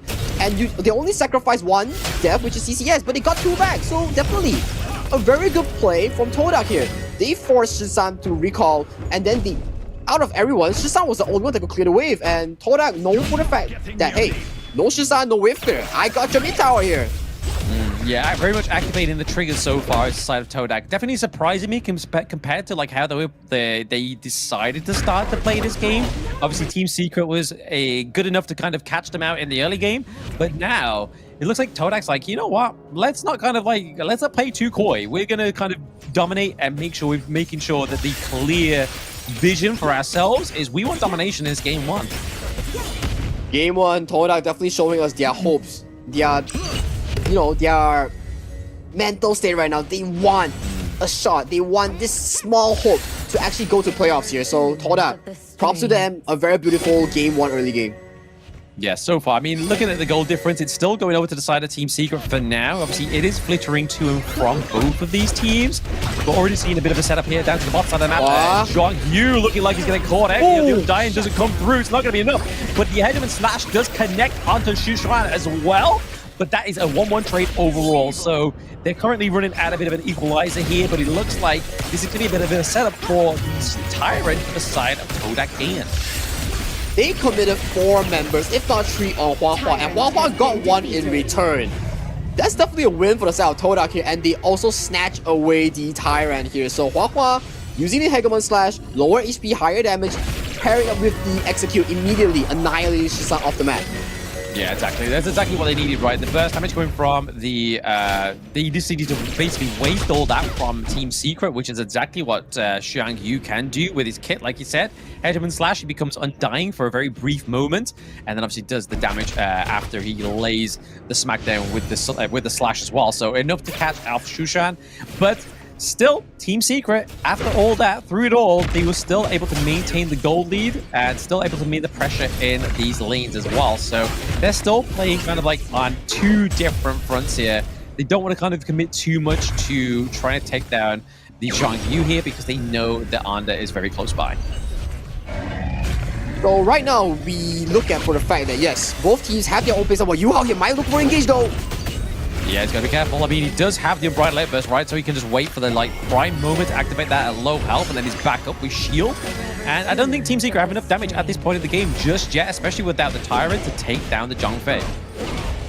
Exactly, and right now we see Yu Hao not even having to burst the to waste the Unbridled Outburst, just walks out cleanly, just, you know, hey, another D's, a stroll in the park. So right now, he's still providing this vision game, making sure that his players can play in a very comfortable state. So Wu Xing here might be catching up Hua Hua here. Yeah, he's just getting the feelers out for the Shadow Tyrant, right? They don't want to lose another neutral objective over the side of Todak, especially in terms of how it would help them in team fights. But we can see here that Zhang Yu just baiting all those skills from Yu Xing right now, but he is in the pool. They do get the Unbridled Burst. It is going to go over the side of Todak once more. We do see Sun is taken to the sky. He's coming back down. He's still quite far in health, but staying into the backline takes down Sun. That is going to be a double kill going for Shushan as well. So overall, a 3-3 trade, but they get the Tyrant over to the side of Todak, and it is the Shadow Tyrant as well. And knowing for the fact that Shisan is very low in HP and spell sets, Todak further pushes their fresh Tyrant for a tier 2 mid tower. So if you talk about gold, yes, maybe Todak's gold distribution is not that great, but when it comes to teamfight executions, key moments like this, they are doing a heck of a great job. Yeah, the teamfight potential over the side on Todak is definitely a lot better in terms of obviously sustainability from the Huan. Zhang Yu's been used perfectly here to kind of bait a lot of the skills from Team Secret. But then you've just got this sort of instant access to the backline stay on this Mai Shiranui. He is pretty much doing a lot of the damage right now. I mean, Consort Yu, like you said, not a lot of range, but at this moment in time, they're trying to contest the Shadow Overlord, but it is going to go over to the side of Team Secret. We do use the Worlds Above board, but it's very slim right now. Stay to the back line, uses Splendor just to keep alive, but it's not going to be enough. He is stuck in with the wolves, and that is Team Secret picking up a kill over to that side. So currently, the Overlord for 1 kill is exactly what they need to do to transition this into some further macro gameplay. Very greedy coming from Todak here, not having the Unbridled Outburst and trying to combat for the Overlord, right? So definitely something that you do not want to see, because members of Todak has been scattered towards the mid side, the blue side, and the bottom side here. So a desperate attempt here coming in from Todak to really push their lead, but it's too desperate. Very desperate. They need to make sure they're not kind of like expanding all their skill sets within the first part of the team fight, because that's where they start to fall, right? I mean, if you take stay off the board, you have no access into the backline, it becomes a lot more harder for you, because Zhang Yu is probably going to be chunking a lot of that damage into the early part of the team fights already, so you're not going to send a damaged Zhang Yu into the backline. Exactly, and looking at the items right now, 3 items has been completed on both marksmen here, working on to their 4. For the long, you are looking for the Siegebreaker. For the CCS on the Consort Yu, you are looking for the Sun Chaser. The moment he hits that Sun Chaser, he's gonna be a menace when it comes to range auto attacks, outranging the long and being able to face tank the long with the protecting winds. Yeah, Crit's going to be crazy, but at this point in the game, we can just see the Gu Xing is just being used as a spearhead to take the T1 into the mid lane. They don't need the minions, but catching out is the Zhang Yu here. Catch in World my board as well. The idea with the Destiny counter. Is it going to be enough to keep him alive? No! Sun gets the kill onto Hua Hua as well, so down already is a 1-0 trade for Team Secret this far in the game. But the Unbridled Burst into the backline was enough to catch off to the side of Team Secret. Shushan is down as well. Oh my goodness. CCS as well going down. This is a brawl going on for the side of Team Secret against Todak, but it is looking in favor of Team Secret as they're chasing down Yuhao. Yuha, can you get away? Yuha manages to get away and live another day. Might this be game? Because it's only Hua Hua on the Zhang Yu that's going to be up in 7 seconds here. Can he utilize the Hegemon Stash to actually clear out these waves? But maybe, yeah, he can, definitely. He has time, he can stall until stays revival. So right now, Team Secret here, are you looking for the end? Yeah, but potentially, right? I mean, they're looking to keep that minion wave alive, but there is the Hegemon Slash. No, it's not. No, it's going to be Gu Xing taking a kill onto the Zhang Yu once more. We do see that CCS is now back up. I don't think he quite has the Sun Chaser just yet. No, yep, he's just built it as I just mentioned it. So coming in clutchly here, it is going to be coming quite helpful into these next few team fights, having an extra little bit of range for the side of Todak. That was some beautiful stuff coming in from Todak's Hua Hua, and that was a lot of damage from the Hegemon Slash on low HP here. So for Team Secret, maybe it was an overzealous attempt. Maybe they could have fastened the tempo by getting the Tyrant earlier, but it was a good attempt overall, pushing the goal into a healthy 4,000 right now. And that fight, immediately, that we talk about, right? CCS, yes, you're a Consort Yu, but you're still a marksman without solid mobility like the likes of Arlie, like the likes of Marco Polo here. So one engage from Yin, one engage from Gu Xing here, you're gonna get stuck on and you cannot really escape, which is what's happened just now. Yeah, exactly. You really heavily rely on that flash as well, right? Like, as soon as, like, the side of Team Secret know that flash, your common skills off cooldown, you gotta be careful. But speaking of careful, yes, Goshing going into this brush with 3 of the side of Todak. Arda taking the brunt of it, but he does have the Unending Sorrow as well, being used there to mitigate the damage from the Flaming Bombs as they bring them into the high ground turret. Physical immunity has been used by CCS. He gets taken down by Sun as well. Even fastest into the back line, coming back down, trying to take Arda, maybe a little bit overzealous here for the side of Team Secret, but he gets a double kill. He's about to go down, though. It is going to be Stave picking up at a fight into the back line. Means that Todak will lose 4, but Team Secret keep 3 as they're able to push this high ground turret and the crystal and take game 1 from Todak. A very back and forth game into the mid game, but as soon as we scale towards the later stage of the game, we see that Team Secret pulling out whatever they have and playing a better team fight here. That is the difference between experience and their discipline level. So definitely props to Team Secret from closing out after the 10-minute mark. Very clean team fights and very crucial gameplay here. But definitely, just now, TS saw with the Infinite Vastness solo 1v3 in the backline, taking out Anda on the Yuhuan and taking out Stay on the Maestro Nui, further solidifying the game-winning push for for Team Secret.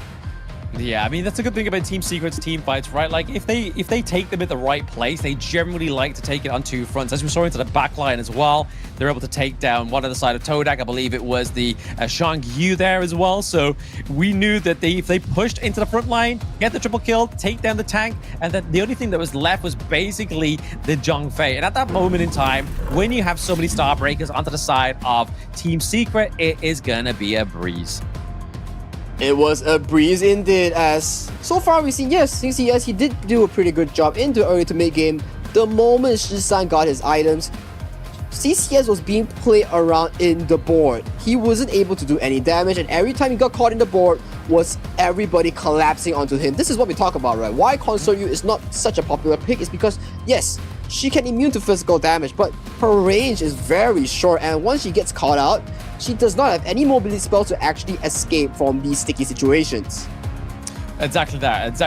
We found him so many times that CCS was caught out in that situation, and Team Secret knew how to abuse it, right? Like, Gushing was pretty much always in with the Leap of Fury, creating that distance, well, destroying the distance, shall I say, between himself and CCS, and enough kind of burst damage and enough kind of ferocious attacks to kind of withstand that physical immunity as well. But if we look over to the damage dealt, it is going to mainly be going over to Shushan and the Yixing, as well as Sun on the Lung. So much damage coming from these 2 picks.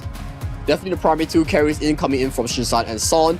And for Gushing as well, I do want to point out a very smart pick onto the Dianwei here, making sure that, hey, you saw the last fight, he walked into 3 people and he came out healthy, and he further engaged onto 3 members of Todak here. So a very good counter pick for Todak's team comp here. Oh, absolutely. I mean, it definitely paid dividends, right? Like, the fact that he's kind of like, he thrives off the CC of the enemy team. It didn't really phase him. He was able to take 102k damage from the enemy team as well. But overall, he was just basically there to kind of start the team fight. Like, we always saw the Gushing was always the first into these team fights. Exactly, that's what I love about this Dianwei pick. He's really providing the value. And talking about value, let's check out the goal graph real quick. And this is what I'm talking about, Blam. Todak is definitely a very good early to mid-game team, but when it comes to the Shadow Tyrant, the team fighting prowess, right, they are still lacking when compared to mature teams such as Team Secret, Black Shoe Esports, AG, and even the likes of Nova Esports, right? So if Todak, we want to see them further flourish in coming season, in coming matches, they definitely have to work on their team fighting and their planning for the 10-minute mark objective. Yeah, I mean, work on the team fighting, but also work on what you do when you finally get those first neutral objectives as well, right? 'Cause, I mean, we saw 2 Tyrants, 1 Shadow Tyrant, and the only Shadow Tyrant Team Secret needed was the one towards the end just to finish up that team fight. That's all they needed. It was just like, you know what? Take as many Tyrants as you want. We'll just take one and we'll show you what to do with it. And that's exactly what Team Secret did in this game 1 between themselves and Todak Gaming. But 20 kills to 12 is pretty huge into these team fights, showing very scrappy. Very scrappy, very skirmish indeed. So we are gonna check out the MVP of this game as none other than Shi-san, the man in the mid lane piloting the Yixing. Rocking that KDA 4-11, 26% damage down, 17% damage taken, and a goal of 18%. Definitely, with the Warriors, my board, catching out CCS multiple times and securing the win for Team Secret. Yeah, very well-rounded pick for the side of Team Secret. They weren't able to get the Mai Shiranui. They kind of baited it over. I mean, Stay, I have to say that he did have a good performance on it, especially in the early to mid-game. But Shushan on this pick, especially with the scaling of Yixing from his passive and obviously itemization, is pretty huge, and you can see it here. Let's check out the match highlights to check out what you're talking about. And this is the cheeky first one that we talk about. Immediate flashpoint click CC coming in from the other and the top lane, having a small exchanger, getting 1 kill for the side of Todak here. And this umbrella was beautiful coming in from Todak here and further solidifying them kills after kills and the mid-turn after this, if I'm not mistaken. Exactly. I mean, there was a lot going on, right? I mean, even into these team fights there, I mean, sorry, a lot of trades from left, right, and center, but it ultimately came down to Shushan just kind of negating it. But the world board being used here was meaning that Todak was trapped into those boards with Gushing, and it just meant that he was able to kind of like not have to travel so far to claim those kills. And then it was towards the end here as we started to push into the top side of this game. Like, here's the world board being placed down. The Destiny counter as well coming through perfectly. It was just enough healing, enough damage over to the side of Team Secret for then Sun to come down and get that triple kill towards the end. Single-handedly winning the team fight with the Warriors, my boy, with the Destined Encounter. Like, yes, as we said, Conquer you can defend from like physical damage here, but Destined Encounter, Warriors, my boy, immediately multiple levels, multiple layers of damage being crashed on the moment you get locked into the board. You can't flash out, no one's there to save you. Immediately, the Conquer you is deemed helpless. Yes. Yeah, exactly. I mean, without the range, she is definitely sort of like helpless. Without the likes of the Motsu, which was saying in the draft as well, like the one support that can really create her distance that she needs to kind of then roll in, get the kind of oak bolts on them, and then come in with the basic attacks was completely like null and void there, because obviously they locked in the Zhongfei to begin with. They didn't want to give the Zhongfei over to the side of Team Secret because we've seen some very stellar performance there as well. So potentially a ban onto the Zhongfei in Game 2 could come here from Todak Gaming, because if they don't do that, I feel like Team Secret are definitely going to pick this one up for themselves. So far, it's looking like a Team Secret's momentum, but we can never count out Todak as they were one of the teams to take one game out of Nova Esports. So you can never count them out until the final match has been played. So definitely, I want to see what Todak has in store for us. Yes, they are not ready with their full lineup. Yes, everyone is not on their original role, except for Stay, but still, I want to see Todak in their last fights, in their last games to actually secure hopes in playoffs. Can they make a difference? Can they make miracles? Maybe so, but we'll have to wait and see, right? Obviously, this is Team Secret. They kind of want to make sure that they're cementing their place within the top 6, right? They don't want to let anything kind of fall at this point in the competition, especially as we're kind of closing out so far week 5 and then going into week 6 as well. So I feel like Team Secret, we saw it at the beginning part of that game 1 as well, right? That Sun was basically very aggressive. He got the first split in the mid lane. He got then 2 kills into the bot side of the game, lane as well. And then it was just kind of like transitioned onto Todak because they played very reactively to Team Secret's aggression in that game 1. But honestly, I couldn't give faults to either of these teams. Their mid to early to mid game was very well played. Very well played indeed. Stay with the Marshall, getting multiple catches. Even though he gave first blood, he found catches after catches. Even the first Shadow Tyrant fight, he played so well, he got the lead for Todak. It's just during the stages of the game, the setup, the rotations, the positioning, Todak still has lots to learn. But definitely, Team Secret picks up the blue side for the second game, while Todak gets the red side. Todak on red side, again, they're looking for that kind of like counter pick over to the red side. I mean, if we look at blue side, Team Secret now going into game 2 of a BP game, a global BP game. I feel like the Zhongfei or the Dolia becomes a lot more kind of like ideal, locking that in. And then obviously you can kind of like make a bit more of a core gameplay on that one. But still, they could decide to try and get the Mai Shiranui through for Shushan and try and pay back that kind of like early game aggression that we saw happen. But it is a bit of Diadea and the Mai Shiranui. So it isn't going to be a Mai Shiranui game for Shushan in this game 2.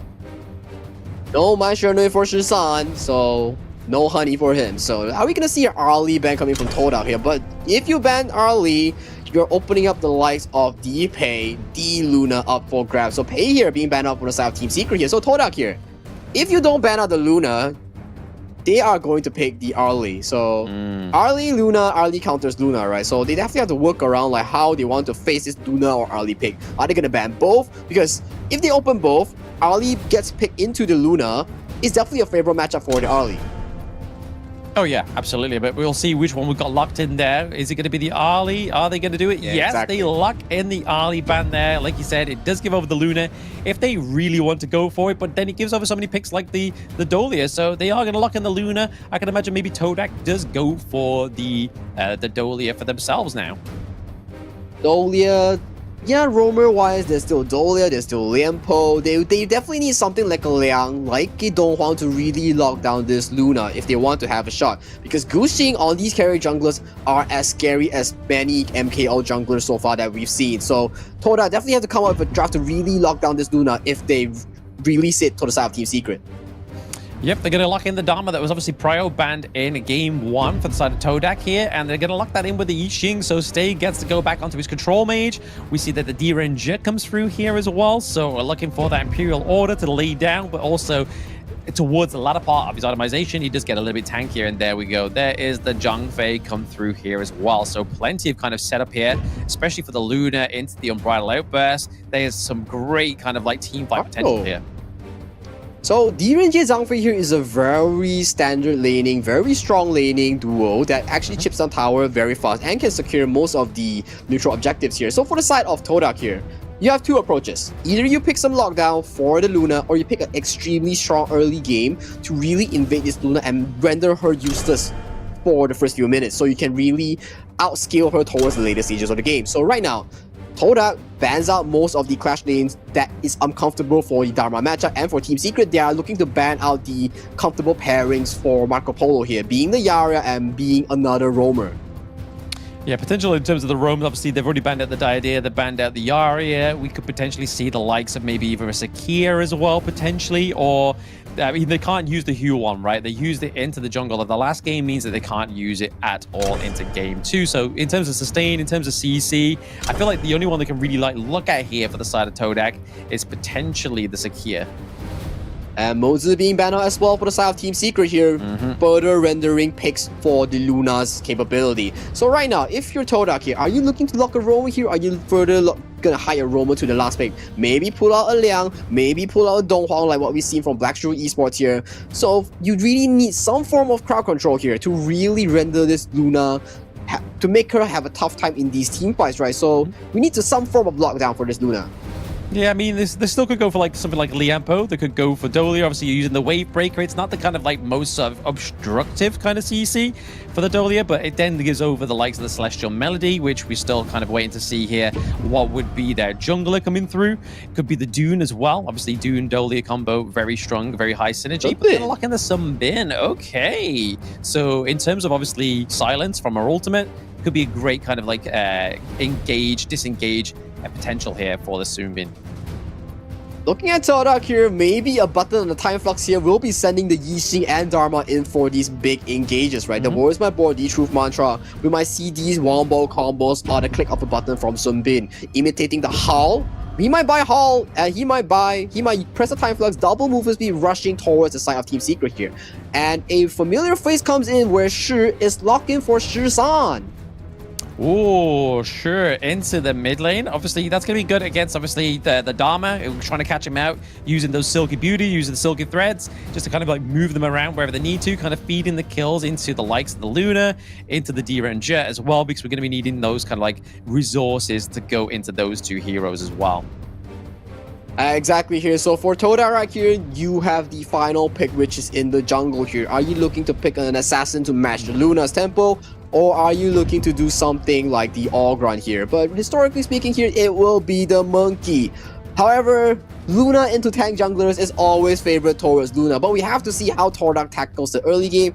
If they can disrupt this Luna's farming tempo in the early game before level 4, it's definitely going to be detrimental on the side of Team Secret's Luna pick.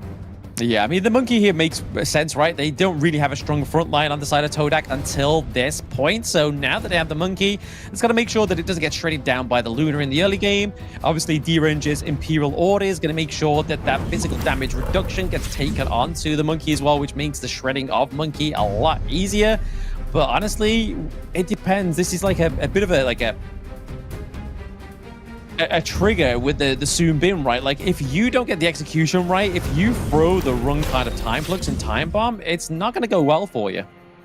Exactly. Wrong time flux, 0 value. But of course, time flux does provide you an easier way of rotating, but yeah, I think the side of Team Secret here tried to counter the side of the Marco Polo's lane rotation, but they guessed wrong. But still, they got an early pressure point here on the side of Dharma, making Karma lesser priority, providing lesser space for Dharma to play around. Yeah, CCS going for the Purify this time around, so it gets to cleanse, because obviously there is a lot of CEC coming up to the side of Team Secret. Not only Luna with a lockdown, sure, we have obviously Zhongfei, as well as even Sunset. Like, everybody on the side of Team Secret has some kind of control, and they know it on the side of Todak. They know if they want this Marco Polo to be viable, he needs to take the cleanse. So one thing about Cleanse or Purify as well, right? If they time it correctly, they can remove the mark on Luna, deeming her Moon Dance useless, making her Moon Dance not refresh the cooldown at all. So if they time it well, it will disrupt Guxing's approach on using it. But Silk Imprint here, getting the roamer. Yep, try to feed the kill, try to feed the Soon Beat into the side of Team Secret. It is going to be enough. Guxing picking up the first blood, but I'm going to be translating into something else. The Dream Roam coming through here could be big. Oh, Stay gets the kill onto the side of Guxing as well. So a good 1-1 trade so far between these two teams, but they've got to watch out. They've got to defend this top lane turret as they're trying to push it here, but those leaping launch pads are going to be a bit of a savior here for Todak. The new launching pads definitely help out this lane swap situation where, Tolok Stay here might be being caught out. Yeah, but he just used the wall of board as well as Flash. Oh, he kind of misses as well. The CC. Oh, the invincibility isn't enough for Todak to stay alive. But that's actually very bad for the side of Guxing here. His red buff will be invaded from Anda here, and losing buff first 4 minutes for Luna is not what you want or expect in this game here. So good stuff coming in from Todak to really capitalize on Guxing's impatience here. Yeah, I mean, they definitely know what they're doing, right? Like, they're displaying these little bits of information, like, hey guys, we got the kill onto Guxing, we need to punish him some way, we'll go for the buff. And that's exactly what Anda did with the help of Yuhao there as well. But right now, we are seeing that Todak once more still has that gold lead. Todak getting the goalie once again in the early to mid game here. A small engage here comes by the silence comes through, and Bright Light Bursters connect on two of the backline. I think it's going to be most of a deterrent rather than an actual team fight engage. So far, Blam, Shisan has been hitting these Silk Imprints pretty consistently so far. Another one as we speak. Yep, trying to feed through the monkey, but I mean, at the T1 territory, I don't think it's probably the safest place to... It's the safest place to be taking those Silky Threads, right? Exactly, and especially these Silk Threads will be more and more impactful when it comes to the later stages of the game, where Son being able to land the Imperial Order, further shredding the likes of Anda, further shredding of Yuhao, right? So the Purified Decleanse will come in very handy for these members of the side of Todak here. But Anda, once he gets hit by the Silk Imprint in the mid game, is gonna be a spell 0 or nada over. Yeah, they got to watch out for this shit, right? I mean, definitely looking priority and trying to catch her off. She is part of the backline there as well. But okay, most backline access is going to be the monkey there with the Dream Rope also. World my board, catching only the Zhongfei here, which isn't going to be the biggest catch for the side of Todak Demon. Look at us trying to get this mini wave pushed in before they can try and come in for a bit of a team fight. But once more, just trying to defensively play there is going to be Anda on the monkey, rotating down to the bot side of the map, making sure that Xuan doesn't get that first T1. Ursan is playing very well on this Shi, landing Silk Imprints after Silk Imprints, helping his team to further push out all these engages coming in from Todak, securing space for Guxing's Luna to actually farm well. Tyrant here being secured on the side of Todak here is a consolation prize. Yeah, I feel like the win condition here for Todak, especially within the early to mid game, is making sure that you are very oppressive into the enemy jungle, because right now Guxing's not having all those lovely little bits of like Crimson Golem, Azure Golem, completely uncontested, right? Yeah, as long as Guxing gets to the mid game, gets to the level 12, and he unlocks all these items, getting these blue buffs, these Azure Golems, he's gonna be a menace in the team fights. Oh, absolutely. Absolute menace. We do see the Ogor's ward being used there, being built for the side of Gushing on Luna. But right now, a little bit of a push into the top side of the map. We see a great macro play here from Team Secret Sun, able to get that T2 down to a very low health. So once more playing a little bit more of a macro play. So Cell being used across the map as well. As the teleport comes through, Chuan picking the kill onto CCS. That's a lot of damage from the side of Todak going down. And just a little bit of a consolation prize is Gushing picking up that Overlord. Overlord secure, a counter kill coming to the mid lane. Shisan once again with the Silk Imprint here, delaying CCS kill onto Shisan, making him fail the access onto it. So CCS here, slightly overextending here, and Sean making sure that his mid laner, his mage, Shi is safe.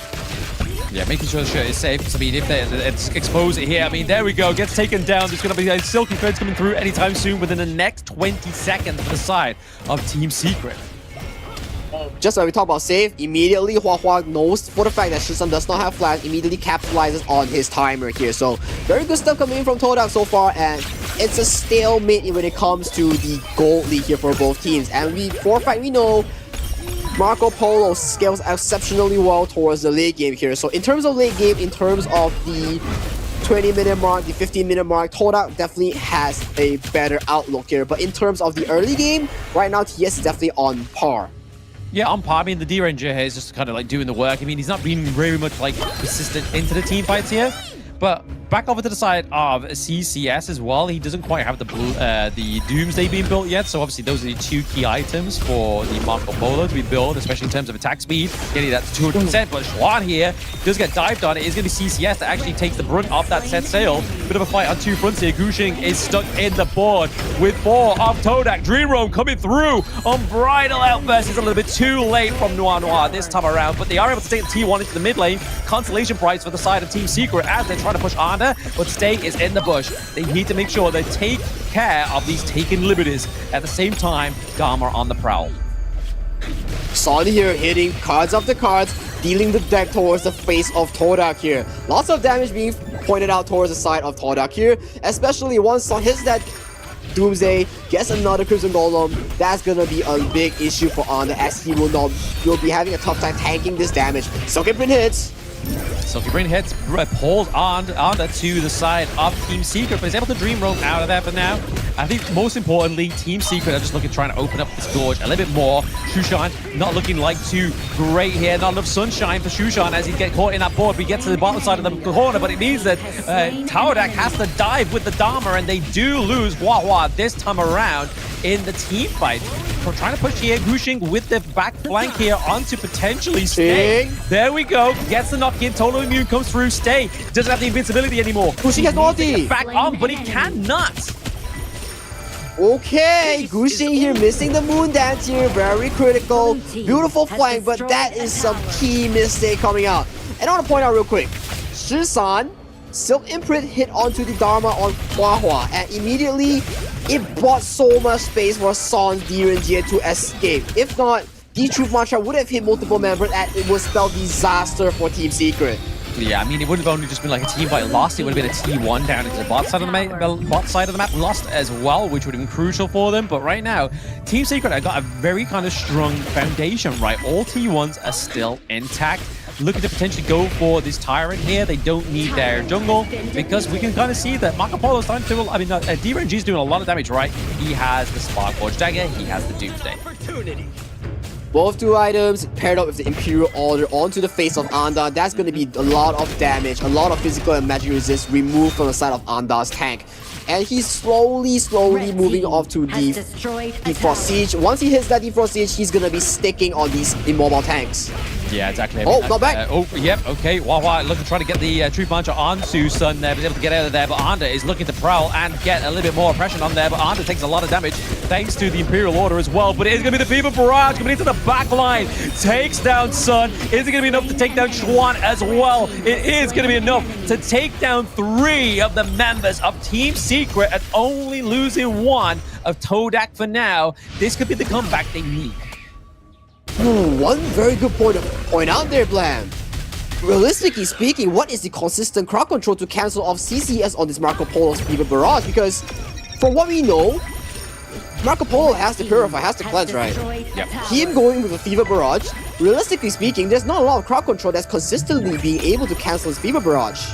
Yeah, you got to time it correctly, right? Like you've got to make sure that you are playing these team fights to a point. But I mean, that's the first team fight we've seen CC actually be very effective with the Fever Barrage. So maybe now that they've shown their cards, Team Secret will adapt accordingly. But right now, getting to that 10-minute mark, they are potentially going to lose that T2 down into the bot lane, but the minion does die. So for Todak's sake, it's a good thing. For Team Secret's sake, it would have been a nice little bit of gold, a little bit of pressure into that lane. But Gushing here with a little bit of a flank, potentially looking to stalk at this Tyrant, maybe not go for it. It pushes them off. Are they going to get it? No! It's going to be the Sunbin that gets the Shadow Tyrant at this point in the time. Set sail, does it connect into the backline of Todak for now, but still putting a lot of pressure onto the front line is Gushing. They're just trying to bait and trying to get a few kills whilst the minion waves pushed into the top side of the map. This is a very comfortable tempo for the side of Todak here, Blam.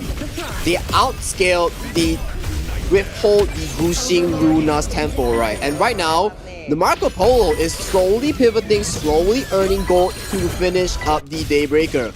Once they finish the Daybreaker, we will see another magic resist item, and that will really prove him tanky and strong against the likes of Gushing, against the likes of Shisan. Yeah, exactly. I mean, this is where they're going to make sure they funnel these damages into the side of Todak correctly, right? Like, if they don't, then it's going to be a lost cause, especially Monkey being so tanky. But I'm still yet to see the highlight of this Sunbeam pick, yeah? Other than like getting the Shadow Tyrant, which was just basically like pure luck at that point. I'm still waiting for the Sunbeam to go online. Oh, there was actually a very beautiful moment from the Sunbeam doing the Shadow Tyrant. The ultimate silence, the time bomb really is silence Nono from smiting, is silence Gushing from smiting. Thus, every time really securing. Yeah, every time they put this wall in my board down, it's basically just used the zone, trying to get a team fight. But once more, Chuan is pretty close to defeat there, but he's able to get out. Gushing, you don't really want to be going 1-for-1 with Anda, especially into the enemy jungle as well. Like, they got to play a little bit more carefully on the side of Team Secret. Exactly. Todak here getting a healthy goalie of 1.5k at the 12-minute mark between these two teams. So right now, I want to see this Hua pick on Dharma, finding these amazing multi-man engages. I want to see Nono here finding these beautiful unbridled outbursts. I want to see what we have in store right now. Oh, small engage coming in. Yep, they do use the support skill there to try and slow them down, as well as the time flux, but none of it actually lands, unfortunately, for the side of Todak. So that's already two big components of an anti-disengage here. Maybe it's enough to keep that T2 alive for now. This is definitely a very, very interesting game that we have on our hands so far, Blam. Both teams tied 50-50. Both teams have their win conditions, but for the side of Todak here, you really want to bank on this CCS. Oh wait, Board's coming in! Yep, they try to catch out some, but he's able to use the flash to get out of there, so he was waiting. Maybe he was baiting that Board for now.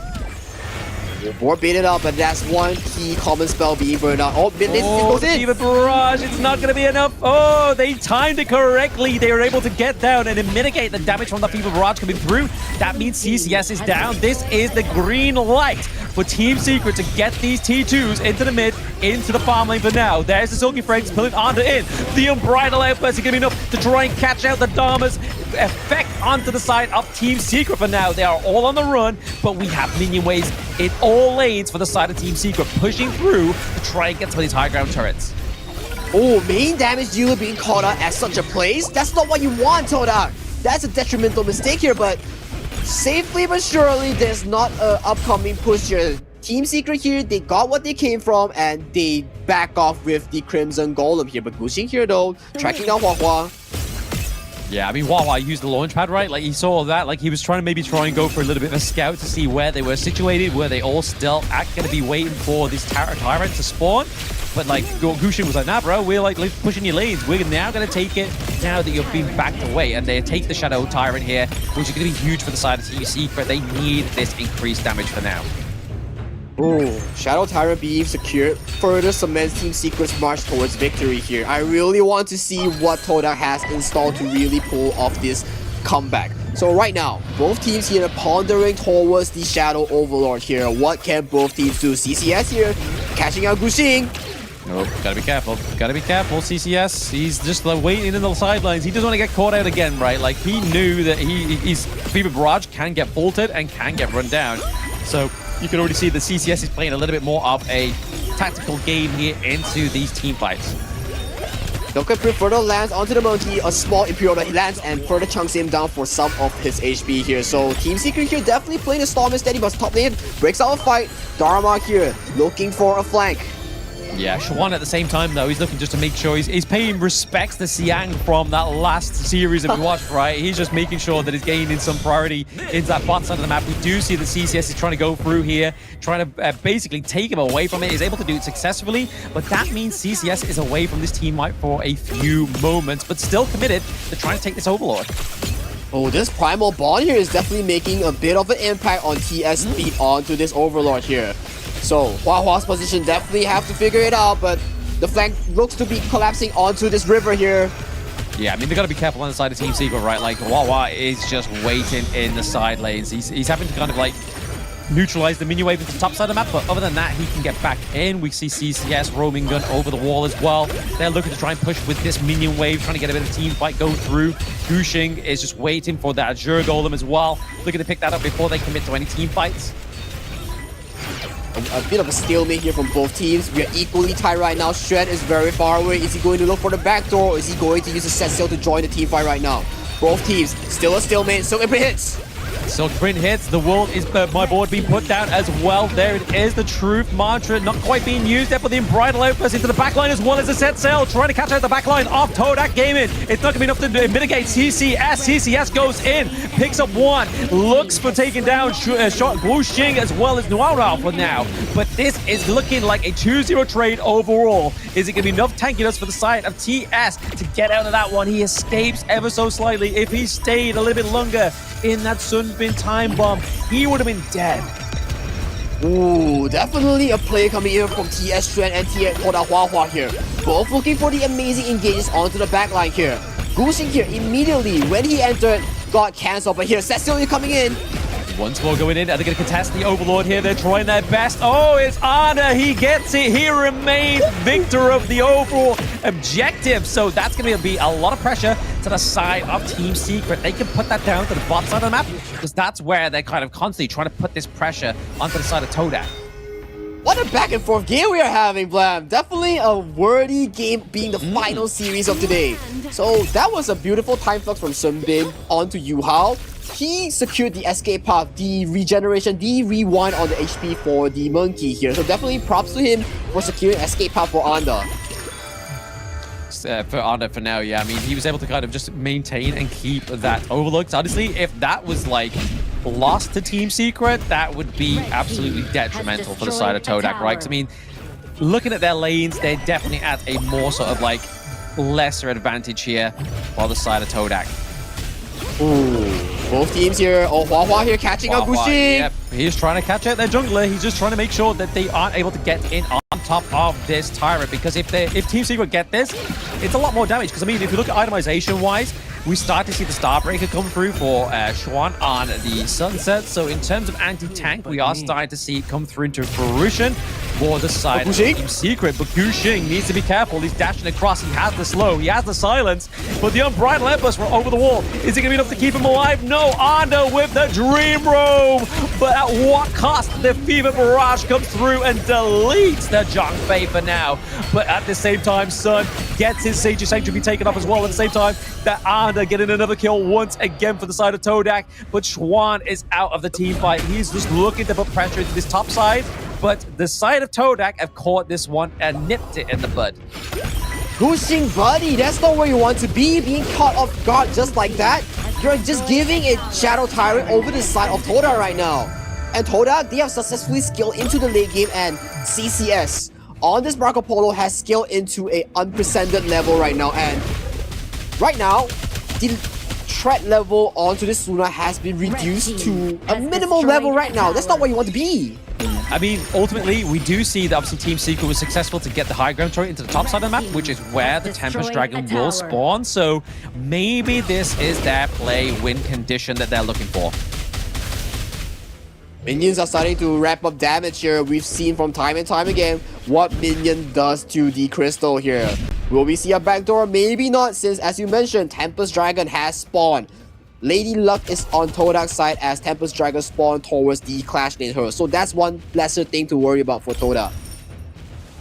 But I mean, it's up into the Clash Lane. I mean, the high ground turret's gone, right? I mean, that's a lot of pressure. That's a lot of like bingo for the side of Team Secret. But depending on how these team fights go, I mean, we haven't seen a promising team fight from Team Secret just yet. They're able to take the Zhe Golem off of Wuxing as well. This could be troublesome. Always though, for the side of Todak here, be on fire as Stren looks to push out. Winter here being secure for the side of TS Stren, and we are looking at a stalemate. 20 minutes once again. Another Tempest Dragon here, Blam. Another one coming through. I mean, this is the first one of this game, but not of the day, right? This is the fourth of the day, it seems. And it's been a long brutal fight so far within week 5 of day 2. But it don't look like Todak's looking to step down anytime soon. Indeed. They are not backing down without a fight, and right now they are securing vision over the side of the Tempest Dragon here. And if you look at the bot side though, CCS and Dharma here looking to catch Lee Sun-Che. Yes, he has a set sail though, so he's able to get out of there. Not quite able to use the frigid charge within time to keep him docked into his boat mode, but using the set sail defensively means that he's not going to be able to have it set up into a team fight. We're really relying on Zhang Fei to just completely set up a good team fight or a disengage here for the side of Team Secret around this Tempest. Okay, time clock's being popped out. Both teams are looking for engage here. Gushing looking pretty low. He does have the Sage of Sanctuary, however, they do use Wall in my board. Anda is in there. He's in the pit. Can they go? Oh, the Unbridled Embers comes through. It goes over to the side of Team Secret. They get it. TS Sun is in the top Sun is going. He's trying to run through with the backdoor. Team Secret winning with a backdoor strategy here and take 2-0 from Todak. A very smart approach coming in from Team Secret. So he knows for a fact that they cannot end the game through a 5v5 team fight. They got outskilled, but yet again, he saw the minion. He lost the same way back in Case 24. He learned from his lesson and he did it to Todak. Yeah, literally did it to Todak. It was so good. But honestly, using that Tempest, a dragon, as the kind of like pinnacle distraction point, getting it thanks to the Unbridled Outburst, as well as obviously the smite onto the Zhang Fei as well. And then just to kind of finish it off, there's like, you know what? We just needed the fight around the Tempest. We just needed distracted you long enough. The minions were coming through, and then TS was just like, right guys, this is my goal line, this is my green light, and we took the backdoor victory. So Siang, backdoor victory. Team Secret, backdoor victory as well here with Sun. So there's been a lot of backdoors today. 2 backdoors for day 2. What a lucky number that we're having. And with that, Team Secret successfully defeats Todak, and Todak's hopes and dreams for the playoff run has been eliminated. So let's check out the scoreboard real quick. Yes, looking at the scoreboard here, obviously there was a lot of kills left, right, and center from a lot of these teams, but Anda, impressively enough, had no deaths onto the side of Todak game in 4-0-9, playing the monkey very, very well. Honestly, he was so aggressive, so oppressive with this pick as well. Like, even Gushing on the Luna was scared. Oh, definitely. And looking at Anda's build, he has a Frozen Breath on Monkey here. So further trying to counter Direnjie, Son on this Direnjie with slows instead of CC. Landing that Dream Roam, sticking onto Son, making sure that he cannot escape due to the mover's disability. Exactly. I mean, definitely just worth the while. Especially Frozen Breath there, it just definitely helps out with kind of like slowing down the likes of those squishier picks onto the side of Team Secret. But looking at the damage overall, there was so much damage across the gorge here. Like not only Shushan on the shirt here, we had Direnjie, Sun here as well, and then Gushing, Luna, all going over that 100k mark. But then respectively onto the side of Todak as well. Definitely. Many definitely today, and this definite win for Team Secret does prove to us that 2-0. But yet again, Team Secret's performance today, Todak's performance today, both teams putting up a very nice fight to close off day 2 here. So props to them for bringing us yet another Tempest Dragon game. Yes, another Tempest Dragon game, bringing it to 4. So we're not ending it on an uneven number. We're going to make it a 4 Tempest Dragons overall for day 2 of week 5. But like you were saying, though, like, this has been a little bit of a reality check for some of these teams, right? Obviously, Todak and Seoul Esports, they aren't going to be able to kind of climb any further into the playoffs, or at least with hopes. But speaking of climbing, we are going to look at the gold graph here. And wow, my. Those are some steep hills to climb. Looks like some mountain that we have time to climb as well. Look at that. A stalemate towards the mid game. Immediately, goalie plummets to the side of Todak. Immediately, it bumps back to Team Secret. And once again, it goes to Todak before the unfaithful ending. Yeah, the unfaithful ending there, which was going to be the pretty much the backdoor once more. I mean, look how like angular that bottom spike is there for Todak. Like they were pretty much at the, I mean, overall, their whole lead was 1.4k. That's the highest lead they had overall. That's how close the goal lead between these two teams was. It was just night and day. Like, there was no kind of like clear win in terms of the itemization because of the gold resources. Both of these teams were just fighting head to head. Exactly. Both teams neck to neck, tied for goalie for the majority of the game. So definitely, being tied up, being such a hard game, we want to check out who is the real MVP of the series, with none other than TS Son 123 landing that backdoor. I mean, yeah, he had to be given that one, right? Because obviously it was just such a stalemate of a whole game. Like, there was no kind of like stellar performance up until that point. Like, TS Son was just like, you know what? I'm pulling the trigger, guys. We're checking out now. I don't want to go for a second Tempest Dragon. I don't want to do what BSE did and went for 3. I just want to go for 1, and I don't even need the Vanguards. Oh, I don't even need the Vanguards. Even the moment that the fight broke out, ES Son, he saw the opportunity and he blitzed towards the clash lane to look for the end. Yep, we're going to see in these highlights here that it's very much a back and forward game between Todak and Team Secret. And honestly, in this game too, Todak, if they just had a little bit more pressure, a little bit more kind of destination, I feel like this could be a 1-1 win here.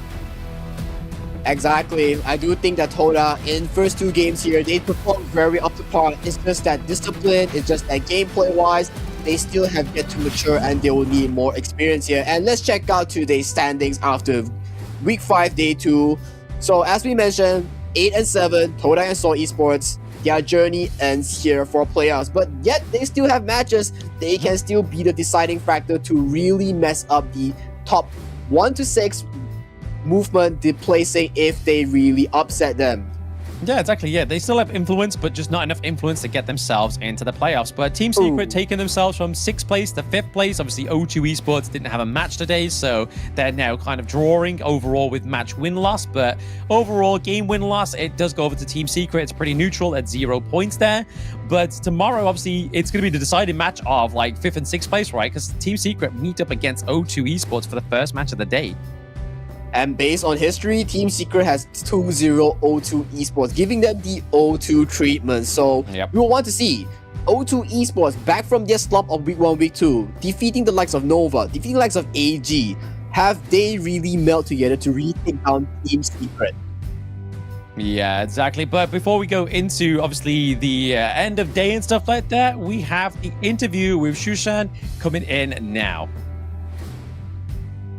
Let's go to Shushan. Hello, 13， 你好。我在这边，我会当做你的翻译员，然后解说会问你一些问题。So, Blam, any questions do you have for Shushan? Shushan, I mean, an important win to solidify your playoff spot. How are you feeling now? 解说是说了很重要的一个胜利，来让你们达到在联盟上的第5名。你现在什么感受？没有什么。So, I asked him like, what's his feeling? An important win so far, as Blam asked, right? So he says that he's feeling nothing. He's chill. Feeling nothing. I mean, it seems to be an overall arc with these players that they just either feel calm, feel nothing. I mean, I'd be jumping on tables like right now if I was winning. But how do you feel that the journey so far for Team Secret has been? 那解说这边就说，虽然是一个很平静的胜利，你看起来很平静，但他想问你 ，Team Secret 这么久以来在 MKL 的路程，你现在是什么感想？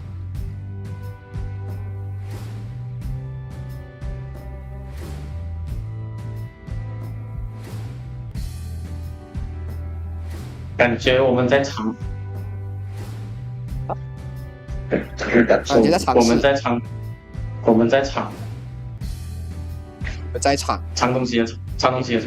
Oh, okay. So Blam, you just mentioned that how is their journey so far? How are they feeling? Like what is the expectation so far, right? Shisan gave us a little tips here. It's like maybe we're hiding something, maybe we're hiding some technology, but you have to find out in the playoffs, right? So any other questions for Shisan? Other than have you got any words for your fans, supporters that have watched you today and continue watching you since last year as well? 然后这边 Blam 解说有问到，就是你有没有什么话你想对你的粉丝、你的家人、你的朋友说的吗？感谢你们的支持和观看我的比赛。Okay, so just now Blam asked that any words to your fans, family, or anyone out there watching Team Secret. So Shisan said yes, very thankful to everyone that's watching my tournament. You keep following Team Secret. So thank you, Shisan. 谢谢你。谢谢你，拜拜。Okay, I know it. All right. Our interview with Shushan there. A man of few words, but a man that's saying that, hey, maybe we are hiding some technologies here for the playoffs. For Team Secret, obviously, they are looking more kind of like hopeful to be around about that 5th to 6th mark right now. So that means they do have to play in the play-ins match before they get into the playoffs. So already they still are looking to qualify for the play-ins. That's great, but they have that play-ins match they have to do to get into the playoffs. Exactly, and especially calm interviews, just like Zihong, but they pack a punch with their performance in the game. So definitely something to watch out for these mid laners of MKL. Many of them does prove to be mechanical monsters or macro monsters, or even so, the clutch factor, the X factor to bring these teams to a clutch victory. Yeah, I think it's all mid laners we've actually interviewed today. I feel like there's a little bit of an undertoned theme going on for this week 5 day 2. We had PHY, we had Song, and we had Shisan. So clearly a little bit favorite there for the production team. They like to interview the mid laners. Maybe they're the most talkative. Let's hope not. Let's hope there's someone a little bit more talkative on their team. Well, so far we've seen towards the entire week 5 day 2, mid laners have been shining when the team needed them the most. Game 1, we have PSY on the Yixing, setting up boards after boards for his team's success. Game 2, set 2, between BSE and DTE Gaming, we have the gun ammo from Zihong, we have the annihilation snipes from the Nua of Zihong. And Game 3, we have Shisan on the Yixing, securing boards after boards, liberties after liberties. And the last game, he performed really well as well. Very well. But speaking of performing, we still have some teams that are going to be performing tomorrow's matches, and they follow as Team Secret. They've just finished their game, but they're going to be the first up against O2 Esports. A very fruitful matchup, I feel like that's going to be. Then Nova against DTE Gaming. Again, a very interesting matchup here for the DTE. They are currently, 4th place within the standings. And then to finish it off, BSE against AG Global. Looking for revenge on the side of AG, right? It's definitely going to be a grudge match tomorrow for many of these teams. As you mentioned, TSO2, the fight for 5th, the fight for the play-ins position. Nova versus DTE. Tough road for DTE so far. They just fought BSE and now they're trying to fight Nova once again. But with DTE's form and Nova's form, it's gonna be a fire of a match. And BSE versus AG, as you mentioned, grudge match time. BSE further wants to prove they are the kings of MKL, and AG wants to topple the kings.